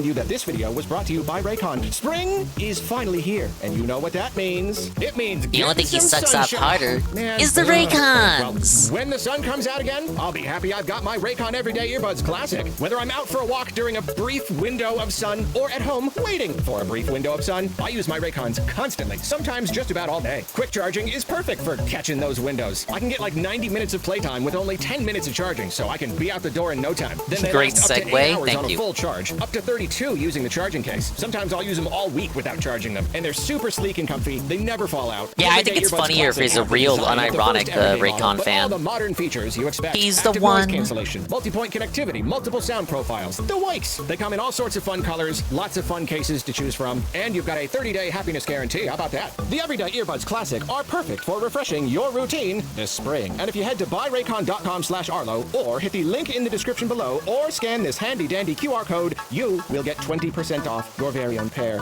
Thanks again to Raycon. Now, spring. All right, get ready for a line I've said about 1,000,000 times in the past. Now I will completely admit, there's a fine chance that this is more or less an isolated incident and won't repeat anytime soon. For one, Nintendo frequently likes to do these wacky new things, and I get all excited and I make videos about how this could be a consistent wacky new thing. They could keep doing this, and I dream up this future where Nintendo does the new thing a whole time. Crypt of the Necrodancer devs worked with Nintendo to make a version of their game based on Zelda. Nintendo having indie devs make games with their IPs. Oh, what an incredible idea. I can't wait for all the other ones. They must be cooking up.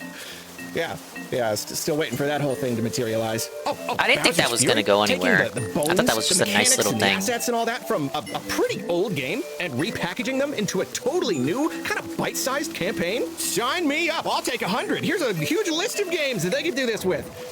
I mean, when's the next one coming? Like, when is number 2 gonna happen? Nintendo plays with ideas. They don't find something that works and then immediately start. No, Captain Toad was the same idea. Like they set out to make it a whole thing, greenlighting all the. Captain Toad was the same idea of like take the assets of 3D World and repurpose them to something new. Like they had already done that with Captain Toad. Bowser's Fury was actually the second time they had done that with 3D World assets.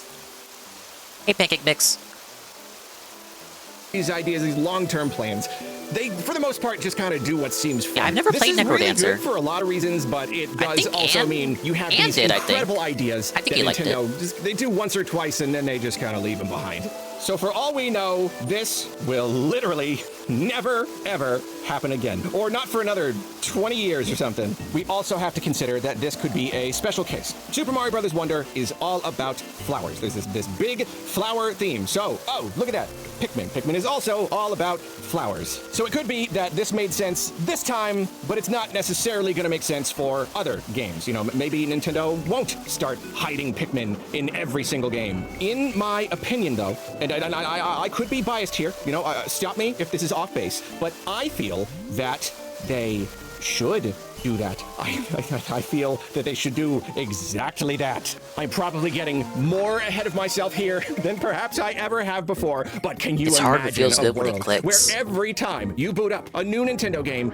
you know there's gonna be a Pikmin hiding somewhere, but you just don't know could mean a lot where. of things. Like, can you really imagine that? And like, maybe it's not even as obvious as in this Mario Wonder clip. Like, this is like right there. Maybe we're just talking one little moment, you know, like one little place in each game you might not even see on your first playthrough. One random room in the middle of a Metroid game, or hiding behind a panel on Samus's gunship. You blink and you'll miss it. Hidden in the grass in the foreground of a Kirby game, in the bushes in a Fire Emblem game, sitting on the side of the track in F-Zero, and you get They're not showing up in Fire Emblem. Stop. I don't know, just anywhere. They're not showing up in Fire Emblem. Would want to play every single Nintendo game. I think that would probably get me to buy and play every single game that Nintendo puts out. This could finally get me to play Xenoblade. And you know, I am biased. I am. I completely admit. Of course I am. How you doing, Nick? I'm doing great. Thank you for asking. He's not going to play Xenoblade. But I also just see it working so well. You know, I really do. Nintendo wants them to be the little Easter egg characters. So why not lean into it? Just like go all out.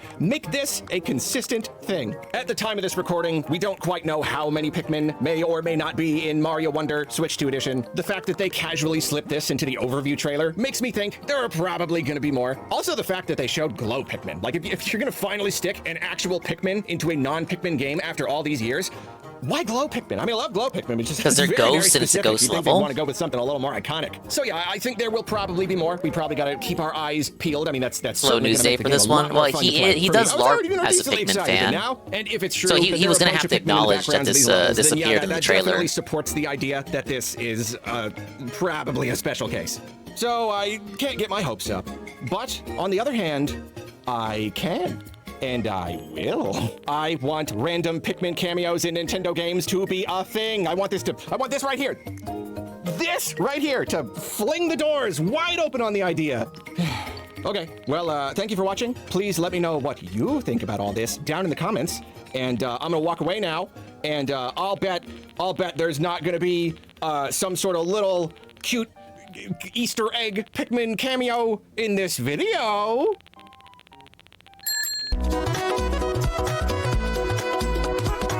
Felt like that didn't earn the right to be a main channel video. That could have been another topic, Arlo, easily.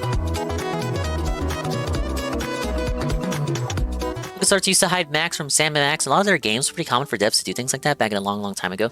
I think it's just Miyamoto being cheeky. I don't think it's pointing towards anything. Because Arlo wants Pikmin to be in everything, and maybe they do deserve to be in everything. But when I hear it from Arlo, I want to argue against it, and be a bastard about it. This is the last video! Yes! This is about the Switch 2 handheld boost thing from the recent update. Nintendo just fixed one of Switch 2's biggest problems. It's always funny when Nintendo decides to just like casually surprise drop these huge updates. Just like these features that dramatically change the functionality of their hardware. They're just kind of like, oh, just slip it in with a regular whatever update. I don't know, they'll find it in the patch notes, they'll figure it out. But no, this is actually kind of huge. This is actually kind of a big deal. They have introduced a sort of handheld boost mode for the Switch 2. Basically, when you're playing Switch 1 games, you can have the system run them as though you are playing them the in Xbox Neo's the lead platform in 2027. What would Arlo do? So when you're playing in handheld mode, there's no I think he'd go back to the past to try to undo that wrong. 720p, or else it would be unnecessary. 720p is the highest resolution you're going to get on that screen. Most games will output to a higher resolution when you play on the TV. You know, the system, like, it can tell that it is being docked. It draws more power, outputs at a higher resolution. Of course, that's going to differ. It depends on the game. But for the most part, handheld resolution is less than docked resolution. And so now we have the Switch 2, and its screen is 1080p. Previously, it had to just run the regular Switch 1 image on the 1080p screen. But now you can tell the system to treat a game as though it is in docked mode, so that, you know, if it goes up to 1080p when docked, then it will display at that resolution on the Switch 2 in handheld mode. So it's, you know, it's not exactly like a overall system-wide boost mode where you can play Switch 1 games using like the higher hardware power or whatever. It's really not quite that. This doesn't really do anything for games on the TV just at all. This really is a purely handheld feature. Yeah, it just means that the Switch 2 can essentially trick a Switch 1 game into thinking that it is being played in docked mode, so it can better take advantage of the higher resolution screen. I spent a good amount of today just playing Switch 1 games, both on the original Switch. No, it did not already do that, Switch 2, ADB. using the mode on or off. Kind of a nightmare. I knew it would be. When I set out to make this video, I was like, this is going to be one of those days, and there's just going to be problems everywhere. The whole day is going to be like downloading and troubleshooting, and I was totally right. I was completely right. It was kind of a nightmare. Every single time I tried to download something, there was some reason why it wasn't working. Did you know Pokemon Sword and Shield doesn't support cloud saves, so my saves are just gone now. That's cool. That's great. Couldn't show that off. I actually didn't know that. But anyway, yeah, you know, I've captured some stuff here. A mix of some games running on Mainline Switch Pokemon 1 games and then tend to be the two like modes that. on Switch 2. It's not going to be great. You know, this is the sort of thing that's a little bit difficult to show off. Really, the best is going to be somebody who's got a modded Switch 2. This is only of a significant benefit if you use handheld mode. I'm sure Digital Foundry will probably do a thing on this where they can like natively capture the handheld footage, or if someone wanted to get a camera with a better lens where you can get closer to the screen, you can see the finer details. So this isn't really great. I'm not even 100% sure how it's gonna. We're just gonna like kind of do our best here. You can maybe get sort of an idea. I tried to pick a few of the games that people said were like particularly good examples, because that's the thing. Like, not any game is going to be a great Everyone example. said Xenoblade doesn't have it. Are the ones where there's the biggest I don't know, discrepancy between the resolution in handheld and like docked mode. You know, there are plenty of games where like it's not that big of a difference, or like you can't really tell as much of a difference. But like there are some games that are like, you know, like Smash is a really great example. Capturing that was a pain. This one specifically was because, well, see, I mean, that actually is worth mentioning. This mode is not necessarily without like kind of bugs and hiccups here and there. You know, more obviously. Let me see this. I need to see this. I haven't tried this with all my games. Let's take a look here. were like particularly good examples, because that's the thing. Like, not any game is going to be a great example. The best examples are the ones where there's the biggest, I don't know, discrepancy between the resolution in handheld and like docked mode. You know, there are plenty of games where like it's not that big of a difference, or like you can't really tell as much of a difference. But like there are some games that are like, you know, like Smash is a really great example. Capturing that was a pain. This one specifically was because, well, see, I mean, that actually is worth mentioning. This hardest thing here was probably trying to make it look like Arlo was actually playing the game. Mode is not necessarily without like kind of bugs and hiccups here and there. You know, more obviously, if you're telling the game that you're playing in docked mode, then that could potentially be something of a problem in a game where it needs to be in one mode or the other. So, you know, there could potential problems there. But yeah, I don't know if it's a bug or what, but here on Smash, I would toggle it between one mode and the other, and then the game would just stop accepting inputs. Really didn't know why. You can see, yep, there, you can see me getting a little bit frustrated with that one. But beyond that, besides the occasional possible problems, it works really well. And with a game like this, like Smash Ultimate, it's a really good showcase because the game is just like native 720p handheld, native 1080p docked. So you can see a really good difference here. And yeah, I started out on the regular Switch. You know, it looks good. Like, it's never looked bad. You know, it's decently sharp. But then moving over to the Switch 2, you can definitely see it's a bit fuzzier. And here's the thing about this. This new feature is definitely good just for people who want to play, you know, a Switch game handheld at a higher resolution. That's great. But like, it does the consume more difference battery between modes though. is a lot more obvious than maybe it should be when you're just like switching back and forth on the Switch 2. Because the thing about the Switch 2 is when it's running a Switch 1 game that hasn't received any sort of like performance update or anything, it's not actually really properly representing the game itself because it's having to resize the image on that little screen. Some could argue that the result is actually worse. You know, the image is I've seen that bigger, argument used for but it's not like fitting the exact resolution of that screen as well. Was it Xenoblade X? And so yeah, like some could argue that if you play a Switch 1 game on the Switch 2, it can actually look a bit worse. I think it depends on the game. It depends on all the rendering techniques and anti-aliasing and whatnot. But no, I can definitely see that here. You boot up a game on Switch 2, and there is like an extra level of fuzziness because it's not natively, you know, rendering to that display. So just this another new thing to felt is Nintendo like for. How it's dare something that they? makes running Switch 1 games better on Switch 2. It makes it a better handheld experience. But I would say that more than anything, this just fixes that problem that the Switch 2 had. That was just inherent to the Switch 2, that because the screen is of a different resolution, you get some compatibility issues playing Switch 1 games on it. That was a bit of a problem. You know, it wasn't a huge problem, but it was a problem. There were a good number of people that I saw, you know, they're complaining about it, or, you know, I use the word complaining. I mean, it's okay to complain sometimes. Complaining. You know, I say complaining. It's okay to complain. Freudian Complaining slip. is valid Complaining. sometimes. And No, yes, the complaint yeah, was, he caught himself. Yeah, like I can Nice play it on save. Switch 1, but it doesn't look super duper great. Complaining, huh? But like this Interesting. basically fixes it. You know, it basically does. When you're rendering the game at a resolution much higher, much closer to the original docked mode, yeah, it looks way better on the Switch 2 screen. It's more properly using the 1080p display, and yeah, with Smash here, like the difference is really huge. Like you know, again, I don't know how visible, how obvious it's going to be on the video, but in person, like the difference is big. It looks really nice. You toggle that option, and suddenly, like, whoa, like it all makes sense again. You know, it all like fits into the pixels properly. And then just comparing it to the Switch 1 image, you know, it's not like the most massive difference in the world going from 720 to 1080, but there is a difference. It does look really nice. It really does make these games, you know, especially with a game like Smash, where it's rendering at a native 1080p, that's going to be your best looking picture, and just looks phenomenal on the Switch 2 screen. Looks really good. And like the regular gameplay and, you know, 3D visuals and stuff, like that already looks pretty good, but it looks the most obvious when you just look at like the UI, because the UI, you know, you get these much more clear lines, so it's way easier. Yeah, it's easier to draw a when comparison. the game is giving you a lower, higher resolution of it. It's Basically, easier to a lower, higher know resolution when you're version being of, scammed by PNG. You know, like Nintendo. you can see the stair stepping, the jaggy edges, a lot more You can count easily. all the Very jaggies big difference, individually. turning this mode on and off. I also got a little footage of Princess Peach Showtime, and this is not one that I got to, you know, capture myself playing on the Switch 1 first, because really downloading these things and swapping them between systems is a bit of a pain.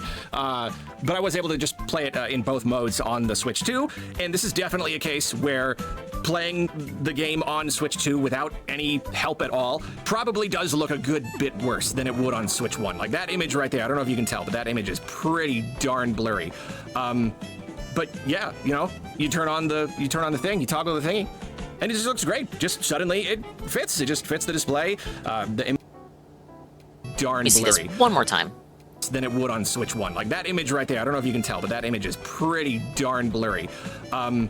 But yeah, you know, you turn on the thing, you toggle the thingy. Oh yeah, I can see it.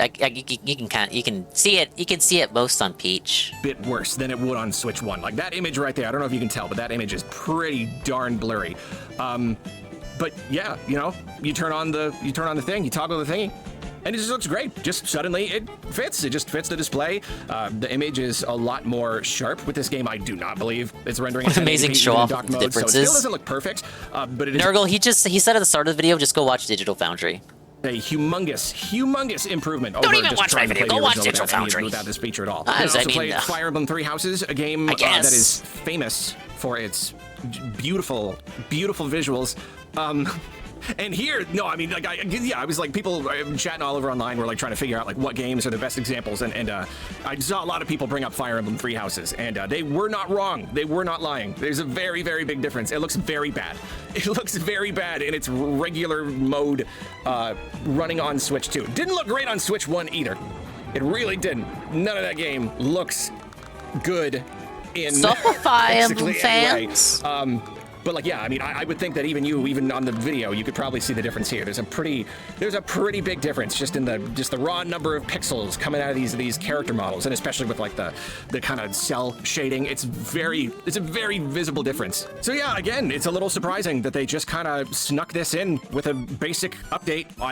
No one really saw it coming or anything, and yet this really, I mean, it solves a decently big problem with the Switch 2. It really does. That was a pretty big problem. Yeah, it's backwards compatible with most Switch 1 games, but there is a bit of a compromise.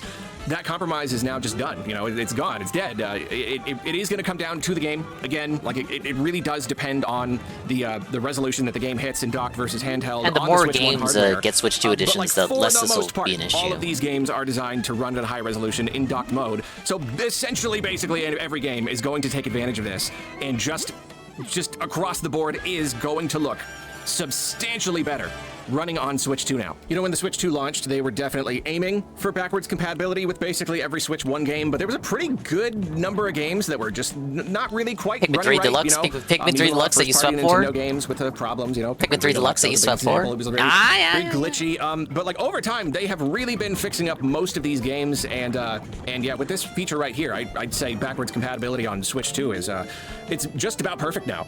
It really is. The Switch 2, you know, even if it was a bit of a rough start, now it's just great. Now the Switch 2 can basically play whatever Switch 1 game, and at least in handheld mode, it's gonna look great. And you know, by the way, you know, this is unrelated to the update, by the way, but just messing with all of these Switch 1 games on both Switch 1 and Switch 2 has really made me appreciate all over again, even perhaps more than ever, how much better the load times are on Switch 2. It is crazy. Even, yeah, like, that's the thing about Switch 2 is, like, not every game has been given a, you know, a free performance boosting patch, but, like, you may be surprised by how much better a lot of games run, even without that. You know, games with uncapped frame rates do a lot better, but just, like, the load times, it's a big difference. Pretty much across the board. Like, it ended up not being a great example, but I tried playing Bug Snacks on Switch 1. The game took a full, like, 5 minutes to load when I first booted it up. I'm not kidding. It took like 5 minutes. No before exaggeration. I was actually playing the game. Really? And it was like a fraction of that on Switch 2. It loaded for moments. So just like, and that's an extreme example, but like, I don't know, everywhere else too. The load times are just like, you get used to it, and then you go back to playing on Switch 1, and it's like, oh no, this is a big, like several times over difference in most cases, like how long it takes for stuff to load. So between all of that and now the resolution being fixed up, now playing Switch 1 games on Switch 2 is it is pretty great now. Well, thank you for watching, and you know, like, goodbye. It's just gonna end it like that? We can't end the Arlo segment like that, Arlo!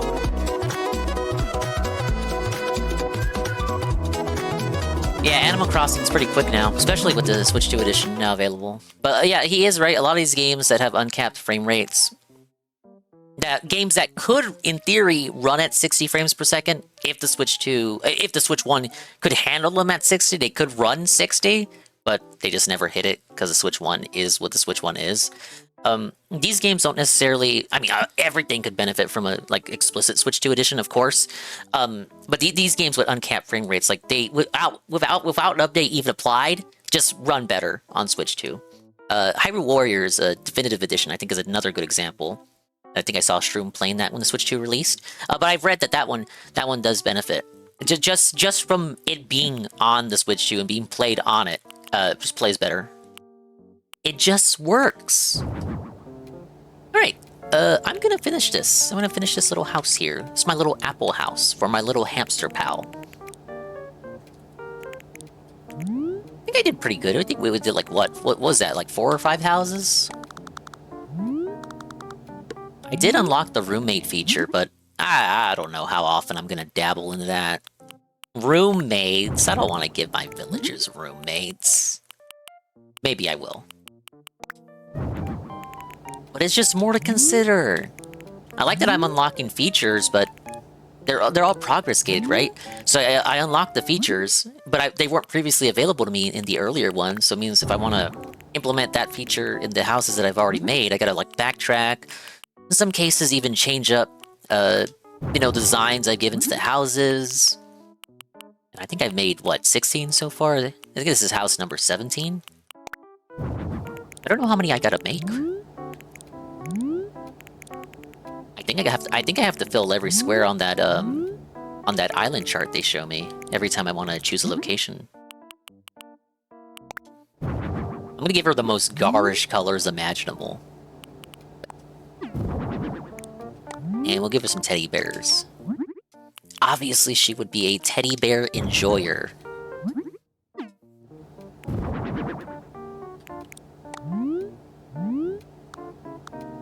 We'll give her another one. But these ones will be... yeah, she'll get the goth ones.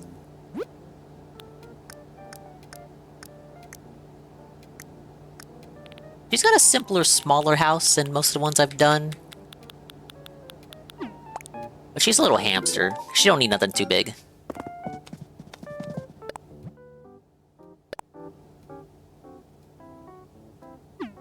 Actually, maybe I should get a picture of the outside, because the whole idea was that it was an apple orchard.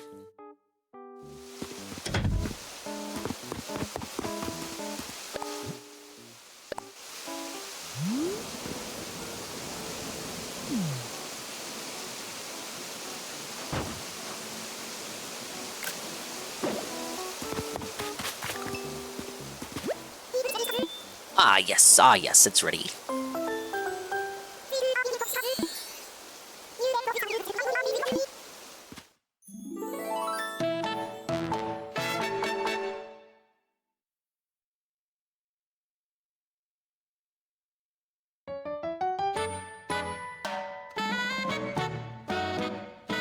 Now all she has to do is hire Mexicans to manage the orchard. I'll be the first one in line!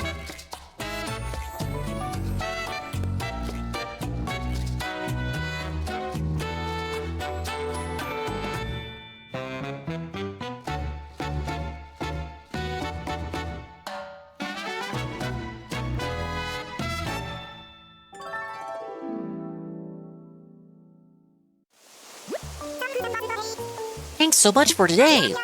Ah, yes, since you're here, do you want to hang out for a bit? No. No, Arlo said I can go home. Hey, no worries. You're always welcome here. Bye, cheekers! Don't call me that. I don't know you like that.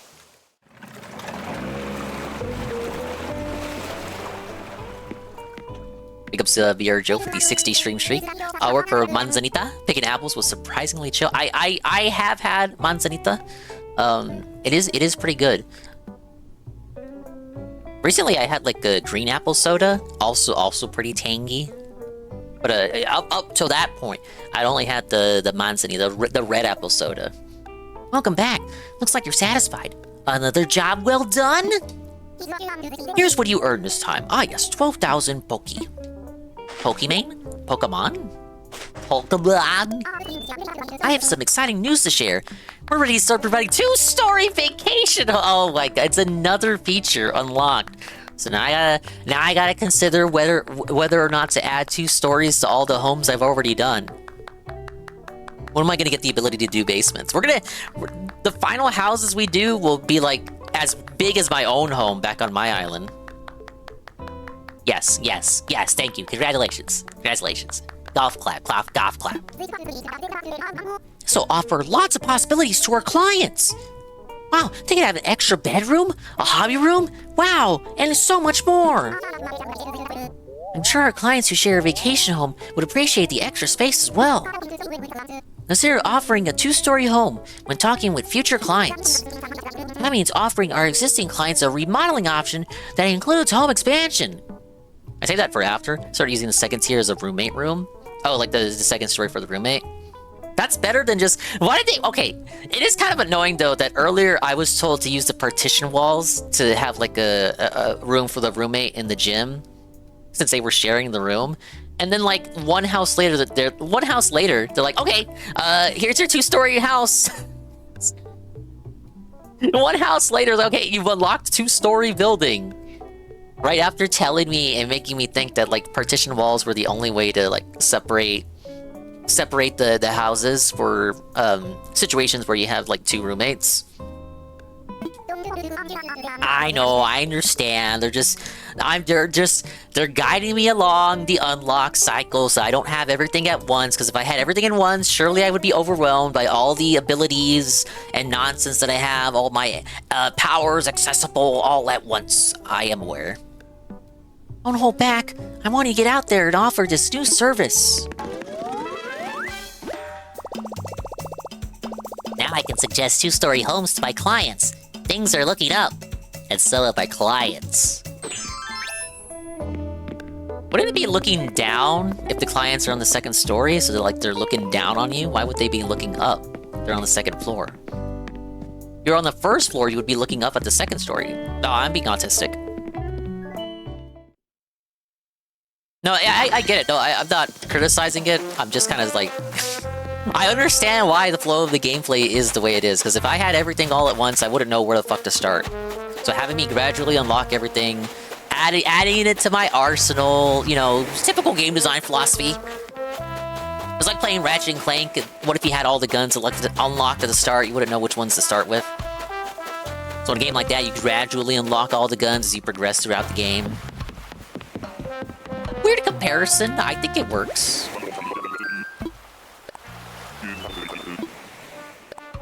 I think I did a lot, though. I got 17 homes done out of however many they want me to make. I'll keep playing until I make all the houses they want me to make. Whatever the end of the DLC is. Which means I'll probably be playing this up to the Easter event, Bunny Day. That's why Dinga hates Fortnite. All the guns are available from game 1. If you can find them. Look at these goobers. I want Felicity to move. Get her ass out of here. Sup for Felicity? What do you think about that? Wait, what do you even sell? I just sold weeds to you. You're here like once every 2 weeks, right? You know what? No, never mind. I did buy sugarcane from you. You weren't selling sugarcane before until the update.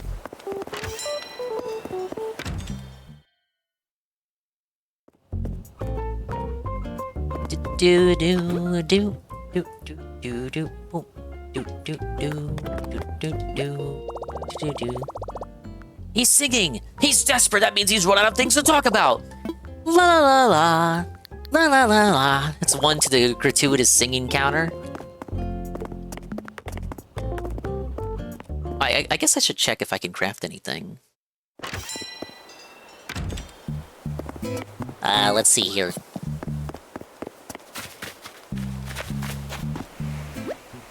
Oh my god, it's already 9? I've been live for 6 hours? Well, I mean... Look, as George W. Bush said, you know, mission accomplished. We caught up with Arlo. Still, I didn't think we'd be pushing 9 o'clock here. Casino's already live. Which means I'm an hour behind. Can I craft anything? Let's take a look. I mean, they're probably still on the intro. Whoa, buddy. I didn't even get a chance to watch the promo. I took a nap earlier listening to Mad at the Internet. I was like hoping, not really hoping, but in anticipation of a potential DSP segment, which may or may not have came. I clipped him talking about talking about it was a month-old clip. It was Phil doing the chicken tender segment. I had forgotten that Josh did a segment on it, and I think when it happened, I told myself that I would get around to clipping it. But I think I was still in the middle of partner push, and I wasn't as focused on like clipping shit, so I never got around to it. It has now been clipped and uploaded. It's kind of like a 4-minute whatever segment. Now, to the people who always complain that Josh sweeps for Phil, he straight up calls Phil retarded in that clip. So there. What is this, bootleg Bacopia game? It's the originator. Phil always told me to not play ripoffs. Why are you playing the copycat games? Why would I care about the copycat? I know I'm not gonna play Tormented Souls. No, I'm not gonna play. What's a Dark Souls copycat game? Fuck. What was that one that got remade that he was supposed to play that he played the first one of? Fuck. I self-felted my own example. The first Dark Legion. No, that's not right. Lords of the Fallen. I was kind of close. Not really. Yeah. No, why would I play Lords of the Fallen? Here, it's just the same fucking game. I'm wasting my time. I like to play the originators. I like to play the people who originated the genre. Why would I play a copycat experience? No, I'm not gonna play Pokemon Pacopia. I already played that with Animal Crossing. We got the same experience out of it. Why would I play the same game again? Just make a new Animal Crossing. 20 apples for the apple wall? Mamma mia. No other materials required, just apples? 20 apples is enough to create that. It's like, there's glass here. There's glass here. I don't need any other materials. 20 apples, I could just manifest that into existence. Why am I playing Mario? Why even play Donkey Kong Bonanza? It's not the originator of the genre? You don't know a game called Hulk Ultimate Destruction on PS2? Did the Donkey Kong Bonanza thing first? Like, why would I play a copycat game when I can play the originator? Then he just never plays Hulk Ultimate Destruction. No, I can't play that. I have no way to capture it. No, I don't want to emulate it, you fucking moron. Won't even emulate Virtual Boy games. We got really carrot dangled on that too. He really wanted to trick you to thinking that was something that was in the cards. Yeah, we can do that. Yeah, we can emulate Virtual Boy games. Yeah, we can do that. We can do that.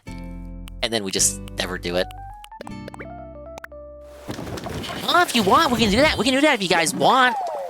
And then like 2 weeks later, someone asks for it, specifically noting that they want it. Oh no, I don't think enough people want it. What do you mean?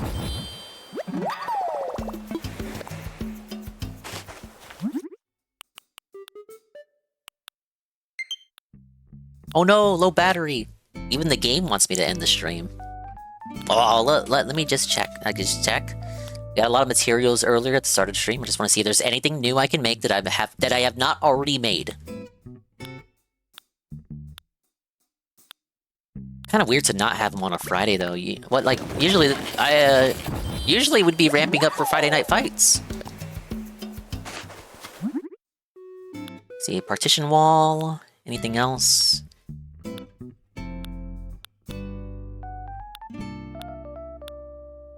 Honestly, around this time, I'd be starting the stream.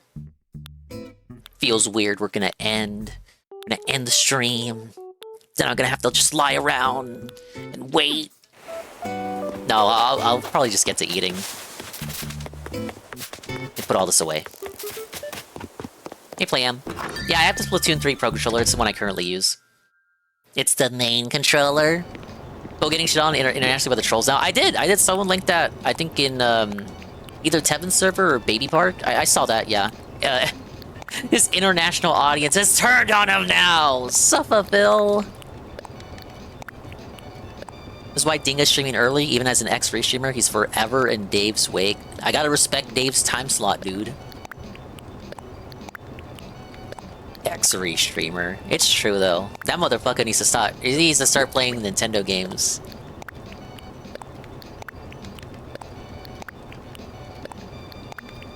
As for the casino, no, I put it to an internal decision in the back of my head, back of my neck, back of my mind. I was like, okay, well, I'm either gonna do one or two things today. I'm either gonna finally catch up with Arlo, or I'm gonna do casino again. But one of those things, it's gonna be during Animal Crossing, so I can just kind of like turn my brain off because it's such a sleepy kind of day. And I went with Arlo because why did I go with Arlo? Because over 40 videos were in my watch playlist, and thanks to today, and me cleaning out some other videos that are kind of like dated now, news-wise, knocked it down to 20. We still have to do like a Frogmire catch-up, a Synthetic Man catch-up, so there will be more catch-up segments in the immediate and far-flung future. Back of my head, back of my neck, back of my mind, it's not casino time. Well, I mean, it is, but, you know, I won't... I'll watch it. I will watch it. I just won't restream it. I gotta eat, man. I gotta relax. I gotta lie down. I've had a luxury week, man. Well, I've done so much, man.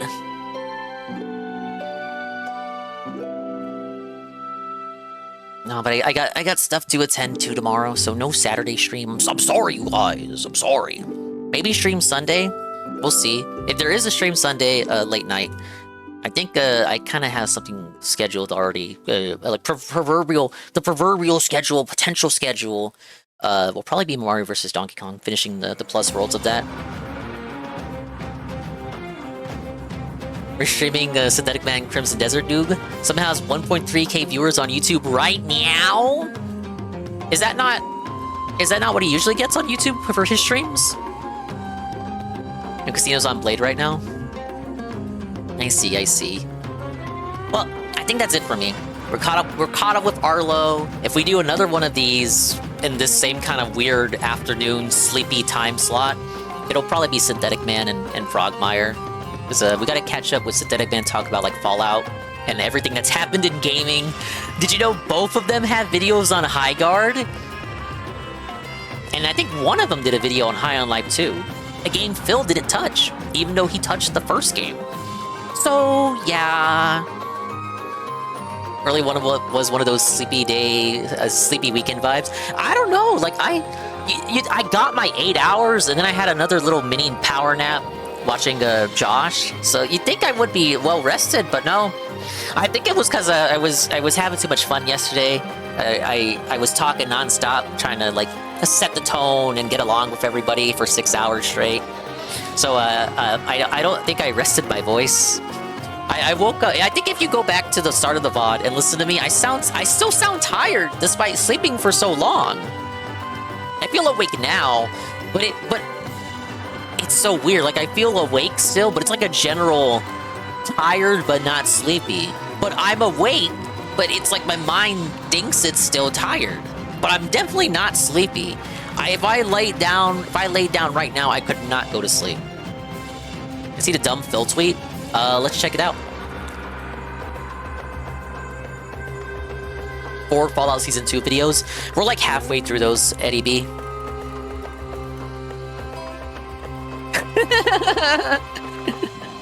No, I like this. Come on. Come on. This now, I will say this is like the attention horror. Listen to me. Here's that attention you ordered. Here's that attention you ordered kind of tweet on his day off. So ALT has something to talk about. No offense, but it's clearly designed in such a way to get our attention. Why isn't it pull it up?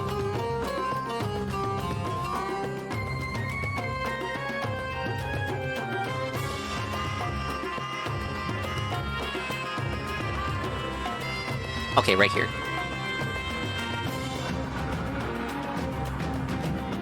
Oh, it's slightly cut off.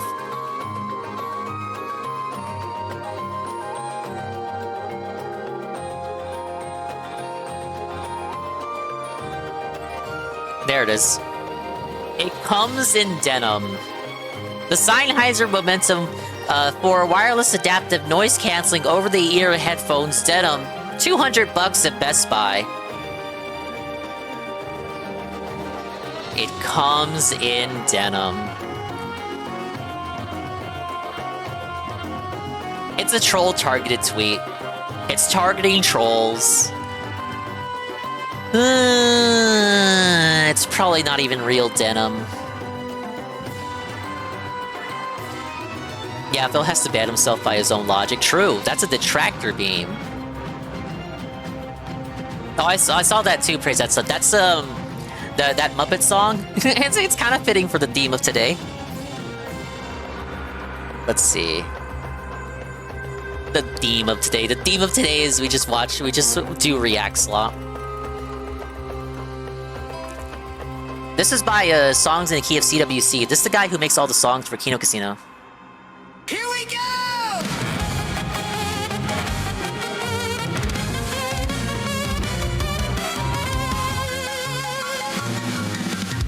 I need banana, tasty banana. Put banana in my mouth, squeeze the peel, it comes in denim.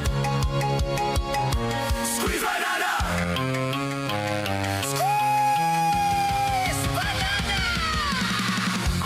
Banana, tasty banana. In my mouth, squeeze the peel, it comes in denim. Squeeze banana! Squeeze banana!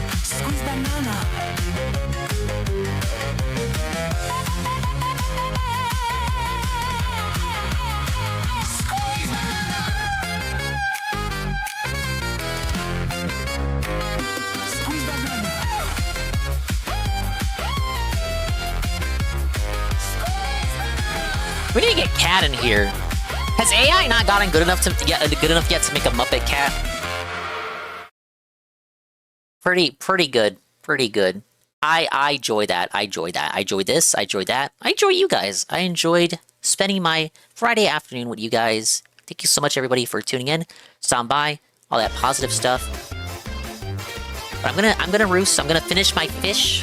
I took a few nibbles of it secretly. Secret nibbles, even though I hate eating on stream. I took secret nibbles while listening to the Muppet. Yeah, speaking of Muppets. I like the song, but visually we could use with more. I think there needs to be more going on in the video part of the music. It's the music video itself. Maybe AI just doesn't know how to do Muppets yet. give it 3 years. We'll have like AI episodes of Sesame Street and shit. But I'm gonna charge my controller. Yeah, and we'll go off gently into that good night.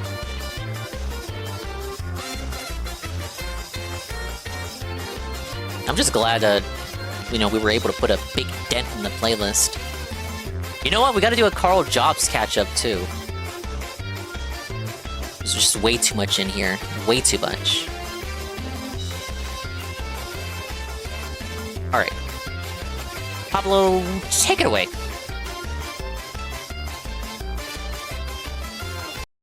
It's nice to rest your eyes and maybe... Man. Just your luck. Just your luck that we unmute to Baby Park. Baby Park! No! We hate Baby Park.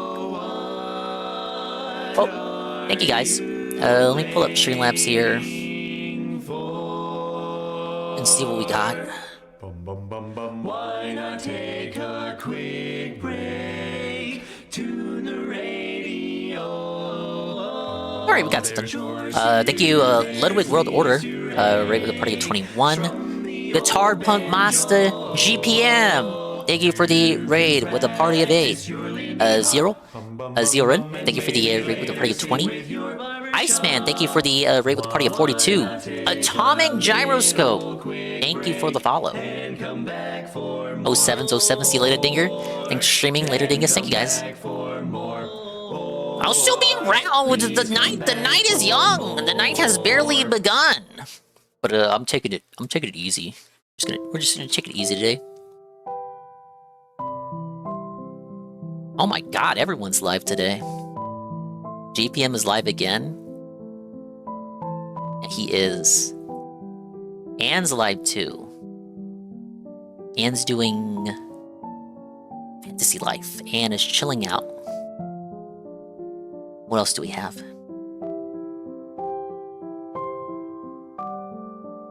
Be well, thank you, Red Check. Thank you, Sticky Zug.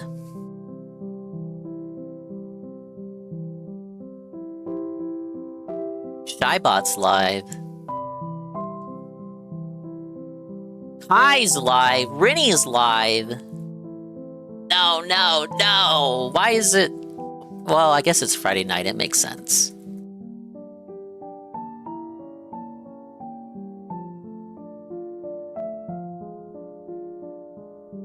When the stream ends, does the Shy Guy take off the mask? Yeah, I air it out. You know, like how you hang your clothes to dry back in the day? Or maybe still in the now, present day, present time, modern era?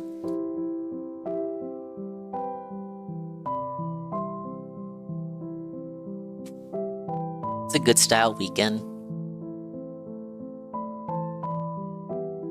Today was a nice day.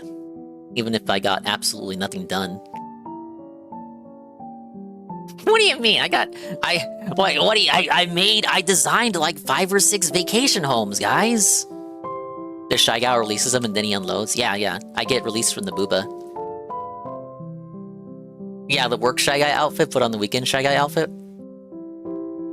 Oh no, wait, what? Really? Special occasion? I'm seeing something.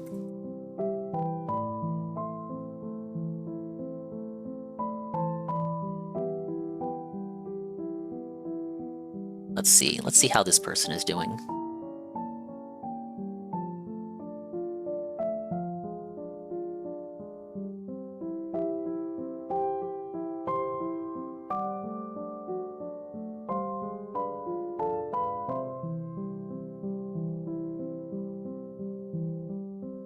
The Shy Guy drives to his mini home. The home is just as small as he is. It's like what's that Rick and Morty bit with the Pop-Tart who drives a toaster and then he lives in a giant toaster? But that's like the last place a Pop-Tart would want to live, right? Because those old Pop-Tarts ads, in the Pop-Tart ads, they would always not want to be eaten. It'd be like if I lived in a gas chamber and drove around in a little gas chamber. Dingaroo is ending. I can't rate him now. I'm sorry. I said I was gonna go up to the casino, and then we just kind of kept watching Arlo because I really wanted to catch up with Arlo. I put in the work, put in the effort, the blood, the sweat, and the tears. I didn't want an Arlo video, a single one, to remain in the playlist. But I guarantee by the next time I boot up, there'll be at least 5 more videos. Whoa, buddy. Gas chamber, whoa, buddy. There's nothing. I'm saying it in reference to me. You realize a gas chamber would kill any human, right? There's no specific designation that needs to be made there. I'm so old, I vaguely remember the OG Pop-Tarts ads, which were just soda ads, pop music with cool adults chowing down on them. I just remember the animated ones from the 2000s. I don't even think they do those anymore. They were doing them for like a long time, and then I think they stopped in the 2010s, I want to say. I want to say the 2010s.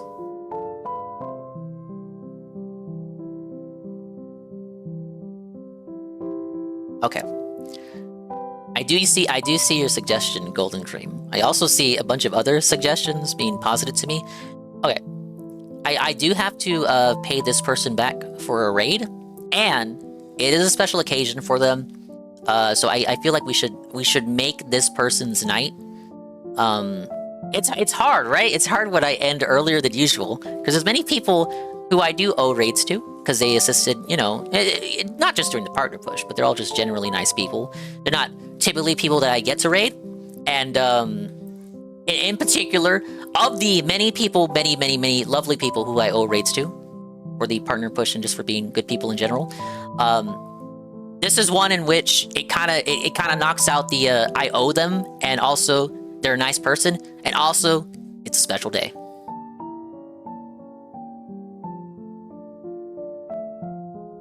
Oh yeah, praise that Sun's got it.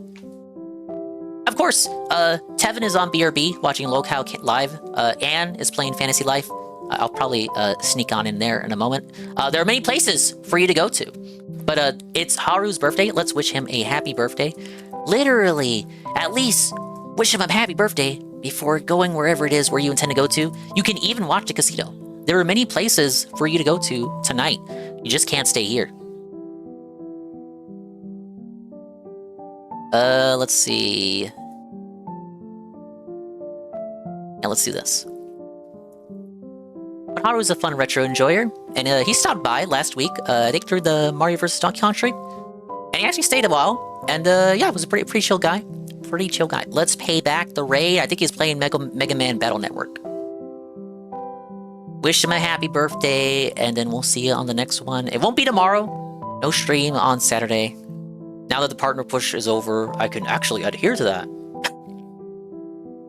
I guess I'll be back Sunday unless something comes up. But I definitely can't stream tomorrow. I got shit to do. Alright, but go watch Tevin or Anne or the casino or anything, anywhere else. Post raid message. Bye-bye, adios at BB time. We'll see when we see you. And if we didn't see you, then we didn't see you. But if we did see you, then we saw you. If we did see you, hopefully we will see you next time. If I can see myself in the mirror each and every single day, hopefully I can inspire viewers like you to see themselves in their mirrors each and every single day. Bye-bye!